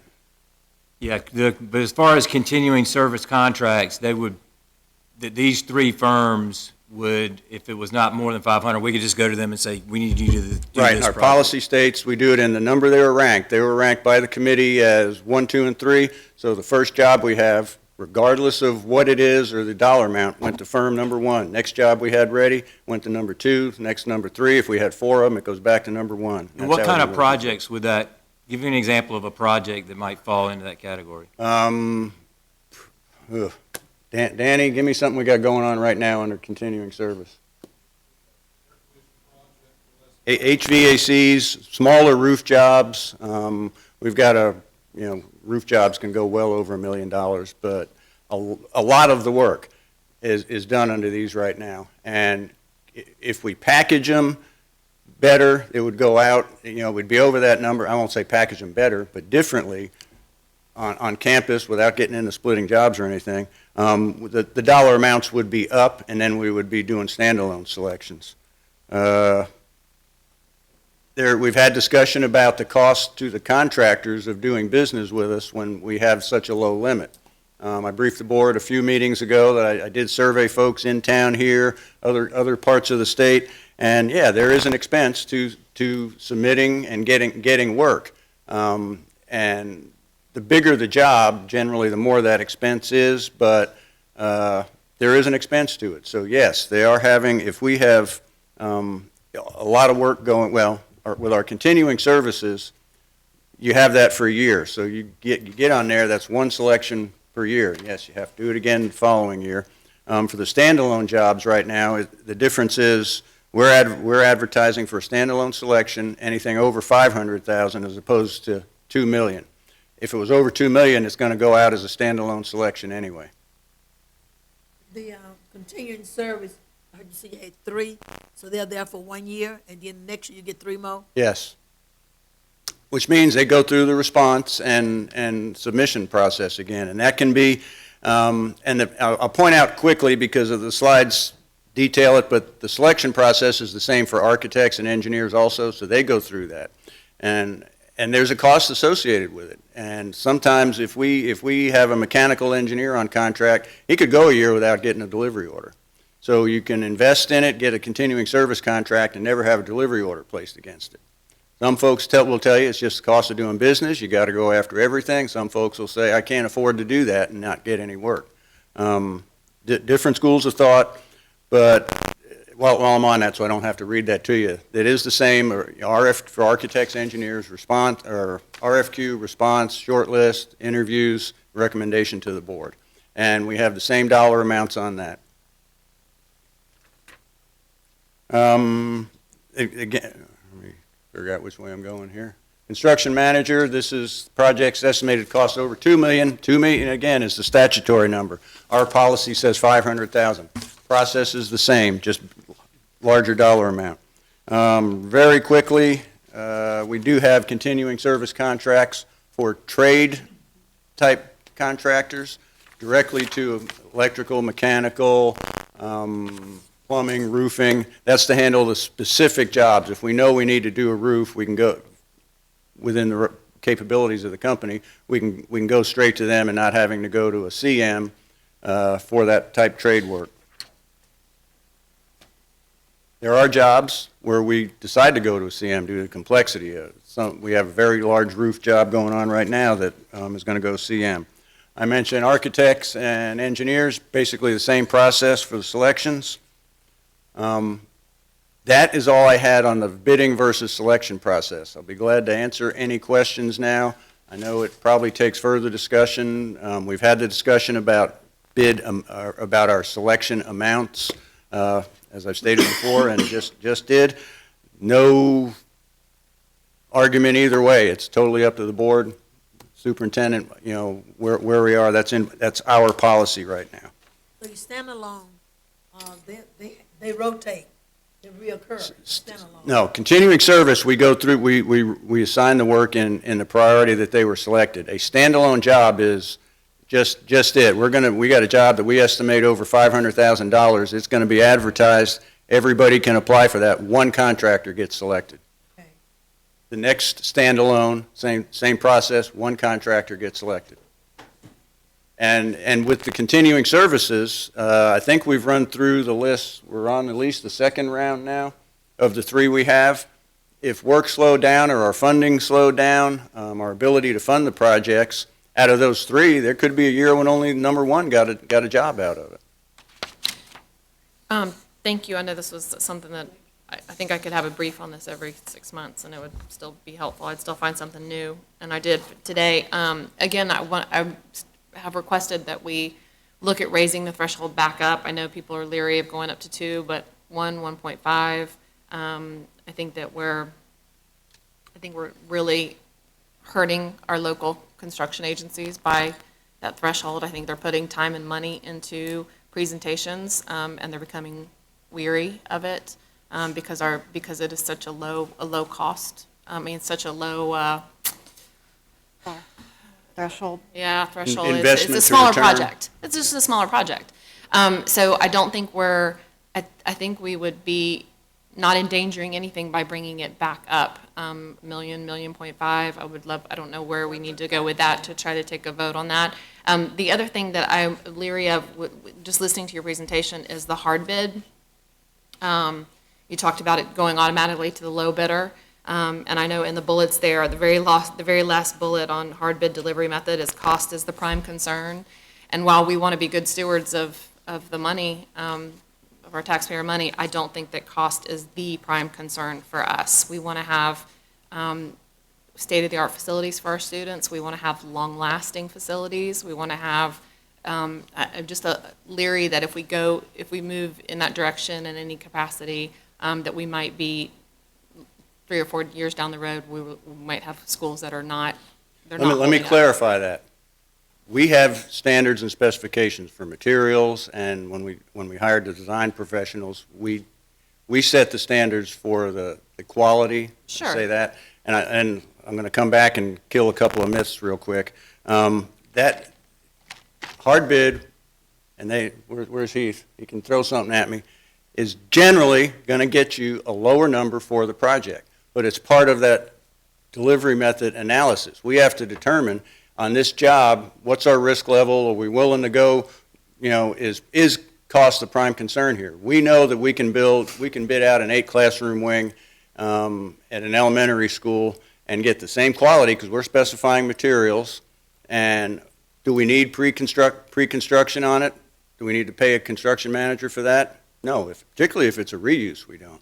And then there is generally a 5 to 9% higher cost for a construction manager. So that's part of our analysis. I'm not saying that we're doing that because of cost. It's just, can we save money by doing that? If we need a construction manager, that's the way we go. But if we go hard bid, there is a chance that the cost is going to increase as they move along, correct? Whereas if we go with a construction manager, they're coming to us saying, this project is going to cost you no more than this. No, And then we might go down. no. Here's the myths. Don't we release money back to them? Here's the myths. Hard bid work gives you inferior quality. No, not necessary. Not at all. You have the same, that contractor has a contractor's license, just like the construction manager does. And in this area, he's generally using all the same subs that the construction manager is going to use. Hard bid always ends in a lawsuit. No. Either method is going to get you a job on time. No.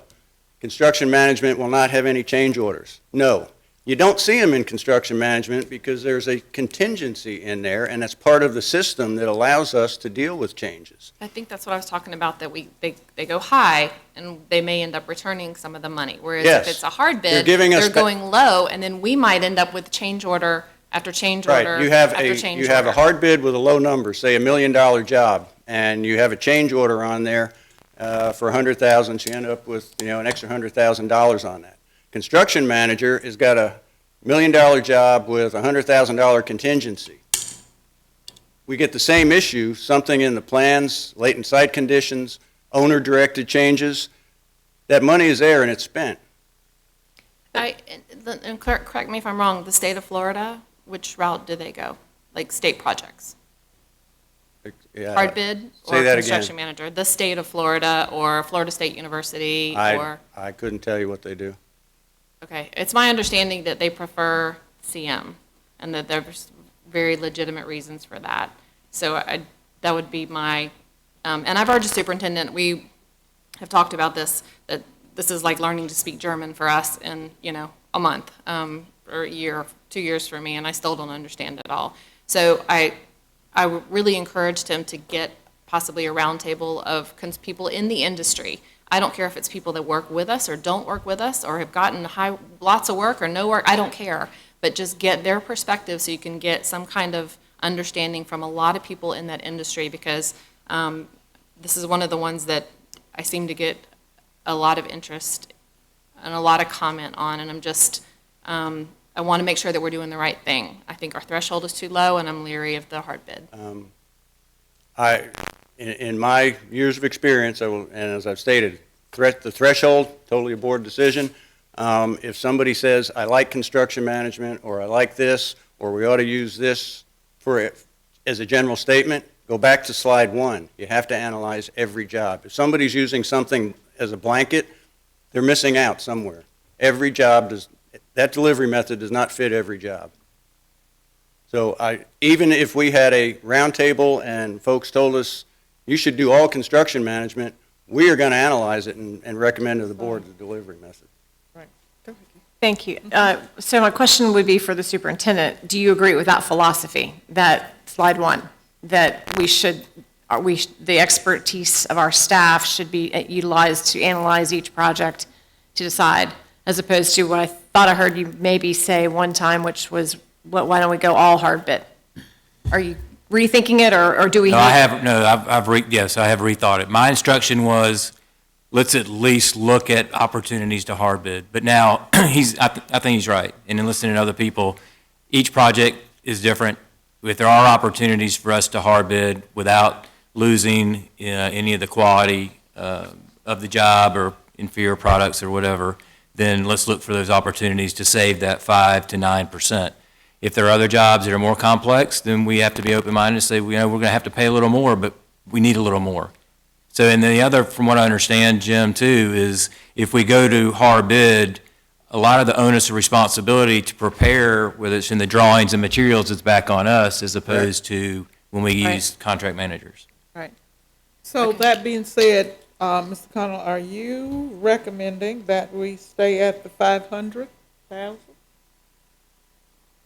I think he's been very. How do I say, I'm not going to recommend anything. I'm comfortable where it is. I would be comfortable if the board raised it. I would probably, in my personal opinion, say I would not really want to go back right to $2 million. Okay, that's kind of where I thought you'd go. All right. Madam Chair, I like the 1.5 million.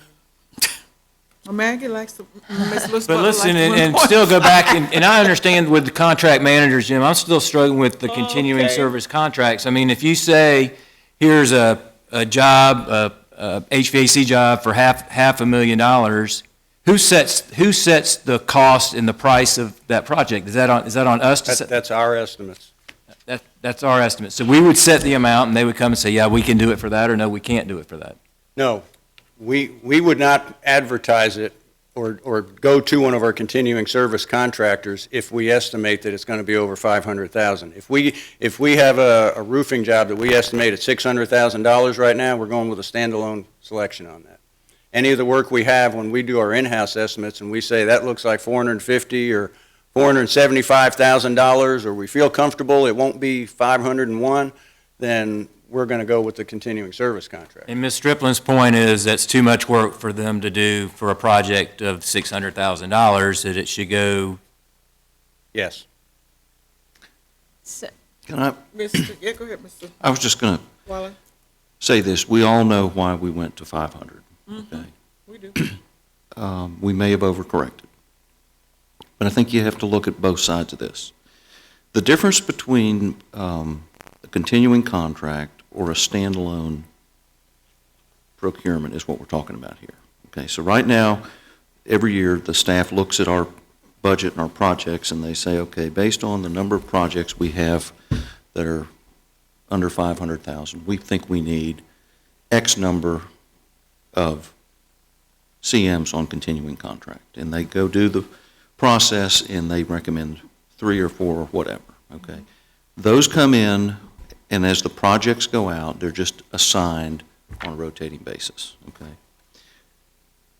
Everything else, there's an opportunity for anybody who is pre-qualified to come in and make their best pitch that they should get it on merit, okay? So if the board decides to change it from 500 to $1 million, or from 500 to $1.5 million, what the staff's going to do is look at the budget and say, okay, we're going to have Y number of projects in that time frame. We need Z number of contractors, and you're going to get a different recommendation. Instead of 3, you might get 5, you might get 6, okay? And then as those projects spit out, they're going to be assigned 1, 2, 3, 4, 5, 6. And it's going to be very, objective, and it's going to satisfy the board's objective, which was to make sure it was clear why a certain firm got it, okay? But when you do that, you have to look at the other side of it. If you move it to 1.5 million, you've just found $1 million worth of projects that some people are not going to have an opportunity to make a standalone presentation on. And that's okay if that's what the board wants, and if it gets a better product for the school district, that's all right. But there's two sides to this. One side of it is, this rotating nature, but the other side is if you increase the threshold, you are taking away the opportunity of some people to participate in a standalone procurement. And I don't know if that's good or bad, but that's the other side of this. So it's not just, you raise it to $1 million, that means those get done on a rotating basis, and then everything over $1 million, The people is on a that list standalone. aren't allowed to, No, you can do both. You can do both. You can do both. But if you set it to $1.5 million, there will be a number of projects that will be assigned on a rotating basis, and qualified CMs who are not on continuing contract will not be able to make their best argument to get that work. And maybe that's okay. I don't know. But that's the other side of this. Can I ask a quick question about hard bids? To your point, and I'm really picking on Heath, he's sitting back there probably hating life right now, that yes, they can go for all. Ram Construction is on our continuing service contract, just finished, and I think is still under contract on a standalone, and just completed a bid job. All three categories, same firm. When we do a straight bid, hard bid, it automatically goes to the lowest bidder. And that- Qualified bidder.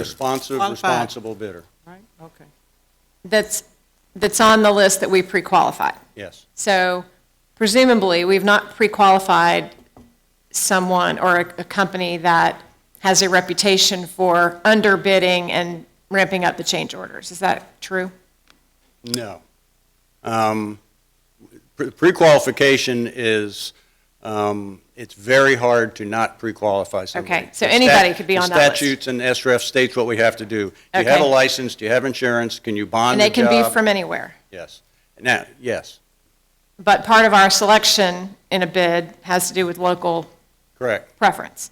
But as I understand it, those criteria are not really objective. They're sort of, one person could give you 5 points, one person could give you 1.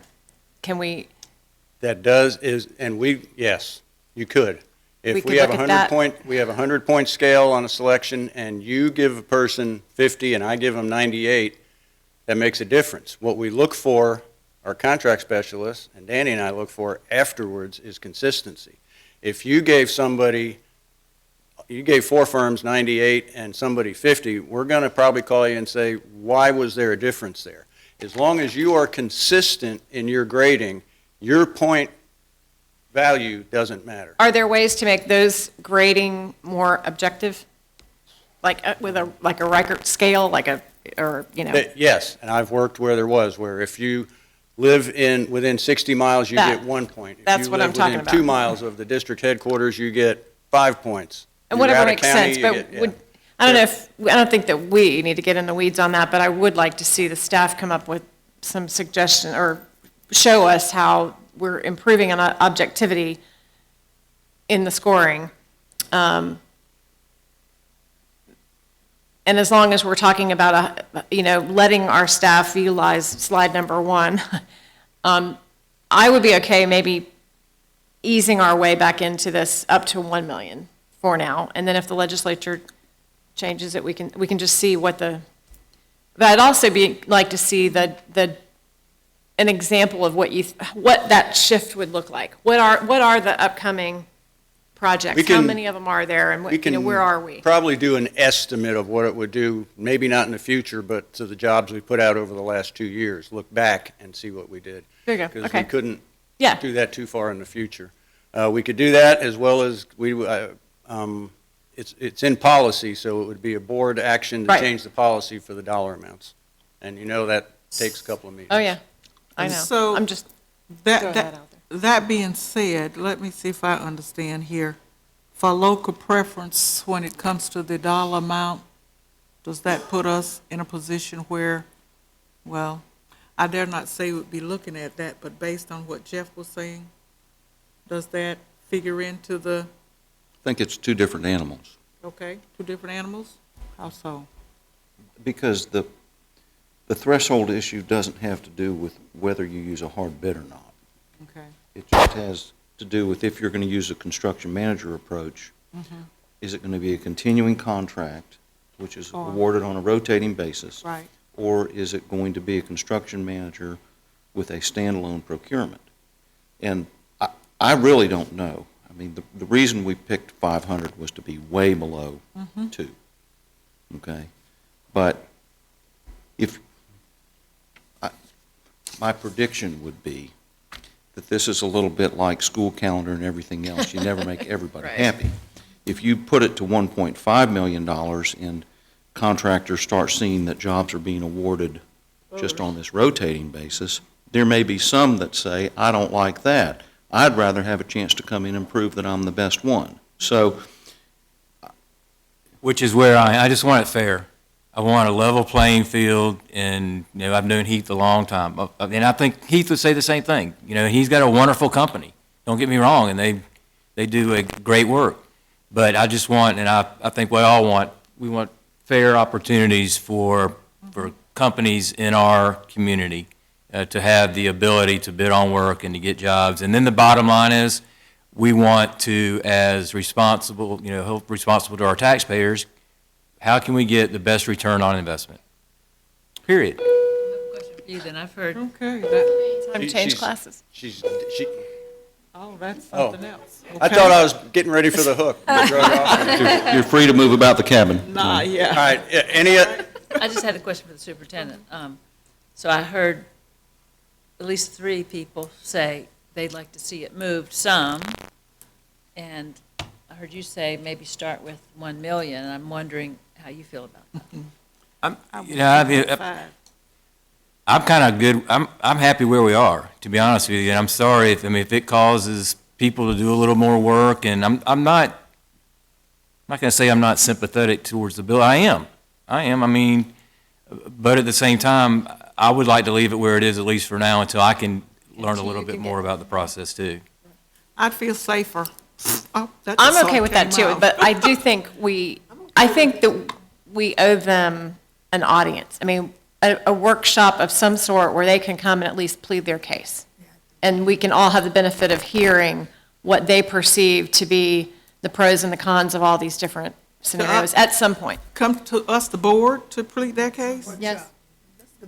Okay. I mean, it doesn't have to be, it can be further down the road than some of these other more pressing education issues. Because we're talking about the adults now and not the children, and I know,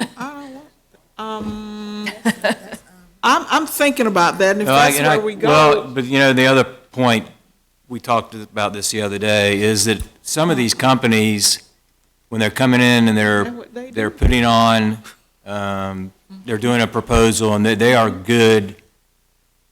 a simple for a continuing service contract, and you have to understand the difference. For a standalone job, there's a defined product. We're looking to build a wing or a school or something. For continuing service, the firms come in and tell us how great they are. Everybody does everything on time, under budget, and they're better than everybody else, because there's no defined project that they can analyze the budget, give us a schedule, do any of that. Because we may, if they get selected, we're going to call them and say, go put an air conditioner in, or go put a new roof on. So some companies or some firms have the ability to come in and do a wonderful show, a good performance. Exactly. But there are other people, they're builders. They don't know how to do the show, but they know how to build, and they know how to, produce a good product at a good price. They just can't do the show. They don't at times get a chance, from what I can gather. And it can cost, so some of the numbers I've gotten from folks I questioned, for a CM to come in for a continuing service contract, just that presentation, by the time they do the initial submission and say they get in for an interview, their staff time, their production costs and all that can be anywhere from $3,000 to $6,000. I will certainly listen to anybody who comes to the board, but I want to make sure that now we really want these folk to come to us, the board, and not have them talk to Mr. Connell and others out there. I would welcome them, but I don't know that is that bleeding over into some other management kinds of things? I'm just asking. And I don't want to. maybe. No, I don't If wanna do that. I was thinking of some representative panel presentation where they have, one architect, one builder, maybe the head of the Commercial Builders Association or something, somebody that, I think that would be, well, maybe that's not Heath. No, not this year? Okay. And maybe I can listen to their concerns, because I'm staying Right, I don't think completely we'll listen to out of it. I'm removed. I'm going to get recommendations from the experts that work for us, for our school system. And if they want to express, if Heath and others want to sit down with me, that's probably a good idea. and maybe just compile an objective list of pros and cons or concerns, Yeah. concerns that they raise. And I don't even want their name. I'm with you. I don't want to be associated with any of this selection. And no, and we never have been, Right, we don't want that.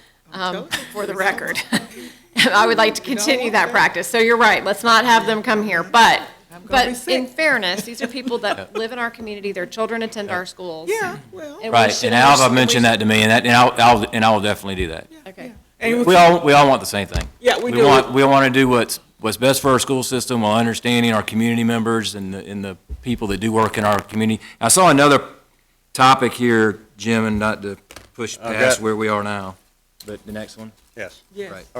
Okay, can I move on now? Yes. Yes. Got it. Let me go real quick. I was asked to discuss a couple of, provide an update on a couple of other issues, and this is like, I would recommend that slide be another whole workshop, because this is like Okay. wrestling Yes. an octopus into a box. They are all Keep your somewhat, recommendation. it is, it just keeps calling out every which way you go. These are all related, and I don't even want to mention the bottom one. I was asked for an update on the cost per student station study. As you're aware, the legislature mandated some significant changes in how they are going to review districts' expenses for capital outlay and construction. There's going to be a whole lot more teeth in it.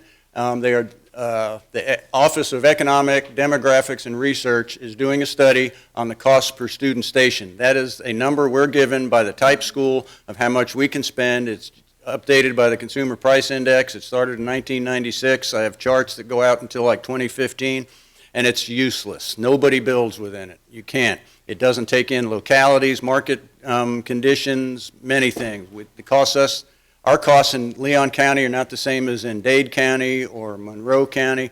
So hopefully they will make that significant changes and Right. we'll have some realistic numbers. But that study is due to DOE by the end of January.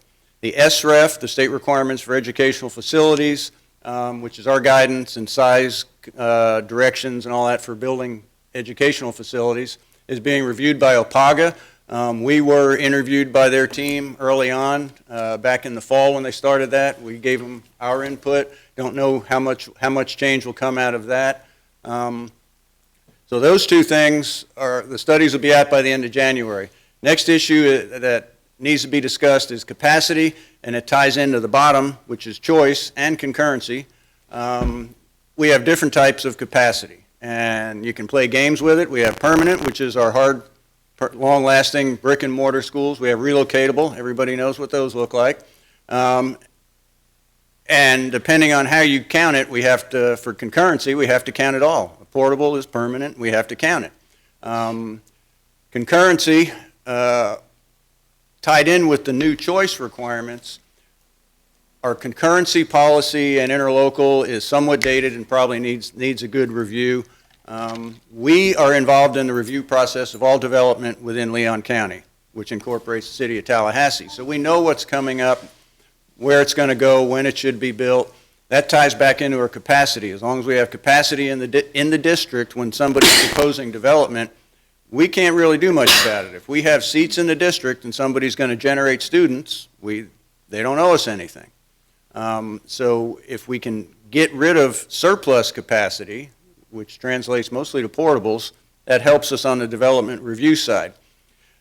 Now, concurrency means, as I said, we look at things within the county and the city of Tallahassee. With choice, if somebody's going to go build a significant development in Gadsden County right now, crank out 3,000 homes over the next 5 years, we don't ever get to see that.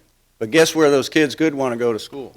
So we don't have any visibility on the surrounding counties. So at the state level, concurrency rules, statutes probably need to be reviewed as well, because if we can now be mandated to accept students from someplace else, we need to be involved in that review process, which leads us to choice. I'm not going to say anything else about it other than the superintendent has talked to us. I know he's got much smarter folks than me working on choice policies and how we're going to deal with it, but choice ties back into our capacity. It's hard to say no if we, on paper, have seats. Any questions on any of those? I highly recommend a dedicated time to get into that in detail. Can we have a workshop on this? on the list? Yes, that's where I heard that we want to go, Mr. Collins, Mr. Superintendent, to workshop this entire slide. Is that what I'm hearing? It is all Yes. related, and I think it needs to be Yes. dealt with. Okay, the sooner the better. We've got 2 things ahead of you. All right, next, sir. All right, I have one other thing I'm going to cover, and then I'm going to give a little bit of my time to Merrill. He's going to talk about capital outlay and how it affects some of our facilities. Danny, if you could hand out these books. Superintendent, we've been talking to him, and we're doing a thorough review of all our properties, pieces of land we own all over. So what you'll see in this book, and I'm just going to tell you what's here. This probably warrants a little further discussion also. You have seen a couple of board items. There's one going tomorrow night where we're disposing of a piece of property.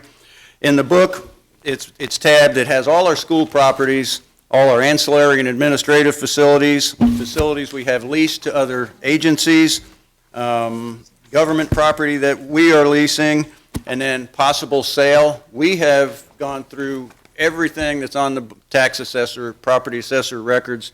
And we have, over the years, acquired lots of little pieces of property somehow. People do us a favor and donate things to us.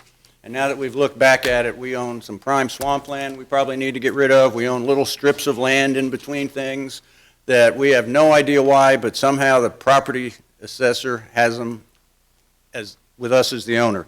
So we're trying to unbridle ourselves of those liabilities and get rid of some of that stuff. So we will be, I just want to put a date on here. This is as of that's as of today? Or- Friday afternoon. Okay, as of January 2017. Okay, go ahead. So you can glance through that and get a feel for, some of the excess property we own. There's others that we don't own. Bloxham Building, for example, we're leasing that from the states. We didn't put it in here because our name's not actually on it. But we're going through a systematic process of trying to now get rid of some of this property, either giving it back to other government agencies, the city or the county. We found some that to be perfectly honest, the board never accepted, so we're just going to give it back to the person that donated it to us.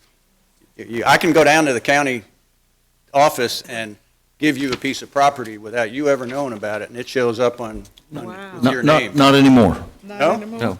No. If you recall, Yep.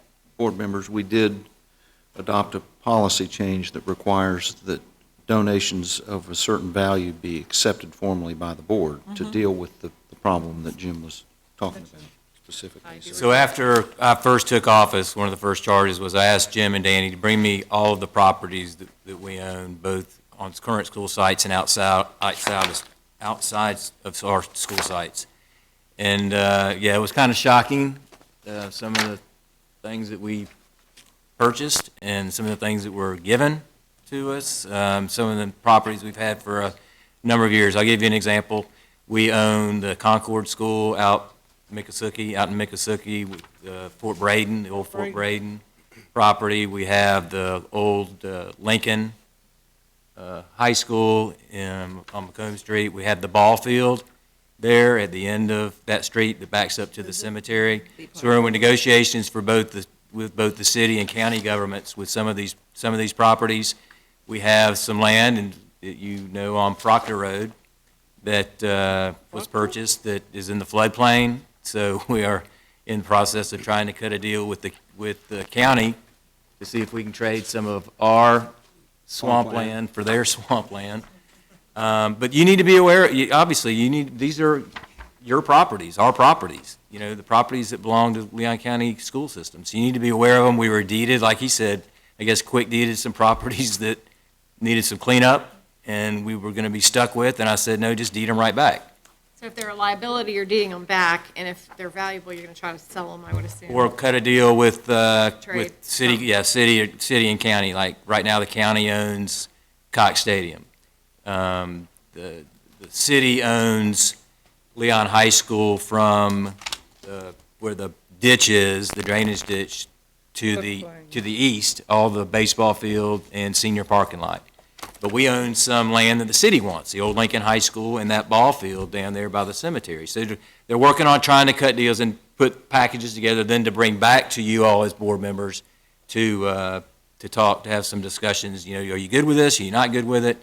But for at the very least, for you to know what we own and what we don't own. Okay. And if you have any questions as you go through it, please call myself or Danny. We can answer them, but that's a pretty good summary of what we have right now. Did you say we do not own the Bloxham building? We It's a don't. lease. It's a state building. We have a 50-year, 150-year lease It's a on it. long, 150. long It's a long- lease. For, how much do we lease it for? Excuse me? Is it, so it's basically like, it's nothing? Yes. Ma'am, there, that building got into play when Superintendent Montford was in office. Right. Wasn't it historically, it belonged to us, and It somehow was, it was Carolyn Brevard School. That's right. It was taken over by the state. Back when there was a lot of money and times were different, there was an idea that that site could be turned into something really special in the way of a downtown school. About the time the school district entered into the lease, the economy went way south, and there was no money to do much. There are some things that happen there that are important functions. And as long as we're using it for education purposes, we can continue to use it. Whether or not the board wants to continue using it is a discussion to have with the superintendent. But the big plan for it kind of got sidetracked by the economy. Okay. Right. Are there any other leased properties? Is there anything else like that that's in here or not in here? No, I think everything else is in here. That we lease from someone or someone Yes. leases from us? Yes, that we lease from someone. what happened Yeah, to, This is, no, are there any other properties we're leasing from someone else? what happened to the Bloxham's Brogan? the only thing. Yeah, we- what happened to Brogan? That was kind of my, To what? Brogan? Yep, Oh. that's it. We, We're out of that- That, you know, I know part of the history on that, since I was the one vote that didn't ever vote to sell the Brogan building, and it got sold. So I'm pretty sure that it is no longer ours. But we had, I remember we had a, it was a very complicated business arrangement. Yes, yes, it was. Okay, no need, I just. But we're the good. short version is that the board terminated all of the leases, and it is now owned by, or leased by TCC. And I want to say, Mr. Superintendent, I know that you're going to give us some recommendations on what you think, but real estate, you don't come by it so very easily in this town. It's getting to be at such a premium.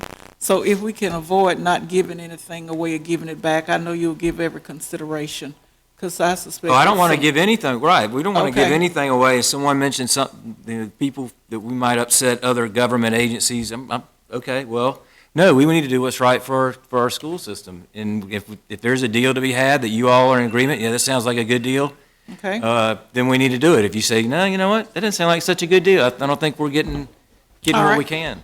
I appreciate that. Wonderful, Right. Mr. Collins. I promise I am going to get out of your way in just a second. Last two slides I have go back to the previous with capacity and enrollment and all that. This is a snapshot of our current utilization rates. Every facility, you can see our permanent, relocatable, and then the last column, the utilization rates. And then the last one goes back to our ability to build new schools and what we need and deals with capacity. The point I want to make on this, this is from DOE. This is what we have to use for planning in our plant survey and our educational facility plan and all our out-year planning. And according to the Department of Education, if you go out, I think it's 10 years, so whatever that ends up being in the 20-something, we have about 900 kids less than now. Now, do we believe that? No. But according to DOE, we shouldn't need to build anything because 10 years from now, we'll have less kids. Any questions? I'm going to turn it over for a few minutes to. Well, I'd have two, hold on, before you leave, Jim. One, the Office of Economic Opportunity. Jim and I had a discussion because over the course of last year, I had numerous people tell me lack of opportunities for minority businesses with Leon County Schools. Right. Jim, why don't you tell them how you responded to me in 30 seconds? 30 seconds, when the superintendent said people grab them on the streets or at meetings and say that they can't, we won't work with minorities or women or whatever, I said, on the spot, dial my phone number and I'll be there, or you put them on the phone with me. I want to talk to the people that say they can't work for us. If you can't work for us, it's because you haven't tried. As he said, we have had a level playing field. If you can't get pre-qualified, that is not our problem. If you can't bond a job, that is not our problem. We have tried walking some contractors through the process, filled out the pre-qualification forms for them, and we can't get them to sign them. So generally, I want to know who says they can't work for the district. Well, I certainly don't know who those people are, but I would like to know this and perhaps in a workshop setting so that perhaps we can help to allay some of the fears and stop some of the scary stories that we get. Do we have an MBE office or do we not? And what is the purpose of that office? So if we can't get to all of that today, it may be an idea to workshop that because a lot of us are saddled with the same kind of information that you all are given. It's a I'd like particular that. sore spot with me, because I hear it too, All and right, I so- want to know, and I will deal with it. So, Mr. And Superintendent- no, we don't That have, office, we don't have that. we don't have an MBE office. We have a small Small, business. a small development. business office, and that All right. office will be up for review. Okay. In the coming months into its role. But having said that, if you have people coming to you, like they were coming to me, we'll send Call them. me. Right. I will sit down with them and Let him figure talk out to why them and they figure think they out can't what- work for us. Right. Okay, All I right. haven't had nobody recently, but I like what you said about pre-qualification, that we would Always aid been them, there. or help them to become Yes. pre-qualified. We will help them. Because sometimes they We've- don't know we've gone the as far as process or filling the the forms out procedure. for them. Right, we're not turning them away. We're willing to I work gotcha. with them and show them the Right. process. And then finally, Mr. Connell, you have this report up there. Can you briefly give the history of the two applications to DOE for a new Southside High School being rejected? Yes. Our previous guidance for several years had been Southside High School. We had worked through the plant survey process and submitted 2 spot surveys, and my whole time here so far has been trying to get that high school approved. DOE has officially turned us down twice. For reasons, I will tell you, their reasons can be argued. I'll also tell you that should have been approved the first time. We can justify a new high school by doing what we said we're going to do in the plant survey, which means a lot of other facilities. We have buildings scheduled for demolition at Rickards and several other schools. If we, with what we have right now, no, we don't need to build a new high school. But if we get rid of some of the older facilities, we justified and in that system used a new high school. They, for various reasons, funding, which, and I've been doing this with DOE for a long time, never had them question funding before because we don't use state dollars. They don't give us any anymore. Right. It's the district's responsibility to fund the capital outlay. But it's been shot down. And after that final time, it was pretty much the last nail in the coffin on that. Right now, we have shut down that last plant survey for the new high school, and we are in the process now of starting a new 5-year plant survey in the needs assessment part of that. So we're going back through the whole process. But do we have any land for a new high school on the south side? We had started the siting process with the local governments. We had a 40-acre piece of land that was designated for a school by the St. Joe Company. That's not large enough for a high school, so we were looking at other locations. And we had started the process. That is somewhat, well, no, it has ground to halt since it's been rejected. We have not furthered that. But there were several locations we looked at. So in the, Can you give me the name of the person at DOE who rejected it? Was it Linda Champion that signed the letter? Yeah, Yes, it would have been Linda. Linda Champion. So in the meantime, I've instructed Mr. Connell and Mr. Albritton, we're going to do a in-depth study at Fairview Middle School, at the facilities at Fairview and at Rickards High School. So they're collecting information and plant survey types of things, how we can get into those schools immediately and make some improvements. I appreciate that, Mr. Superintendent, and I suspect that will be what will happen here. But as I listen to this and understanding, well, I can't even say I understand politics, justifying the new school in the district and listening to Mr. Connell, I'm just wondering here if there is any thought being given to a, well, I suppose not, new comprehensive high school to be placed over on the south side, which could meet the needs of a great number of our students. It's much like having built Childs. When Childs was built, businesses boomed, the community started to grow, and all of those kinds of things. And I've always thought, and kind of seen it in some of the research, that if you build good schools, then communities could be built. And I'm still very much interested in that, though I heard the spiel. I really, really did. And I've been thinking over the weeks and months, the one vote that I wish I could take back, which might have been years and years ago, would have been to have removed my vote for the patching up of Rickards. I can't take that back now. I wish I could. And my vote would have been to, no, I want to build a new Rickards. So I just need to go on record as saying that, and I hear that, you're doing the studies and that kind of thing. And then I thought, why is it that the folk on the south side think they need a new high school? I wonder if that question has been asked of them just that way. When they talk about a new high school, what do they say? Why do they think they need it? Just because they need a new one? I'm just, like we get those questions like you were getting about the MBE program. We get those kinds of questions too. And so I just need to have the record reflect that I hear them and that we hear them and that we are doing the right thing. And if we can continue to convince ourselves that we are doing the right thing, because taxpayers are taxpayers, and I just offer that. So as the students would say, I'm feeling some kind of way, and so I just need to put that out there. I don't know where we're going to be in 5 years once you do your study of Fairview and Rickards, but I just feel the need to kind of put that out there that way. I don't know what's happening with why they keep saying the no. I don't know. Maybe the community is growing in a different direction. And generally, there is always, you follow the money. I understand that. Okay, I'm done. All right. Any other questions for me? Yeah, I just like for, we'll talk, I'll call you later about the new high school. Now's the time to get it on the record, but don't let me push you, Miss Lewis Butler. So I've asked Mr. Wembley to come forward and talk about a couple of things. One, Thank you. our operating budget and our fund balance, the situation with our current fund balance.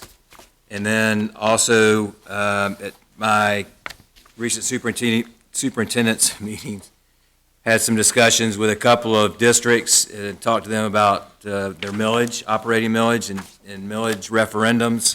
And then finally, the debt service, how much money we currently have bonded, how much money we owe, and how much money is left for capital outlay projects. I think you'll find this very interesting.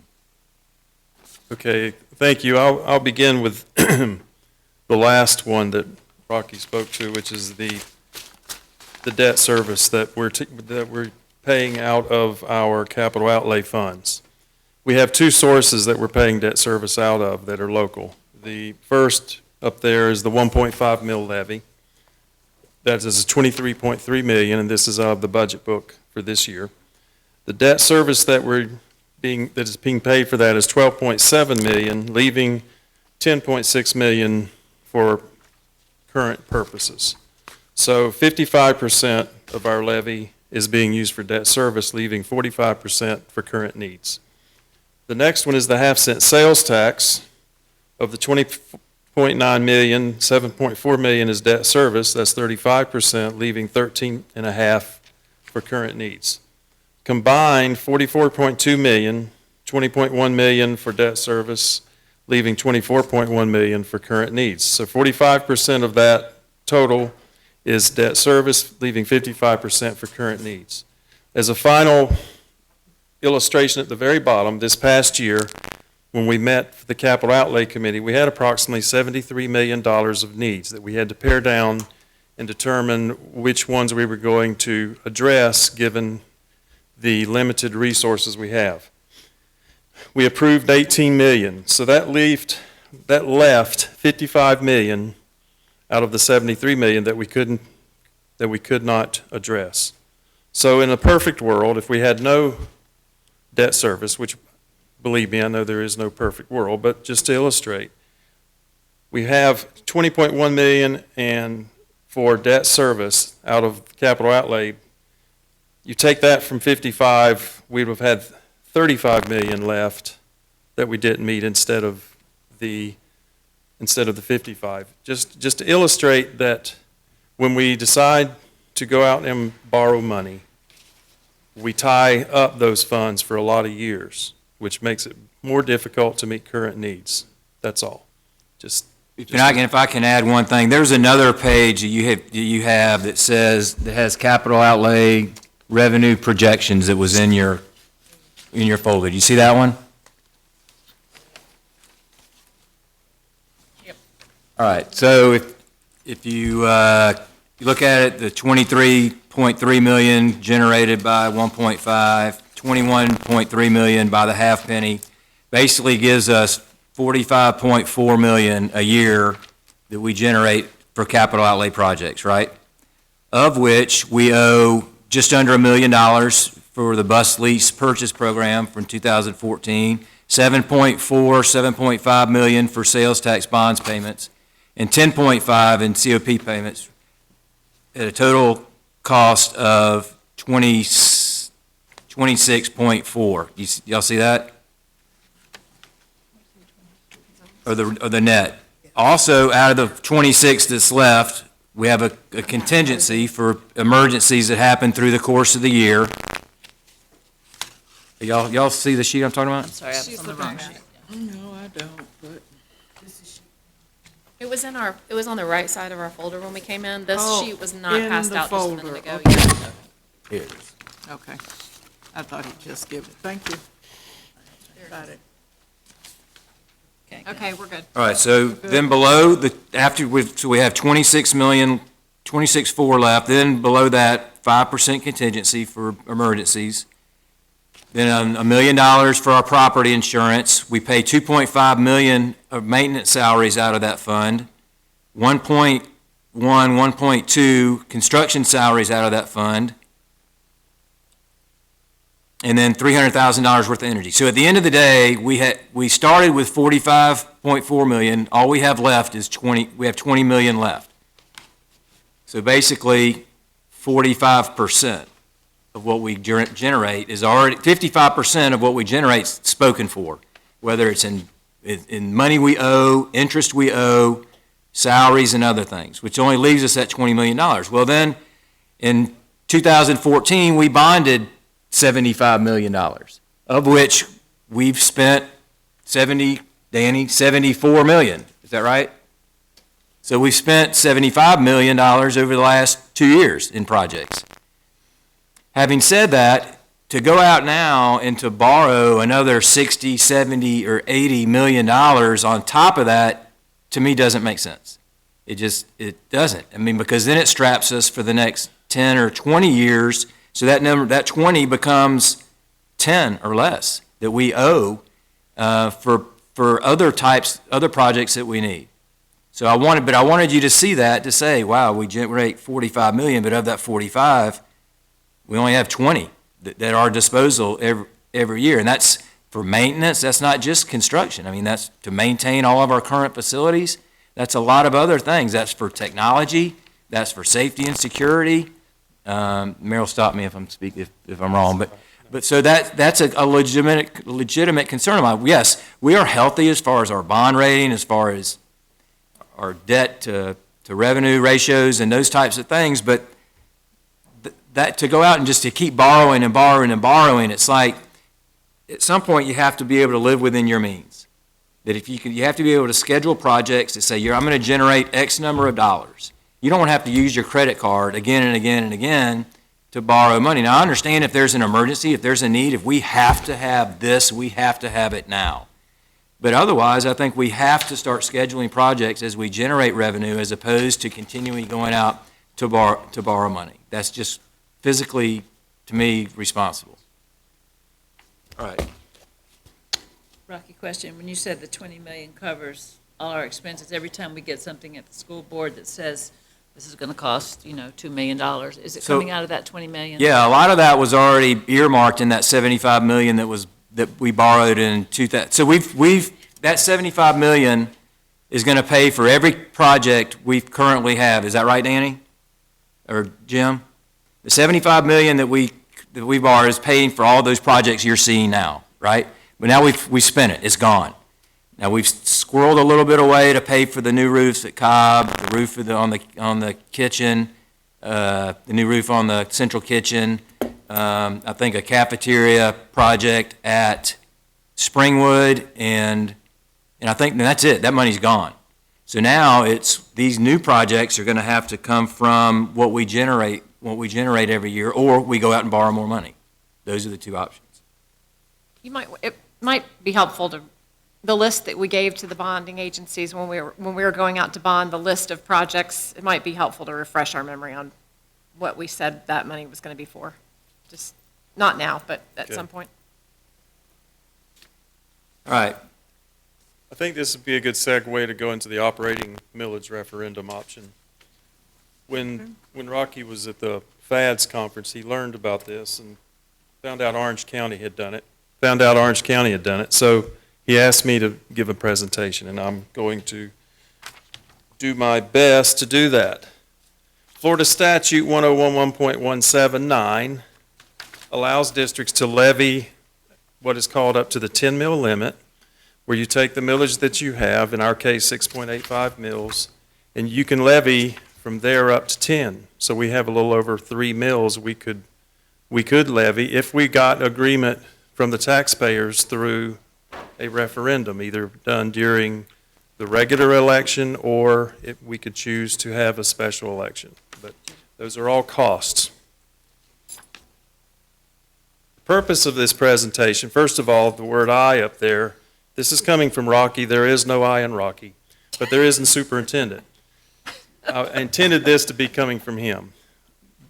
He decided this would be an opportunity-presented option for addressing district operational and educational needs only for possible consideration after all fiscal efficiencies have been utilized and in the event legislative funding continues to be at such a low level.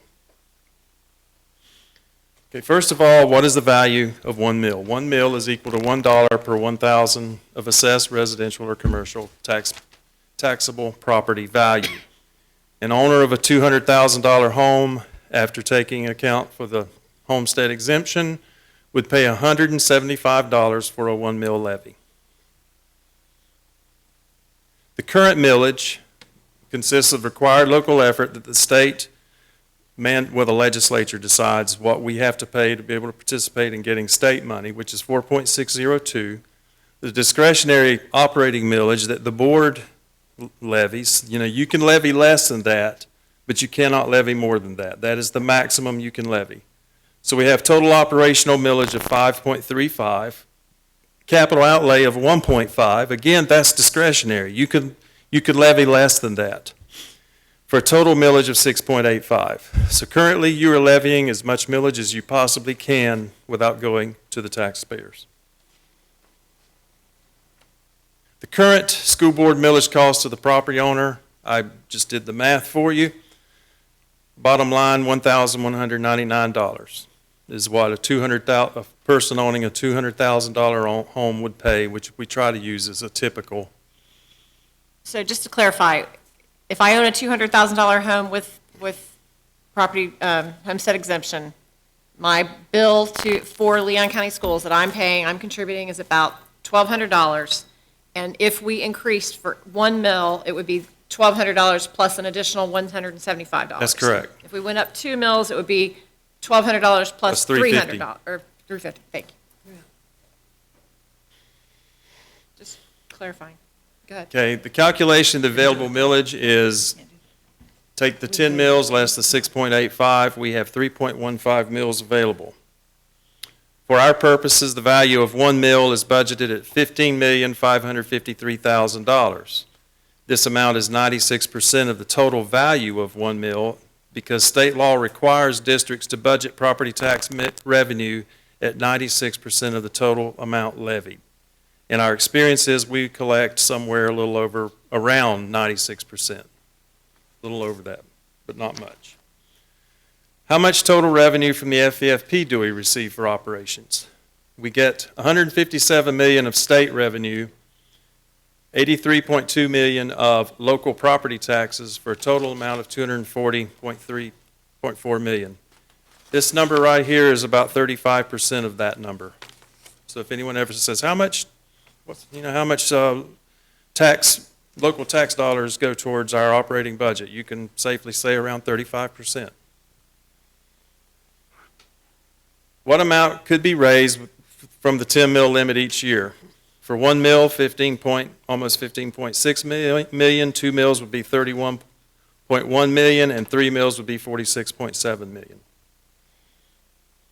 Okay, the types of projects to be supported. If this were to occur, it's only for a 4-year period. So projects need to be structured so the funding does not have to be provided in excess of 4 years. You don't want to obligate yourself into infinity, as I like to say. For example, the superintendent and board could decide a portion of a levy could be used to increase supplements for instructional staff at Title I schools. This should be accomplished with either an amount designated as a bonus or a supplement, so the payment does not go into the base salary. If it went into the base salary and this ended, you're going to have to lay people off. So another example would be, say you wanted to bolster the fund balance. You wanted to get it up to, say, 10%. You could set money aside for 4 years and reach that goal. That would be another short-term project. At the end of 4 years, you'd have your 10%, project's ended, and then you hold steady. Considerations for a referendum. First, got to identify projects. Next, you've got to market the value of those projects to the taxpayers. Sounds like the half-cent sales tax, doesn't it? And then decide a date for a vote. And then you got to decide, do we do it in a general election or a special referendum? I believe this one's going to cost a lot more than that one, but that's all under consideration, whatever the climate is at the time. Then you establish a timeline for getting this stuff done. So.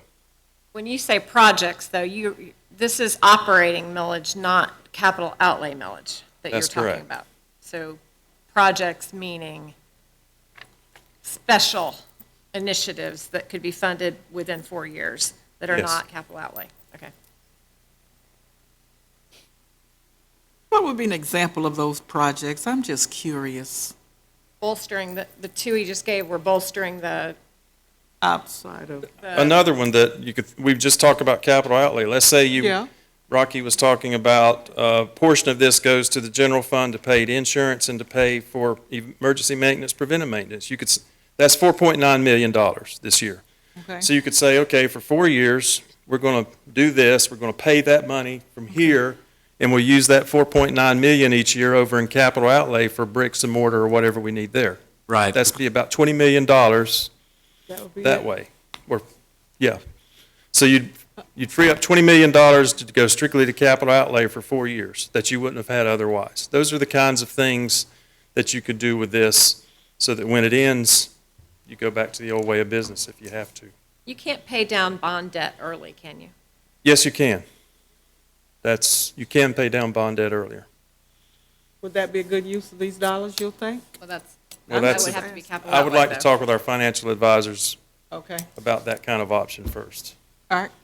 But we could give more flex money to the schools, for example, something that we haven't increased in 15 years for school supplies, and we could say this is Well, you saw, I mean, and this is, it's a 4-year gimme. Teacher bonuses. I learned this, so Orange County, yeah, you know exactly what it is, but Orange County went to their voters, and they, they went in the primary and passed 1 mil.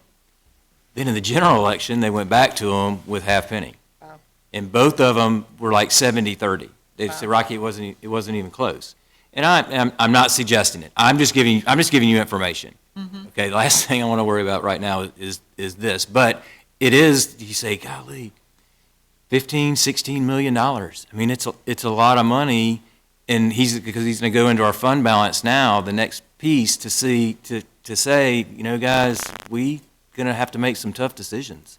And that's but I talked about us leading the way, us being us out here at the district office. How can we lead the way in trying to create a healthier fund balance? But it does, when you look at that, make you go, wow, $15.5 million, and it even if it's not a whole, if it's a half, it's $7.5 million that, right now, we're paying maintenance and construction salaries out of capital outlay. That's, I mean, that practice has been in play, but we got there because we had to start using those dollars to do it, because on the other side, we'd overspent. I mean, we had just we were in the red, so we had to make up for it at some point, so we moved those salaries into the capital outlay piece, which is fine, and plenty of other districts are having to do that, but it would be nice not to have to do that.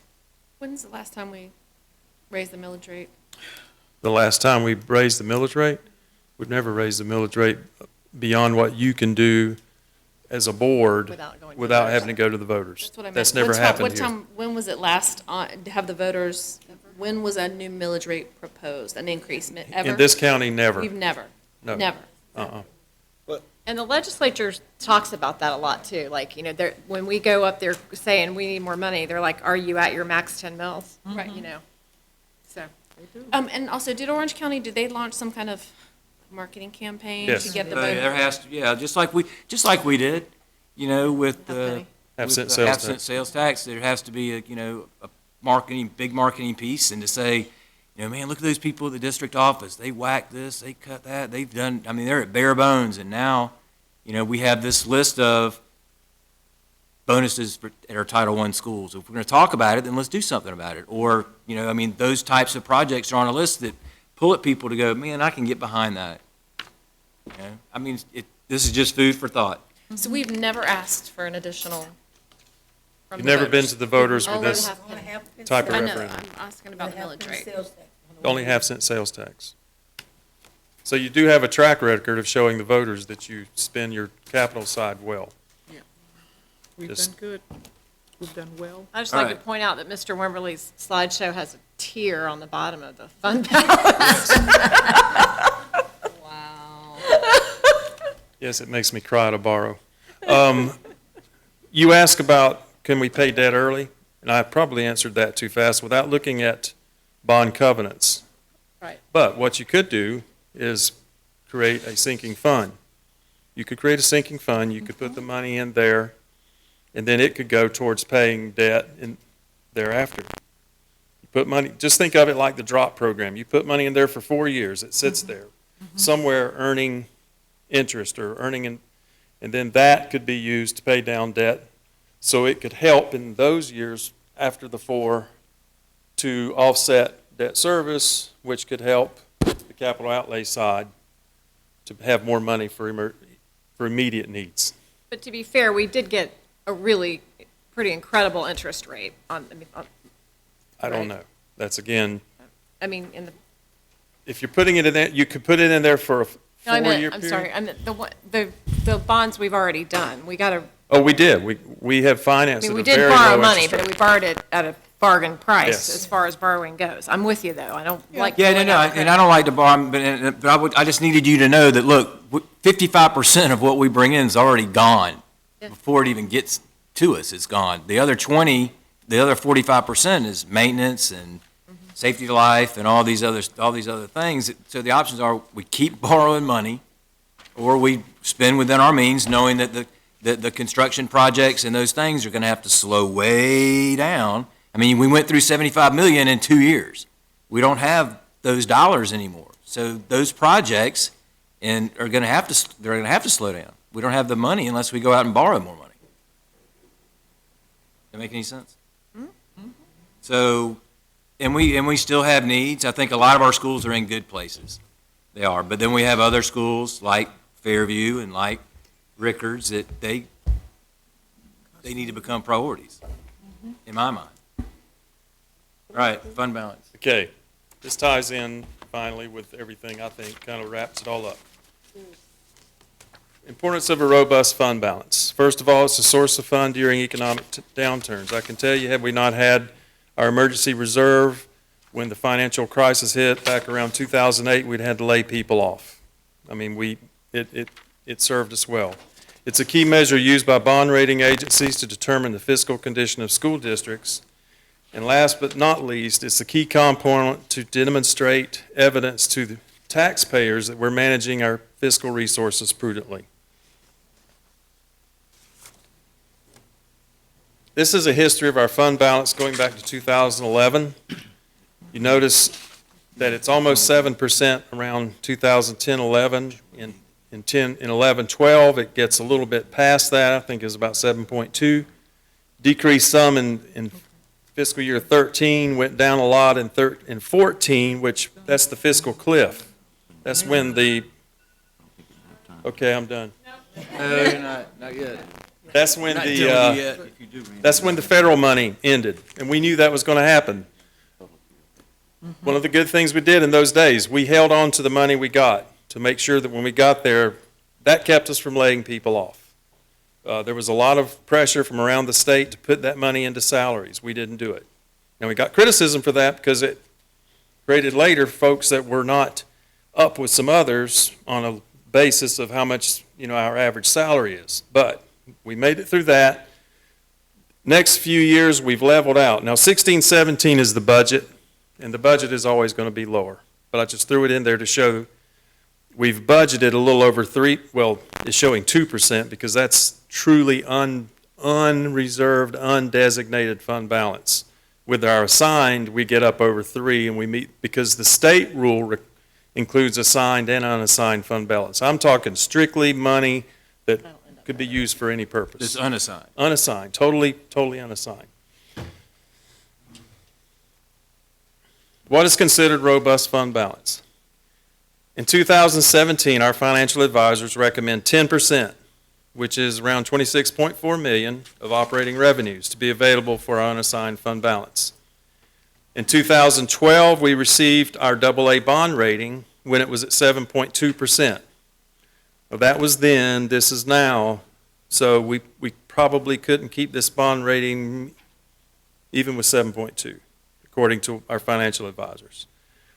Now, our ending unassigned fund balance for fiscal year 16 was $12.8 million, or 4.87%. So, to get to here, from where we are, is roughly $13 million. But double what we have, and we're probably sitting pretty good. What is debt service? It's the amount of money required to make payments on the principal and interest on outstanding loans, the interest on loans, or the principal of maturing bonds.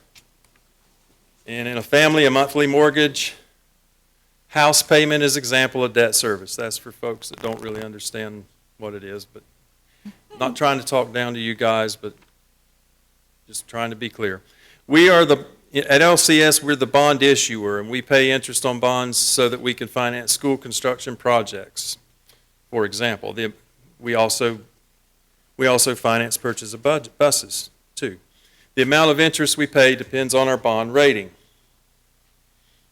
A bond rating is a grade given to bonds that indicates their credit quality. Private rating services such as Standard & Poor's, Moody's, and Fitch provide these evaluations based on financial strength or the ability to pay a bond's principal and interest in a timely fashion.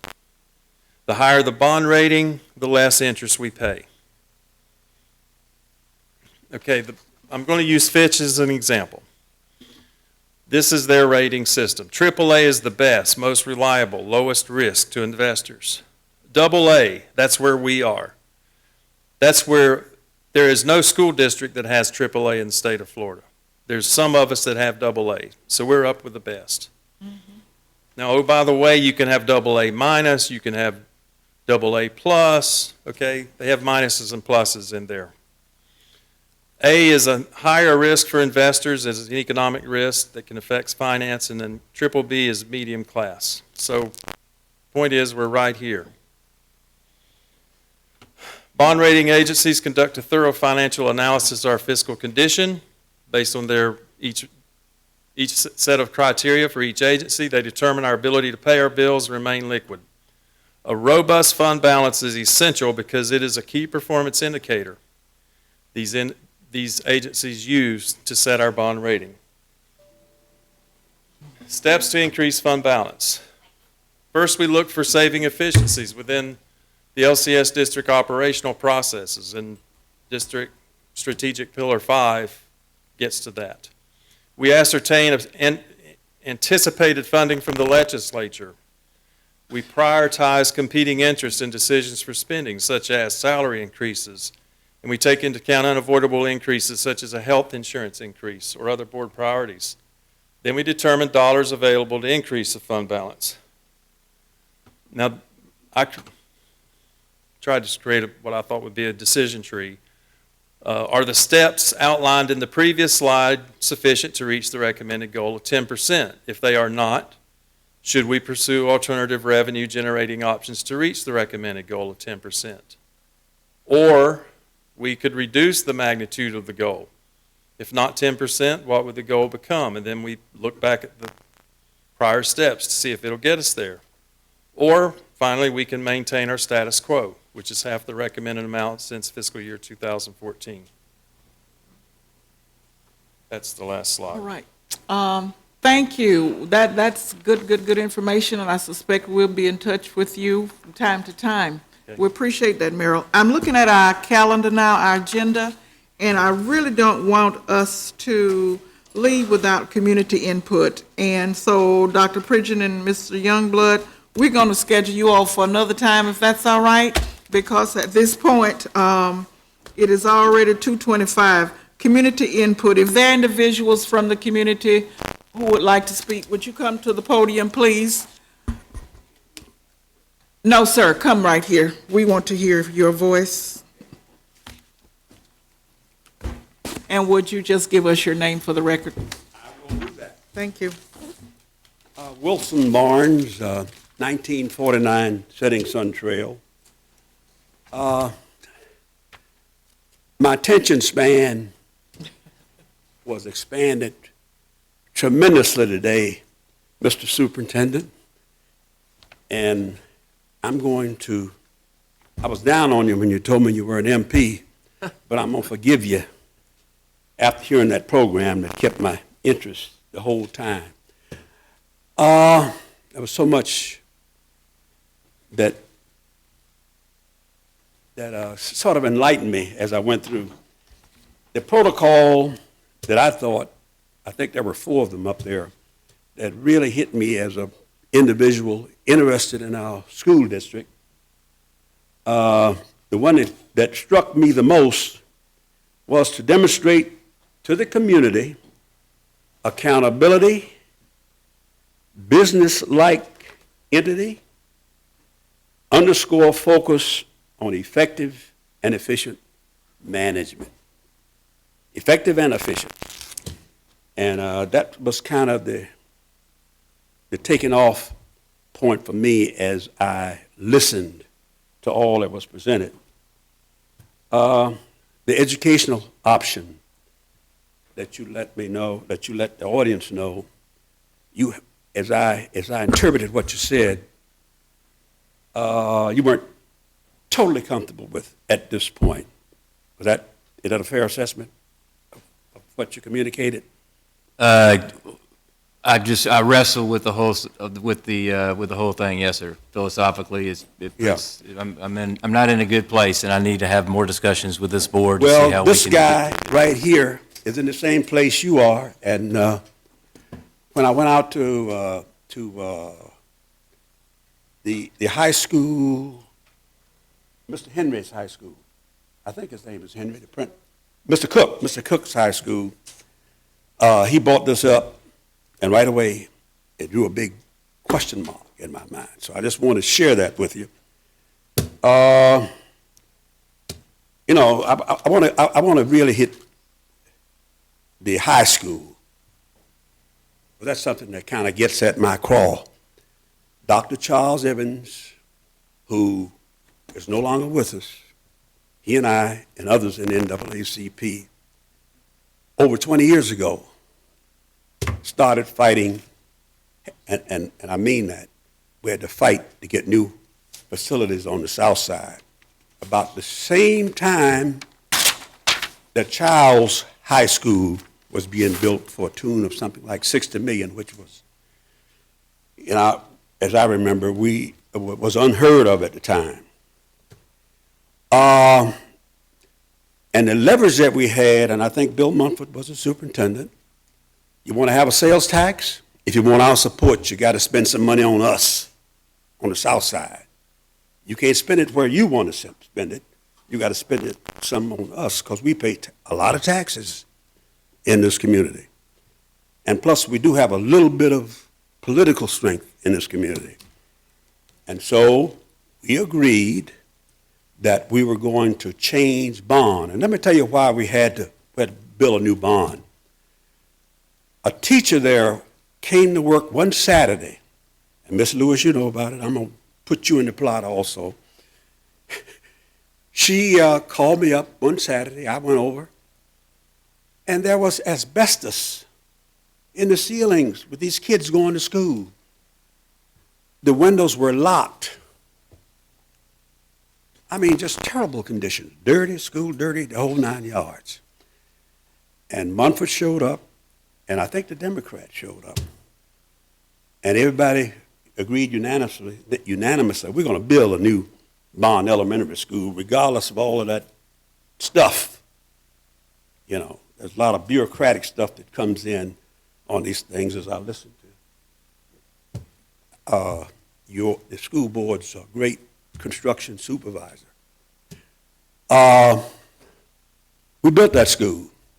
And I thought in the deal, we'll get a new high school. So we started right after that, new high school. And then we had the second sales tax. We said, okay. And I think Pons had come around, your predecessor. Then, the only way you can get our support is we get a new high school. Then, you know, how these things go, they get drawn out. Next thing I know, I look in the Democrat, we don't need a new high school. I said, what in the hell, where did that come from? And then, I think you verified it, Miss Lewis, because I really jumped in your chops, as I recall. You got a little upset at me. But I would hope that before we make any decisions, and I think I got the situation here this morning, or this afternoon, that we go back and we get the whole history and bring it up to the present, where we are right now. Because I got a feeling that what happened is some people came on to the tail end without having the total context of the issue. And that's always pretty dangerous in my opinion. So the new school, some way we got to have the mechanisms to get the history, and there's some history out there. I know I heard some of the comment about raising additional funds, et cetera, et cetera. Look, folks, this is a democracy, and you don't get votes, and you don't get our money, and we, in the organizations which I belong, the NAACP, Urban League, the churches, we're going to do everything in our power to work with that spirit. Don't want to be adversarial, but we got to work together. And you got to consider our children along with all other children when it comes to spending money. I think that's only fair. Now, there's some other little points, and I think they're critically important now as I look at that political, let me say political death valley that we've gotten into recently. With the Trump nomination, and I happened to overhear his Secretary of Education, Ms. DeBoe. She's really into this privatizing of school. That's why your point was so important to me. But as I looked at it, when this thing called multicultural religion, multicultural education, is critically important. We were talking about African American inclusion in the curriculum, but we've got LBGT, lesbian, gay. We've also got Muslims. We've also got Hispanics. They're in this community. They're going to be coming to your school system. We've got to really start thinking about that challenge. Graduation rates. I heard you say that they had improved significantly, but I've seen no numbers that tells me, yes, overall, this is it. This is the percentage of black males. This is the percentage of others, et cetera, et cetera, et cetera. I think give these statistics visibility in order for the citizens to feel like they're really a part of the district. That's just Wilson Barnes' idea. You mentioned MBE, critical. And I know that you said we don't have an MBE officer. I would ask you all to certainly consider maybe getting one, a good one. We talked about the new high school, diversity. Now, I've noticed an attitude in this new political milieu, but diversity ain't important. They're trying to make that the new normal. Well, hell, it's important to some of us out here. And I would hope that in this school district, that the norms are the same as they've always been when it comes to diversity. What about the weapons policy at the school? I always worry about that because there are some people that like to tote guns. Want to give the superintendent a gun to protect his schools, that kind of thing. No, not that. It's not that ridiculous. And one final thing I'll mention, program effectiveness. We've got a lot of programs where we've hired people to come in and save kids who have problems. But nowhere where have I seen a measure of effectiveness, and we are holding our feet to the fire on the basis of that. In other words, if I've got a program where I say I'm going to save these kids from going to jail that I'm now putting in jail, and I come in and you say, I'm going to give you $100,000 to do that, that's worth it, then how do you hold me accountable? Is there some kind of measure? That's another thing that, as a citizen, I would hope that maybe we could consider as we go forward. It was a good session. I appreciate it very much and appreciate y'all tolerating my preaching. And I'm looking forward to continuing to work with you. Thank you, Mr. Barnes, and certainly we welcome you and other citizens of the community to come to meetings such as this and our board meetings. We did hear you. I need to acknowledge very quickly, but most sincerely, the outstanding service that was rendered by the Lively Culinary Arts Department with Chef. Yes.